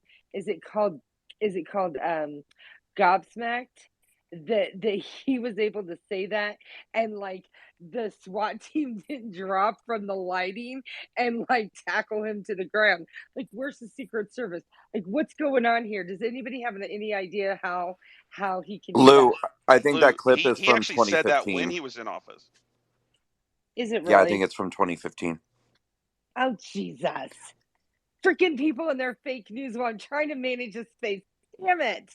Well, and I was gonna say this wasn't the only time he ever said it. He said it when Trump was actually president of the United States, and he was trying to push that line, and nothing happened to him, right? And so, and I think we all know. I mean, Rick Wilson, and what was the other guy? Steve Schmidt, the McCain guy. You know, when they created the Lincoln Peto Project, they did it because they were busted. They were basically going broke, and they had to get the anti-Trump and never Trumpers to send them millions of dollars. And honestly, it was, hat tip to them. they were they were able to capitalize off them, and I think Lincoln Project spent like 20%, like 15 or 20% of their revenue on actual advertising, and the rest of it went into their pockets. Okay, so I apologize. Yes, the clip is from 2015. Thank you, Brandon. I would like to also then turn around and say this is exactly why we have fake news in posts, right? So people are posting things and then they're going like inside of the comments and going, oh, by the way, this is from 2015, but I got my clicks and therefore I'm going to get my income off of it. Now I'm even more pissed, not only that Rick Wilson said that, but the person that's sharing it and acting gives a brand new clip. I'm sorry. I'm trying to manage all of these mics and, do other things. And so I didn't fully vet. So Well, I in will your retract. defense, so I retweeted it earlier, but the person that I retweeted it from was from 2022. So, you got 2015, 2022, people saying it's not the first time he said it, blah blah. So you're good, girl. You're good. I mean, it still happened, You're Lou. good. It doesn't really negate the point. I mean, yes, if it had happened today, it probably would have been mildly more shocking since we know that people are having their doors busted down and being thrown in gulags for saying chanting USA and saying go go. But nonetheless, it still did happen. Like, yeah, Thanks, Brandon, for having my back. I appreciate well, you. like, and people's lives totally ruined for, going to Washington D.C. and holding a sign or filming a 10-second video. I mean, on the outside of the Capitol, not even on the step, not even in the Capitol. I mean, what a I mean, joke. Owen Schroyer is literally in solitary confinement right now as we speak. And literally his crime was chanting USA outside the Capitol. That's what he was accused of doing. Oh, I thought it was And his where's the tweets outrage, by the way, too. while we're on this subject? Where's the outrage? Monica, if you're talking, I'm so sorry I I can't hear you. was, but I'm used to it. I'll Go have to drop ahead. down if you're talking, Monica. But before I do Monica, it, you just have to talk louder like this no, and just before I keep do on it though, I'm gonna talking drop right down. over I'm gonna Chris. drop down, And Monica. then he won't stop and he won't even know that you're speaking. Before I'm gonna drop down, Monica. I can't hear I you. know he says he's going to drop down, but he's not. He's going to keep talking right over you. So just keep talking.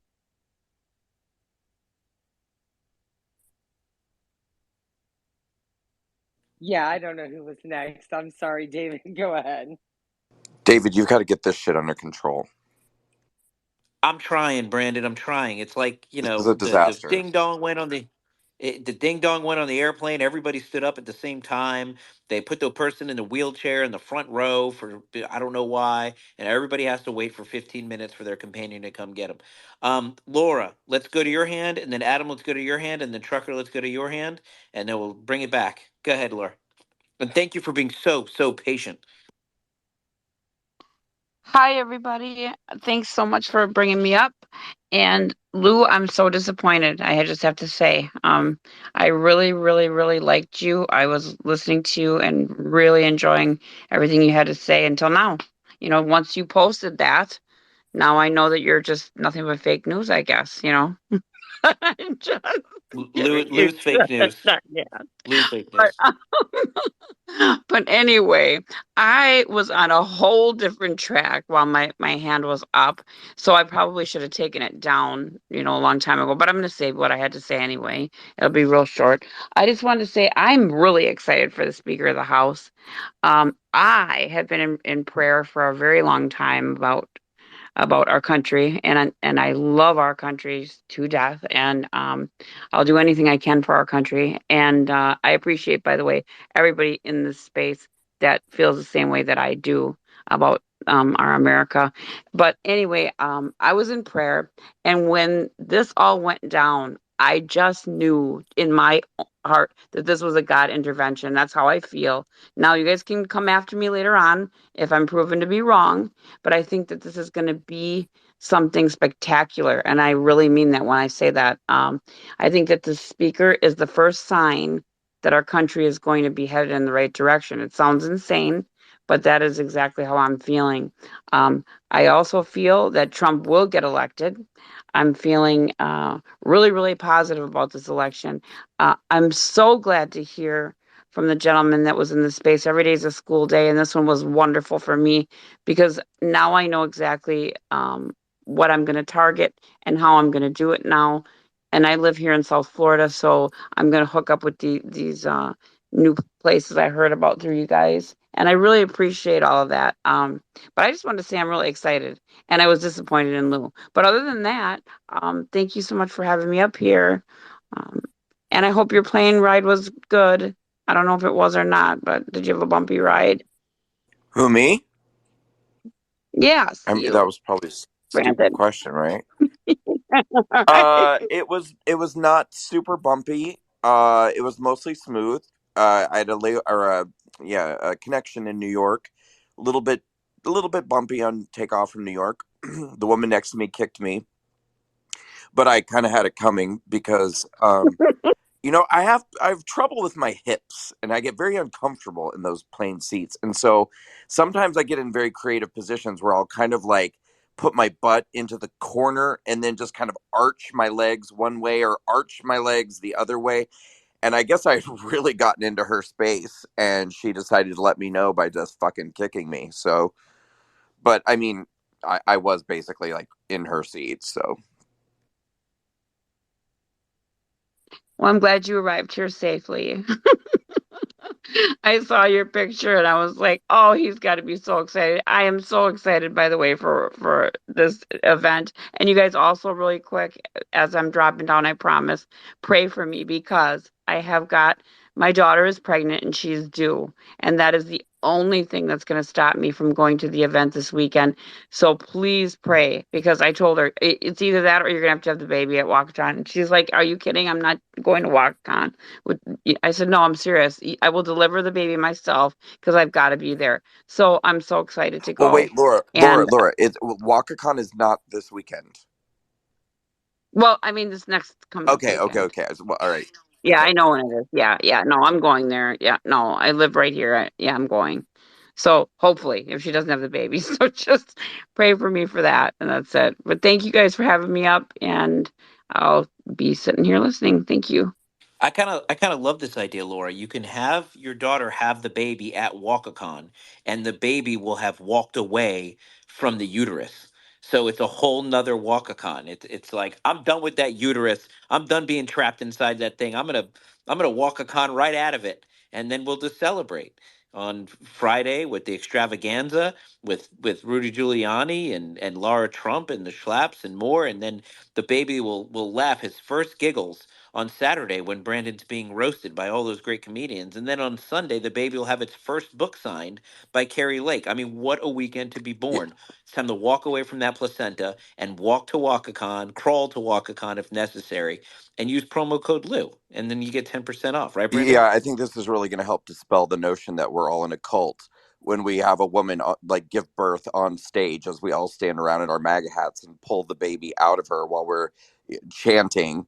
And yeah, I think that's going to be great for our PR.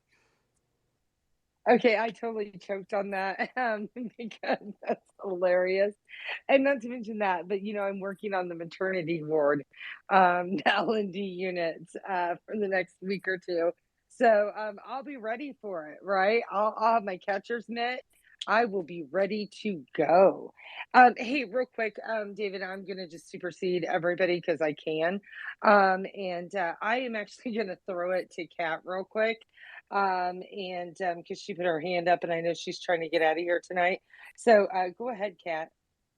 Yes, David, I'm actually going to get out of here because I'm tired. I swear I'm not going to another space. If I find you in another space, so help me, I will troll you like I no know. troll has ever been trolled before. You epically Be roasted me and Lou the other day. It be was sure to so send me funny. that link when you're done. Oh my god, he will murder me. No, listen, I just wanted I just wanted to announce that I got confirmation from the Republican Party of Colorado, the ones that are fighting to keep Trump on the ballot. In Colorado, they are going to be on our space on Thursday night. So you guys should be there or be square. So David, I fully expect to see you. Miss Monica, if you could, I would love to see you. Brandon, all you peoples. This is a great time to announce it. So we're also going to try to get some other people. So more to come. So I just want to say goodnight to you guys. Thanks for indulging me. And it was a fantastic space. But I'm actually going to go to bed for a change early. David's like, Hey, yeah, Kat. right. Hey, Kat. Yeah. Thank you for announcing that. And that space would be what, Shell Shocked and Pirate Radio, right? Yeah, that would Thursday probably be nights, good to 8 actually add p.m. the name in there. Eastern Time, hosted by Shell, Kat, myself, and James R. So just kind of keep that in your calendar for Thursday night. That should be a very good space. Sorry, David, we just had to jump in there and do our own promotion No, real please quick. do. That Um, space is one of my favorite spaces. I look forward to Thursday night because of it. You guys have great content, very interesting topics, and at the same time, it's a ton of fun and I laugh a bunch. So you guys have the perfect balance of entertainment and information. And I encourage everybody listening to make sure you check out the Pirate Radio Shell Socks combo space with Cat Lou, James, and Shell on Thursday. What time do you guys did start you that space? just 8 p.m. Eastern? Did you just coin us infotainment? No. See, you're fake news, Lou. The infotainment is those little screens with the little. Look, let's get to Adam. His hand's getting tired. Adam, go ahead. My hand's fine, but I would circle back, but I'm not a dog, so I'm not gonna do that. I'm gonna go back to the topic of rebranding. Uh, I'd say America First is great. In my opinion, I don't think anybody could disagree with America First Republican. Chad pushed me and be like, "Hey, you're a Republican or not?" I'm like, "Yep, I am." So I used to be a libertarian. So on my profile it says hashtag America First Republican. And that's I think that's a good thing that everybody could agree with, because there is a differentiation. I want to differentiate myself from the rhinos. So I'm America First. Trump is who brought me to the Republican Party. After he got elected, I was a libertarian after Obama got elected, and I was actually a Obama supporter, and wanted change from George Bush's war hawk ways, and all this stuff, and the debt, the national debt that he built up. Back in the 90s, we were under $4.5 trillion of national debt. It wasn't until Bush that we hit over 10 trillion. So I think back then, that's when America was great, in my opinion, because I grew up during that time, and where rent was affordable, things were affordable, and gas prices were, buck, pretty much, and yeah, life was pretty good, no complaints. But yeah, I think that's a good way to go about it as far as brand. And Carl, I got to meet Calvin Wimbish, Corey Mills, and Carolina Amnesty, I believe, over at DeSantis rally in 2022. Awesome people. I really like Calvin. I wanted him to win, for our area. I thought he was a great stand-up guy, a real moral character. And unfortunately, he didn't have the push that he needed. He got beat by like 20%, pretty much, by some Democrat. But yeah, definitely, I think America First would be great. to bring people in. I think that's just one word. MAGA, it's like people like that, it's just that thing for some people. So I like the America First. I do. I put MAGA on my profile like at the beginning of this year because I was like, screw it. I am MAGA. I want to make America great again because I remember it being great, So, uh, yeah, I'll end there. And thank you for having me up. Love y'all. All of you are great people. And like Chad said, you know, we need to take it over. That's the thing. Make like as far as the Democrat Party, it's not salvageable. The Republican Party is, and this is me looking at it from a libertarian, being a libertarian, and basically at that point in time. And I saw the Republican Party was salvageable, and we can make it more constitutional based. And I think that's the vehicle is the Republican Party, period. And Trump is the only choice, in my opinion. I don't see anybody else out there that's gonna turn this, ship around. So I'll land there. Thank you. Thanks, Adam, and thanks for being so patient. And was that the rally? I think Corey Mills spoke at that rally too, right? The one you At were the at with this. What's that, Adam? well, at the church. Yeah, Yeah, I was up there. I yeah, I brought. was at that rally. I was there too. That was a Oh, fun. That was a good rally. That one was a lot of fun. Well, cool. Well, thank you for being so patient and joining the space. And we'll thanks for listening in too and promoting and everything. I appreciate you. 100%. I love what you said earlier, about looking at different things in regards to like, division. God bless you for that. Thank you. Thanks, brother. You too. All right, let's go to Trucker and Chris. Hey guys, hey David. Hey, I just wanted to Hey. say, Carl, that was a great speech you gave a minute ago. That was awesome. One thing I wanted to add, it's been a little time, but the RFK deal. Uh, when we were doing the convoy, and I'll just be honest with you, I didn't even know who RFK Jr. was. I just recognized the last name. Never heard him speak, talk, or nothing. But he that book about the real Anthony Fauci. I have cases of those books. They gave them to us truckers at the rallies across the country. Uh, actually interested to know what his sales were on them books because I don't think he actually sold those books. He gave like a tractor trailer load of them away. There was pallets of them. They were just handing them out by the case for us to bring home to our families.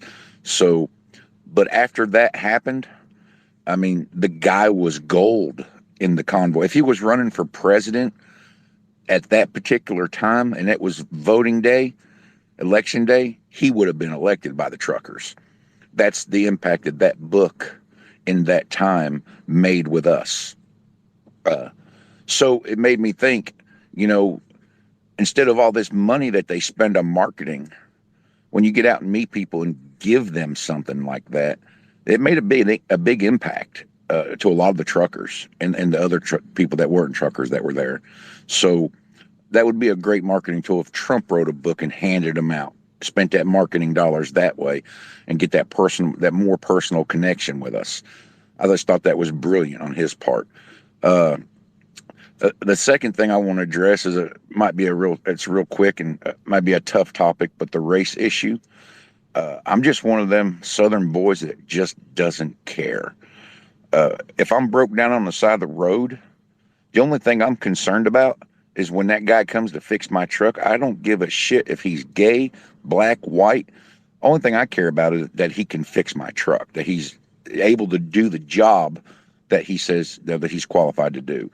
And I couldn't just imagine, like with this Biden administration, he appoints all these people who aren't qualified.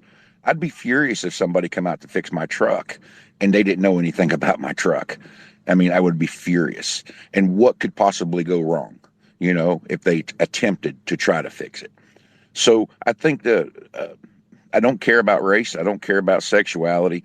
All I care about is people qualified to do the job and will do the job that they promise to do and that they get paid for, the old American way. But and one more thing, Brandon, dude, you're a rock star.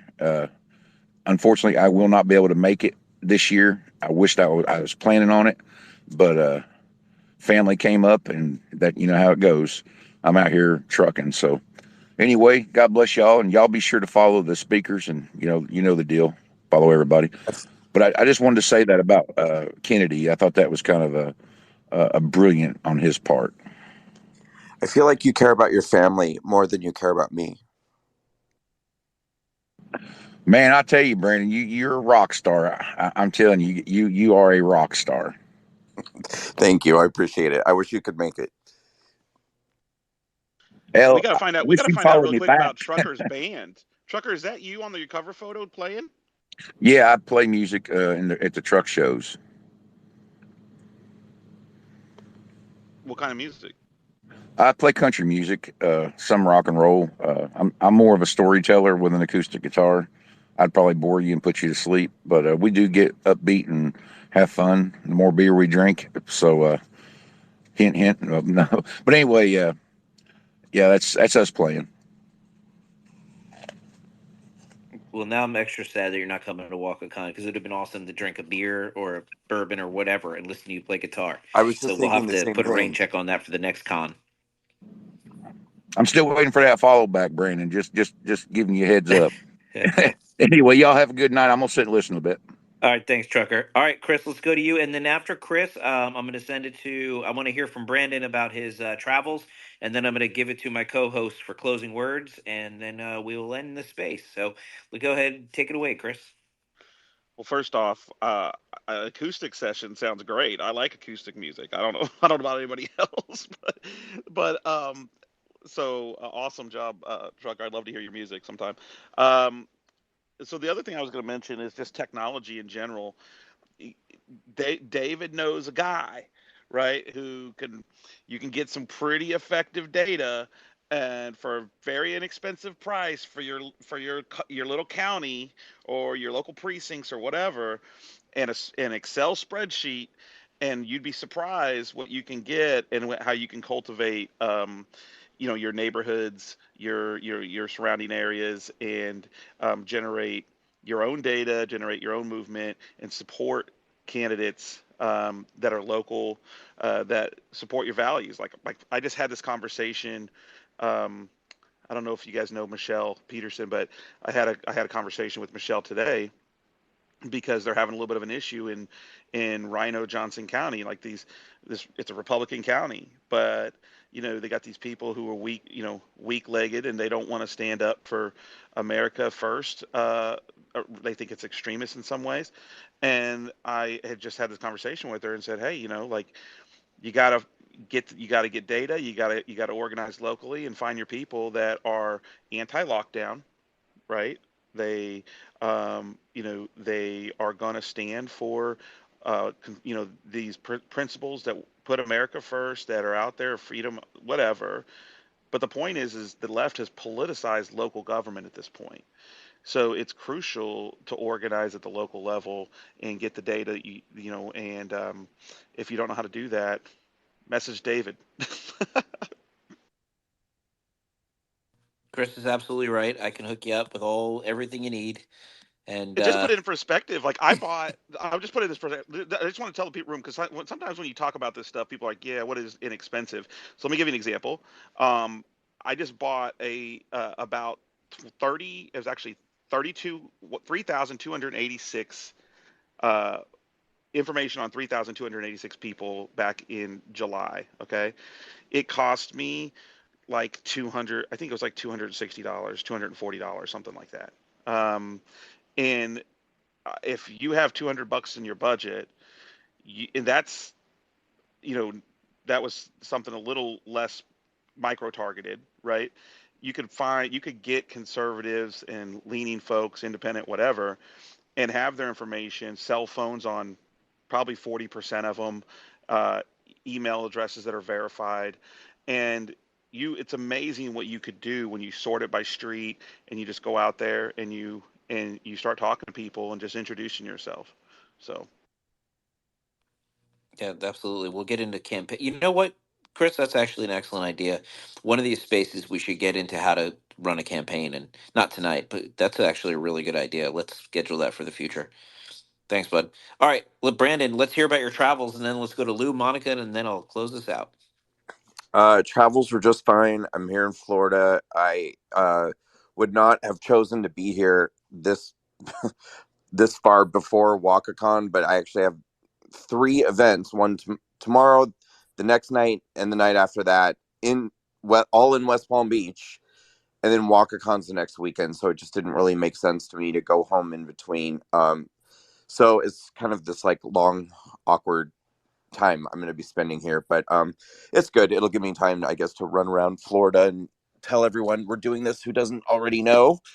The one thing I would like to say before I'd like to just like pull the room quickly if we're wrapping the space pretty much anyway.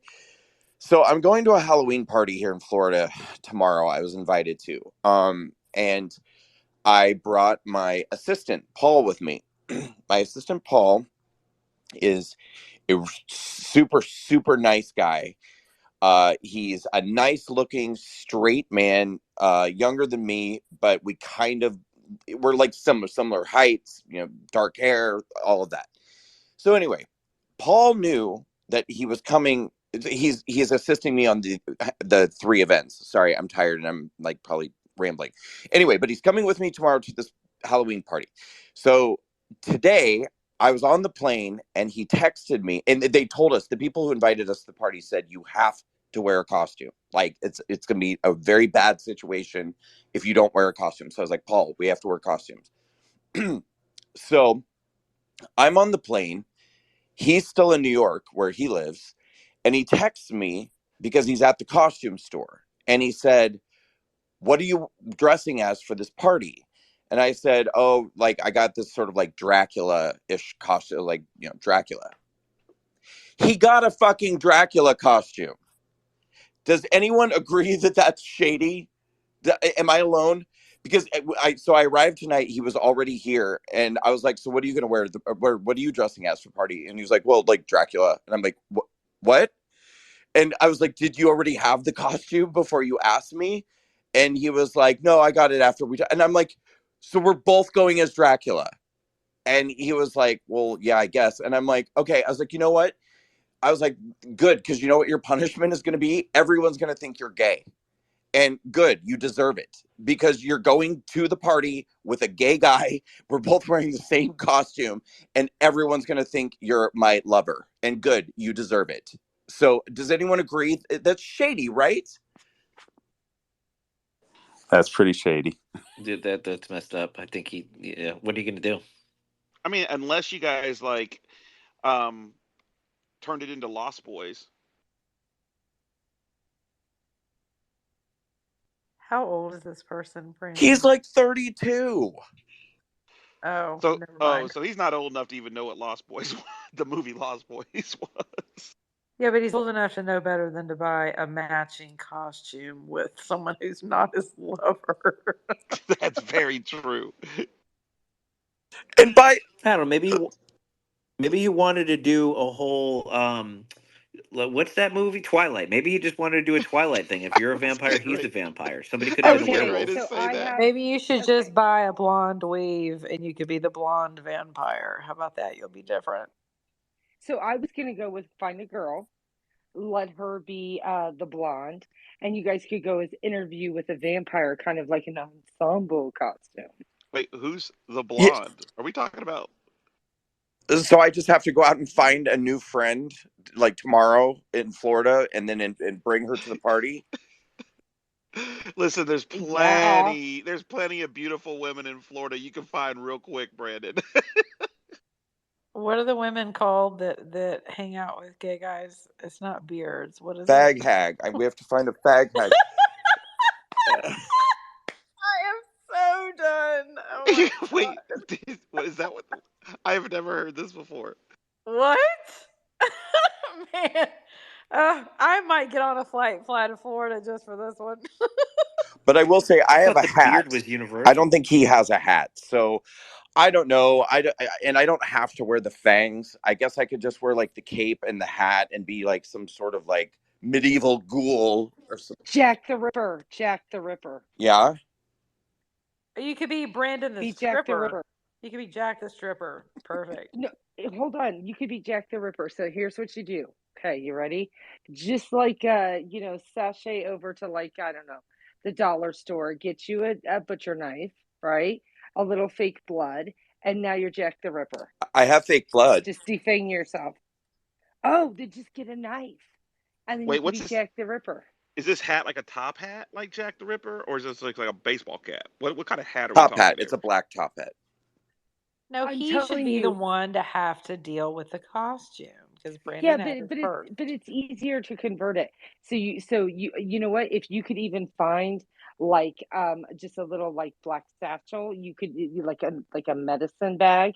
Totally Jack the Ripper. I say defang yourself, get a knife, dip it in blood, voila, He Jack said the Ripper. defang Wait, hang on. yourself. If you got a top hat, just go get yourself a monocle and a cane. You can go as Mr. Peanut. Mr. What? Bunny and go with the What? magician. What? Wait, just happened. What did you Y'all say, don't know Mr. Mr. Who? Peanut? I'm going to bed. For real? I said, go get a bunny, go get a stuffed white bunny, and go as a magician. That's pretty Or good.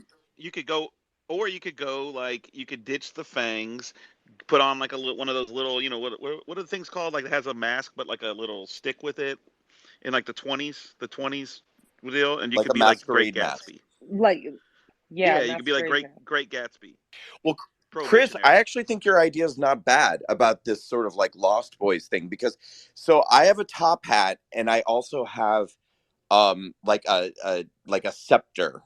So I'm gonna look like I'm like the leader of the vampires. He just got like a cheap Dracula costume. So I think that we could just kind of do this like vampire coven whatever, like gang. I don't know. Just make him throw on a denim jacket, and you got the whole deal. Like it's the Lost Boys. I should just make him wear a hotel sheet and just cut eye holes out. You're exactly right. That's exactly what you should Be like, listen, man, okay, you're gonna get a denim jacket and you're gonna wear it as the Lost Boys, or you're fired.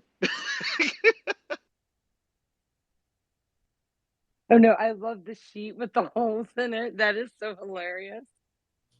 All right, I just posted Is this like wait? Is this like single white male? Is that what we're dealing with, Brandon? Like single white straight male? Well, yeah, and by the way, real quick too, like, okay, what is that term? I can't. What is it called when like you have a false memory? Like everyone from the '80s thinks something happened in the '80s, but it didn't really happen. What is it? The Mandela effect. Shazam. Right? Yeah, no, Lou was right. Call being Yeah, 52. It's Mandela Mandela effect. effect. So it's a kind of a version of the Mandela effect to think that all gay couples wear matching costumes. And I understand I'm the one who brought it up, but I'm just saying that I actually don't know any gay couples that dress alike on Halloween. But I will say I will be the first to admit that with him standing next to me, we look a lot alike. Everyone knows I'm gay. Like he's if I were anyone, I'd be like, obviously those two are together. They're dressed alike. Everyone's gonna think that. I just think it's hilarious that you referred to it as his punishment. It's just it's a shame that he isn't like 10 years younger, 15 years younger, because then you could have had him hold like a hula hoop, and then it could have been like a portrait of Dorian Gray, where you could have like just walked around and looked at each other, right? It's very thought out and detailed. Is that like a Will and Grace thing? Something tells me that Lou has actually had this idea in the past. No, Lou, I was just, Lou, have I you was been thinking, what was it, Brandon? What was no. the term? So I was Mandela effect. thinking mirror image.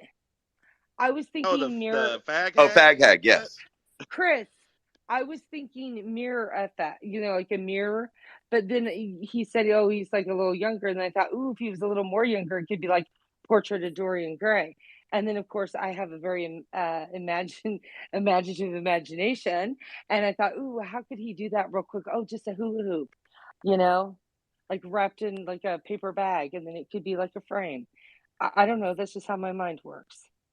No, but Monica, I always think I just think that if it's I feel like it would be hard for a heterosexual person to like be in an environment where people probably always assume that they're gay, and I always think that about the guys that work for me, like when because he comes to events with me all the time, and like even if it's not a costume party, he's wearing a suit, but he's the sweetest guy. You guys will all meet him at WakaCon. I mean, he's just the sweetest, nice. He's just the greatest guy, but he's just like he's always very polite. He's always and he's just like a hard worker, and but I'm always like, I bet everyone thinks that I'm banging him. I bet everyone thinks like he's like my boy.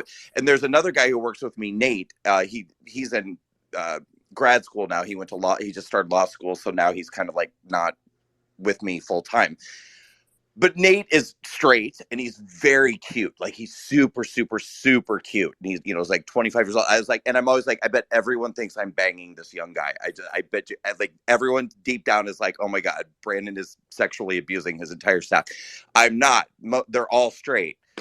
But I always think to myself, it must be hard because I bet all of these straight guys, I bet they know that everyone thinks they're That's what gay. he said. And they probably want to just scream, I'm not gay. He is, I'm not. So is straight Nate also going as a vampire? He's not. He's in law school. He's not here. I just wouldn't tell your assistant what you're wearing to WalkaCon because he might show up wearing the exact same outfit, and we can't have that. So just know that know what you can trust him with, and know what you can't trust him with. And as far as what outfit you're wearing, I think I would just keep that secret from now on. Don't even let him get your dry cleaning. That is actually a really chick move. Like chicks, like beta chicks pull that crap. They do. Where like when you're out shopping and you're like, "Oh my God, I love these jeans," or "I love this top." Next thing you know, like, you see her at another function and she's wearing the same thing but maybe a different color. You're like, "Dude, what is going on right now?" Wasn't that like a Yeah. commercial too? Like during the World Series or football, where like these guys showed up in the costume. Like one of them was like in a gold suit with the top hat, and the other guy shows up in the exact same suit and top hat, and they had to go in together just recently. Yeah, I Oh, don't know I about don't that, but know. it was a movie in which the one woman wanted to be like the other woman so bad that she wanted to take her life. And it was a little murdery. Jesus Christ, Lou. Not quite what we were talking Jesus, about. Lou, what if what in the Sleep lifetime well, were you Brandon. watching? This is like a lifetime. What lifetime movie You've on never heard Sunday of were you watching? single white female? Please tell me you've heard of Single White Female, Christopher. Yes, No, I've he's heard too of young single for white that, Lou. female. Wasn't that the one where Jim Carrey was reenacting in Ace Ventura in the bathtub when he's like oh, and he's like crying. Isn't that right? Wasn't that single white female or no? No. Lou, that your No. description also describes Hand That Rocks the Cradle. Just putting it out there. Oh God, you're right. It Oh, yes. does. So Ugh, there was a gross. moment there where there were a lot of movies that came out that basically were about women who tried to take over other women's lives and murder them in the same, vein. So yeah. Yeah, Delta Burke even did one for Lifetime, but I don't recommend that one at all. Oh, good Lord. All right. Well, now that we got horror movies in our head before we go to sleep, Lou, you want to Well, we take us to brought closing? Chris up. We gotta have Chris go before Lou goes. All right. You let me know. Go ahead, Chris. Chris Hunter, Christopher. Chris Hunter Okay. with whatever I that has swear to to talk God, about I that was one. yelling across the room when you asked that question. It's a Lou! Lou! I'm just saying it was funny. I have no idea what you're talking about, but You were Lou saying thinks it's funny. the women that can hang out with gay guys. And I was It's saying, Lou. Lou! Yeah. Right? I mean, I've been guilty when I was singing. I had a costumer who obviously, but like my makeup artists and people who did my hair and my gowns and all of that. They were all gay, and so we always hung out. I mean, we went everywhere together. We were like a clan. And I couldn't remember but I was definitely not what you said, Brandon, because I was too young. I thought you had to be older to be called one of those, actually. I don't know. No. I was too young. Well, and I don't think people really say it much anymore, but no, it used to, like in the 90s, it was, you could be 18 years old and do Totally. that. Well, okay, maybe I was one of those. I don't know. But I hung out with a lot of that. That is hilarious though, that thank you so much for ending the space on a light note. I'm not even going to go back to anything serious at all, and I'm going to take this opportunity to just say my piece before Lou. Um, Lou, thank you for co-hosting and for promoting this space very well as you always do. And thank you for vetting all the crazies, which you always do. And you do so well. Thank you. Except for Chris. Chris made his way up here. Both of them. I'm just kidding. I did put Yeah. that commercial in the purple pill down there, though, Brandon. It was a progressive commercial that I just saw. So anyway, So, Christopher, sometimes you're like that little jack in the box that, you wind it up and then you try to like shove it back down in the box and it keeps popping up no matter it's a how many times you try You're to talking say about it, me, aren't you? Monica. It's a Charlie in the box. that too. Not you, Chris Hunter, the other one. But very serious times indeed. It's been a great conversation. Learned a lot tonight about some folks. I still love Representative Santos. I don't care what anyone says about him. And if he were to ever be convicted, I would actually go visit him. So there's that because he's just been a very real individual. And I like George a lot, and he tells it how it is. So I appreciate people like that. David, thank you for a wonderful space as always and for being the consummate professional. I'm trying to see if any of your speakers are still left. No, oh, Brian. Okay, if you guys are not following Mr. Cunningham, he's going to hate this. You should. Brian Cunningham, former CIA. So there, all of you who think you know spooks, you can actually go follow a former spook. He is a fantastic gentleman who's very wise, and he's in our Israeli spaces a lot. But I appreciate his insight and his professionalism. And he was just the first person that I saw as I scrolled down. Patrick Fox, also, as you guys know, is very up on things that are going on right now. So I would just say, excuse me, keep your peace about yourself. Pay attention to your discernment and laugh more, buy more gold. You can do that at monicaprotectswithgold.com. You're welcome. And what else? I think that's it. David, you're awesome. Thank you. I appreciate it. Go ahead, Lou. Thank you, Monica. Go ahead, Lou. Thanks, David. Thanks, Monica, for co-hosting with me. You always keep the conversation going. You help keep an eye on the hands while I'm managing everything else. So I appreciate you. I appreciate Brandon coming up and the Chris's and everybody having such a great time. David, always a killer space on Monday nights. No pun intended, of course. Pun intended, of course. And so a couple of things real quick. Um, so here's the thing, everybody, like, oh, why do women hang out with gay guys? Because those are the one men friends we don't have to worry about trying to hit on us. So just keep that in mind, fellas. Oh, that's You know, actually not true. Not true. I disavow that. okay. It was kind of a joke, but go on. Anyways, and then what am I dressing up for as Halloween? Thanks for asking, everyone. I think I have decided that since I have to be at work in 6 hours, I'm going to dress up as a victim of women's lib as usual every year. Um, and go to work and earn a living when I really just wanted to bake chocolate chip cookies and drive a Volvo. Although I do currently have a Volvo as a rental, it is not my everyday. But yeah, so, How about you again, bake chocolate chip cookies and take them around and hand them out in a basket? so what part of Chris, for the last 2 years that I have literally lived in a hotel, do you think that I just magically have an oven to bake cookies? But you Um, do have a hotel lobby that may give away cookies. I'm not at that hotel. Okay. That would be the DoubleTree, right? Wait, what's no? The Fairfield Inn does it too. Uh, Yeah, but the Yeah, DoubleTrees are warm. yeah. Fair, And they're like, fair and they're point. like Mrs. Fields or something, because that's how well we all know hotels. We know what amenities each place has. And so, anyways, yeah. So, thank you all for coming. We appreciate it, and it's amazing. We still have 430 people at this time of night on the East Coast, especially since I've already given Brandon 17 different costume ideas. One of them being the portrait of Dorian Gray. Hey, here we go. Again, we got like, I don't know, a bunch of stuff in the nest. I would just ask you guys, our friend Matt Couch was here.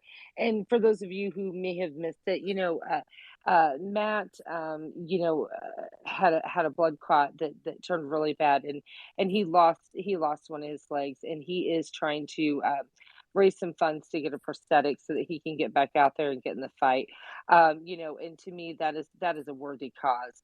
If you have the ability, or if you can at least share the gifts and go, I would appreciate it. He's a great guy, and I would hope that if something like that happened to me, that some of you guys would try to rally around and help me out as well. Make sure that if you are wanting to go to WalkaCon, that you go to walkawayanniversary.com, get your tickets now before they're completely sold out. I believe we are at what, how many days, Brandon? 10?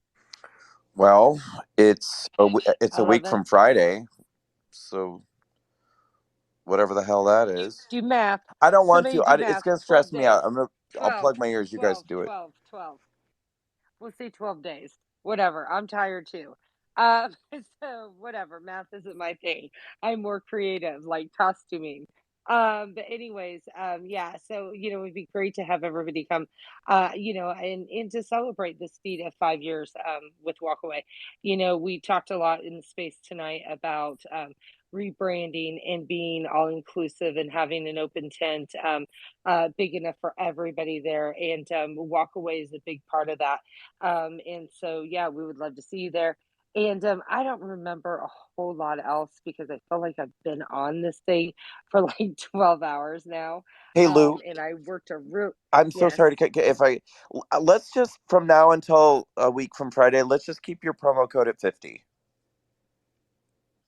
Yeah, Okay. let's just do it because So I it's, haven't changed it. so use promo code Lou, and I know we keep forgetting.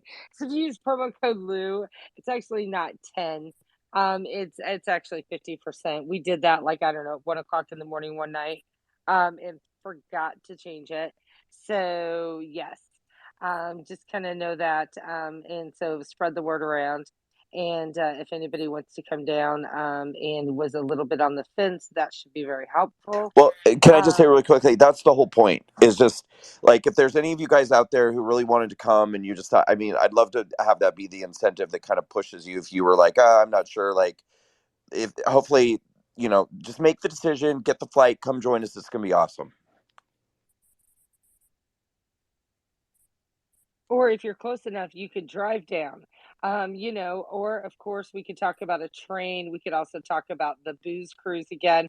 However, we digress. We're really trying to get out of here. So yeah. So again, I don't know what I was going to say till Brandon said 50% off with promo code Lou. And thank you all. And I'm going to give it back to David. Well, Monica, you got your hand up, so we'll go to you super quick. Can we please do a space at some point in the near future where we talk about all of our traveling escapades with air travel? Awesome. Okay, good. Yeah, I've got some really good stories. Hey, you Oh guys yeah. who keep asking for a mic, I keep booting you out of the mic position because I love you, but we're going to bed. So, okay, thank you. Like, don't stick your backpack in the upper bin. Lou. Well, I mean, if you're sitting in the bulkhead, then you don't have a choice, right? But no, like meeting strangers in the in like the bar, but before you get on your flight, and then actually cozying up next to the person that you met at the bar, and then actually going out on dates after that. Like that kind of good story stuff. Yeah, I know Brandon's got stories. Lou, we'd have to change your name to Eileen if you lost the leg. I was gonna say, and Lou, I would totally raise money for your leg. Absolutely. Thank you, Losing Monica. her That leg? means a lot. No, Lou is not losing a leg. Lou I is was like, wow, I losing. missed something when I came in late to this space. Not that I would be like, I mean, I'm sorry. If you were losing your leg, I would be crushed. I'd be devastated. I'm glad you're not losing your leg. Yeah, Well, Eileen. well, speaking of losing legs, I crushed a pinky this week. Luckily, I Hey, didn't break Shorty. it, so it's just bruised. You shot off your pinky toe? I, I appreciate you Okay, guys David, are being you here, talking to and us from your closet Why? again? Why Because we are can't you hear rubber you. banding? Whatever you you're can't hear me doing, for real. David, you need to get No, you're rubber now. banding. We can now. Okay, good night. Can you hear me now? Yeah, Yeah. so what David said, I'll translate. David said, "Oh my God, speaking about losing a leg, I almost lost a pinky." And then we all said, And then Chris said, "Did you shoot off your pinky toe?" And if you don't know what that movie reference is, then you're a dummy. All right, am I still rubber banding? Can you guys hear me? "No, go." All right. So yes, I didn't shoot off my pinky toe, and I just crushed my pinky finger because I was lifting boulders like a man, but not so much of a man that I can't smash it between another boulder. But it's not broken, just injured. So I will have a pinky for WalkaCon, so I could I could sip tea properly. I really appreciate everybody who listened in tonight. I appreciate all of you as always, Monica, Lou, Brandon, Chris, the other Chris, everybody who spoke tonight, all the radio hosts that were up here. I mean, this was a fantastically unscripted space. I mean, we thought we would go one way and ended up going another, and all of our favorites showed up, and it was a good space. And we're back now. We're second fiddle to some of these Israeli Gaza spaces, but it's good to see that we're moving back up to where we were before the war broke out. So I appreciate all of you guys joining us and listening in and giving us your ears and your time. I always enjoy these spaces and bringing you as much entertainment information as we can. And so, anyway, with that, I thank you so much, Brandon. Look forward to seeing you in a week, and we'll promo WalkaCon like crazy for the next however many days till the show, and I mean until the conference. And Monica, again, thanks for being great co-host, and we will see you all next week, same time, same place, 8:30 p.m. Eastern time, and 7 p.m. if you want to check out the David Pollock Show on the radio or where I stream, and then we'll be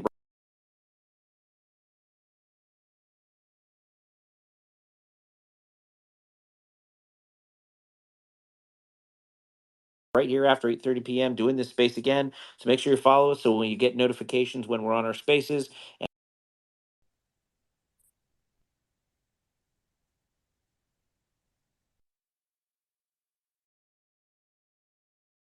And again real soon, Brandon. I'm glad you got there safely. Good night, everybody.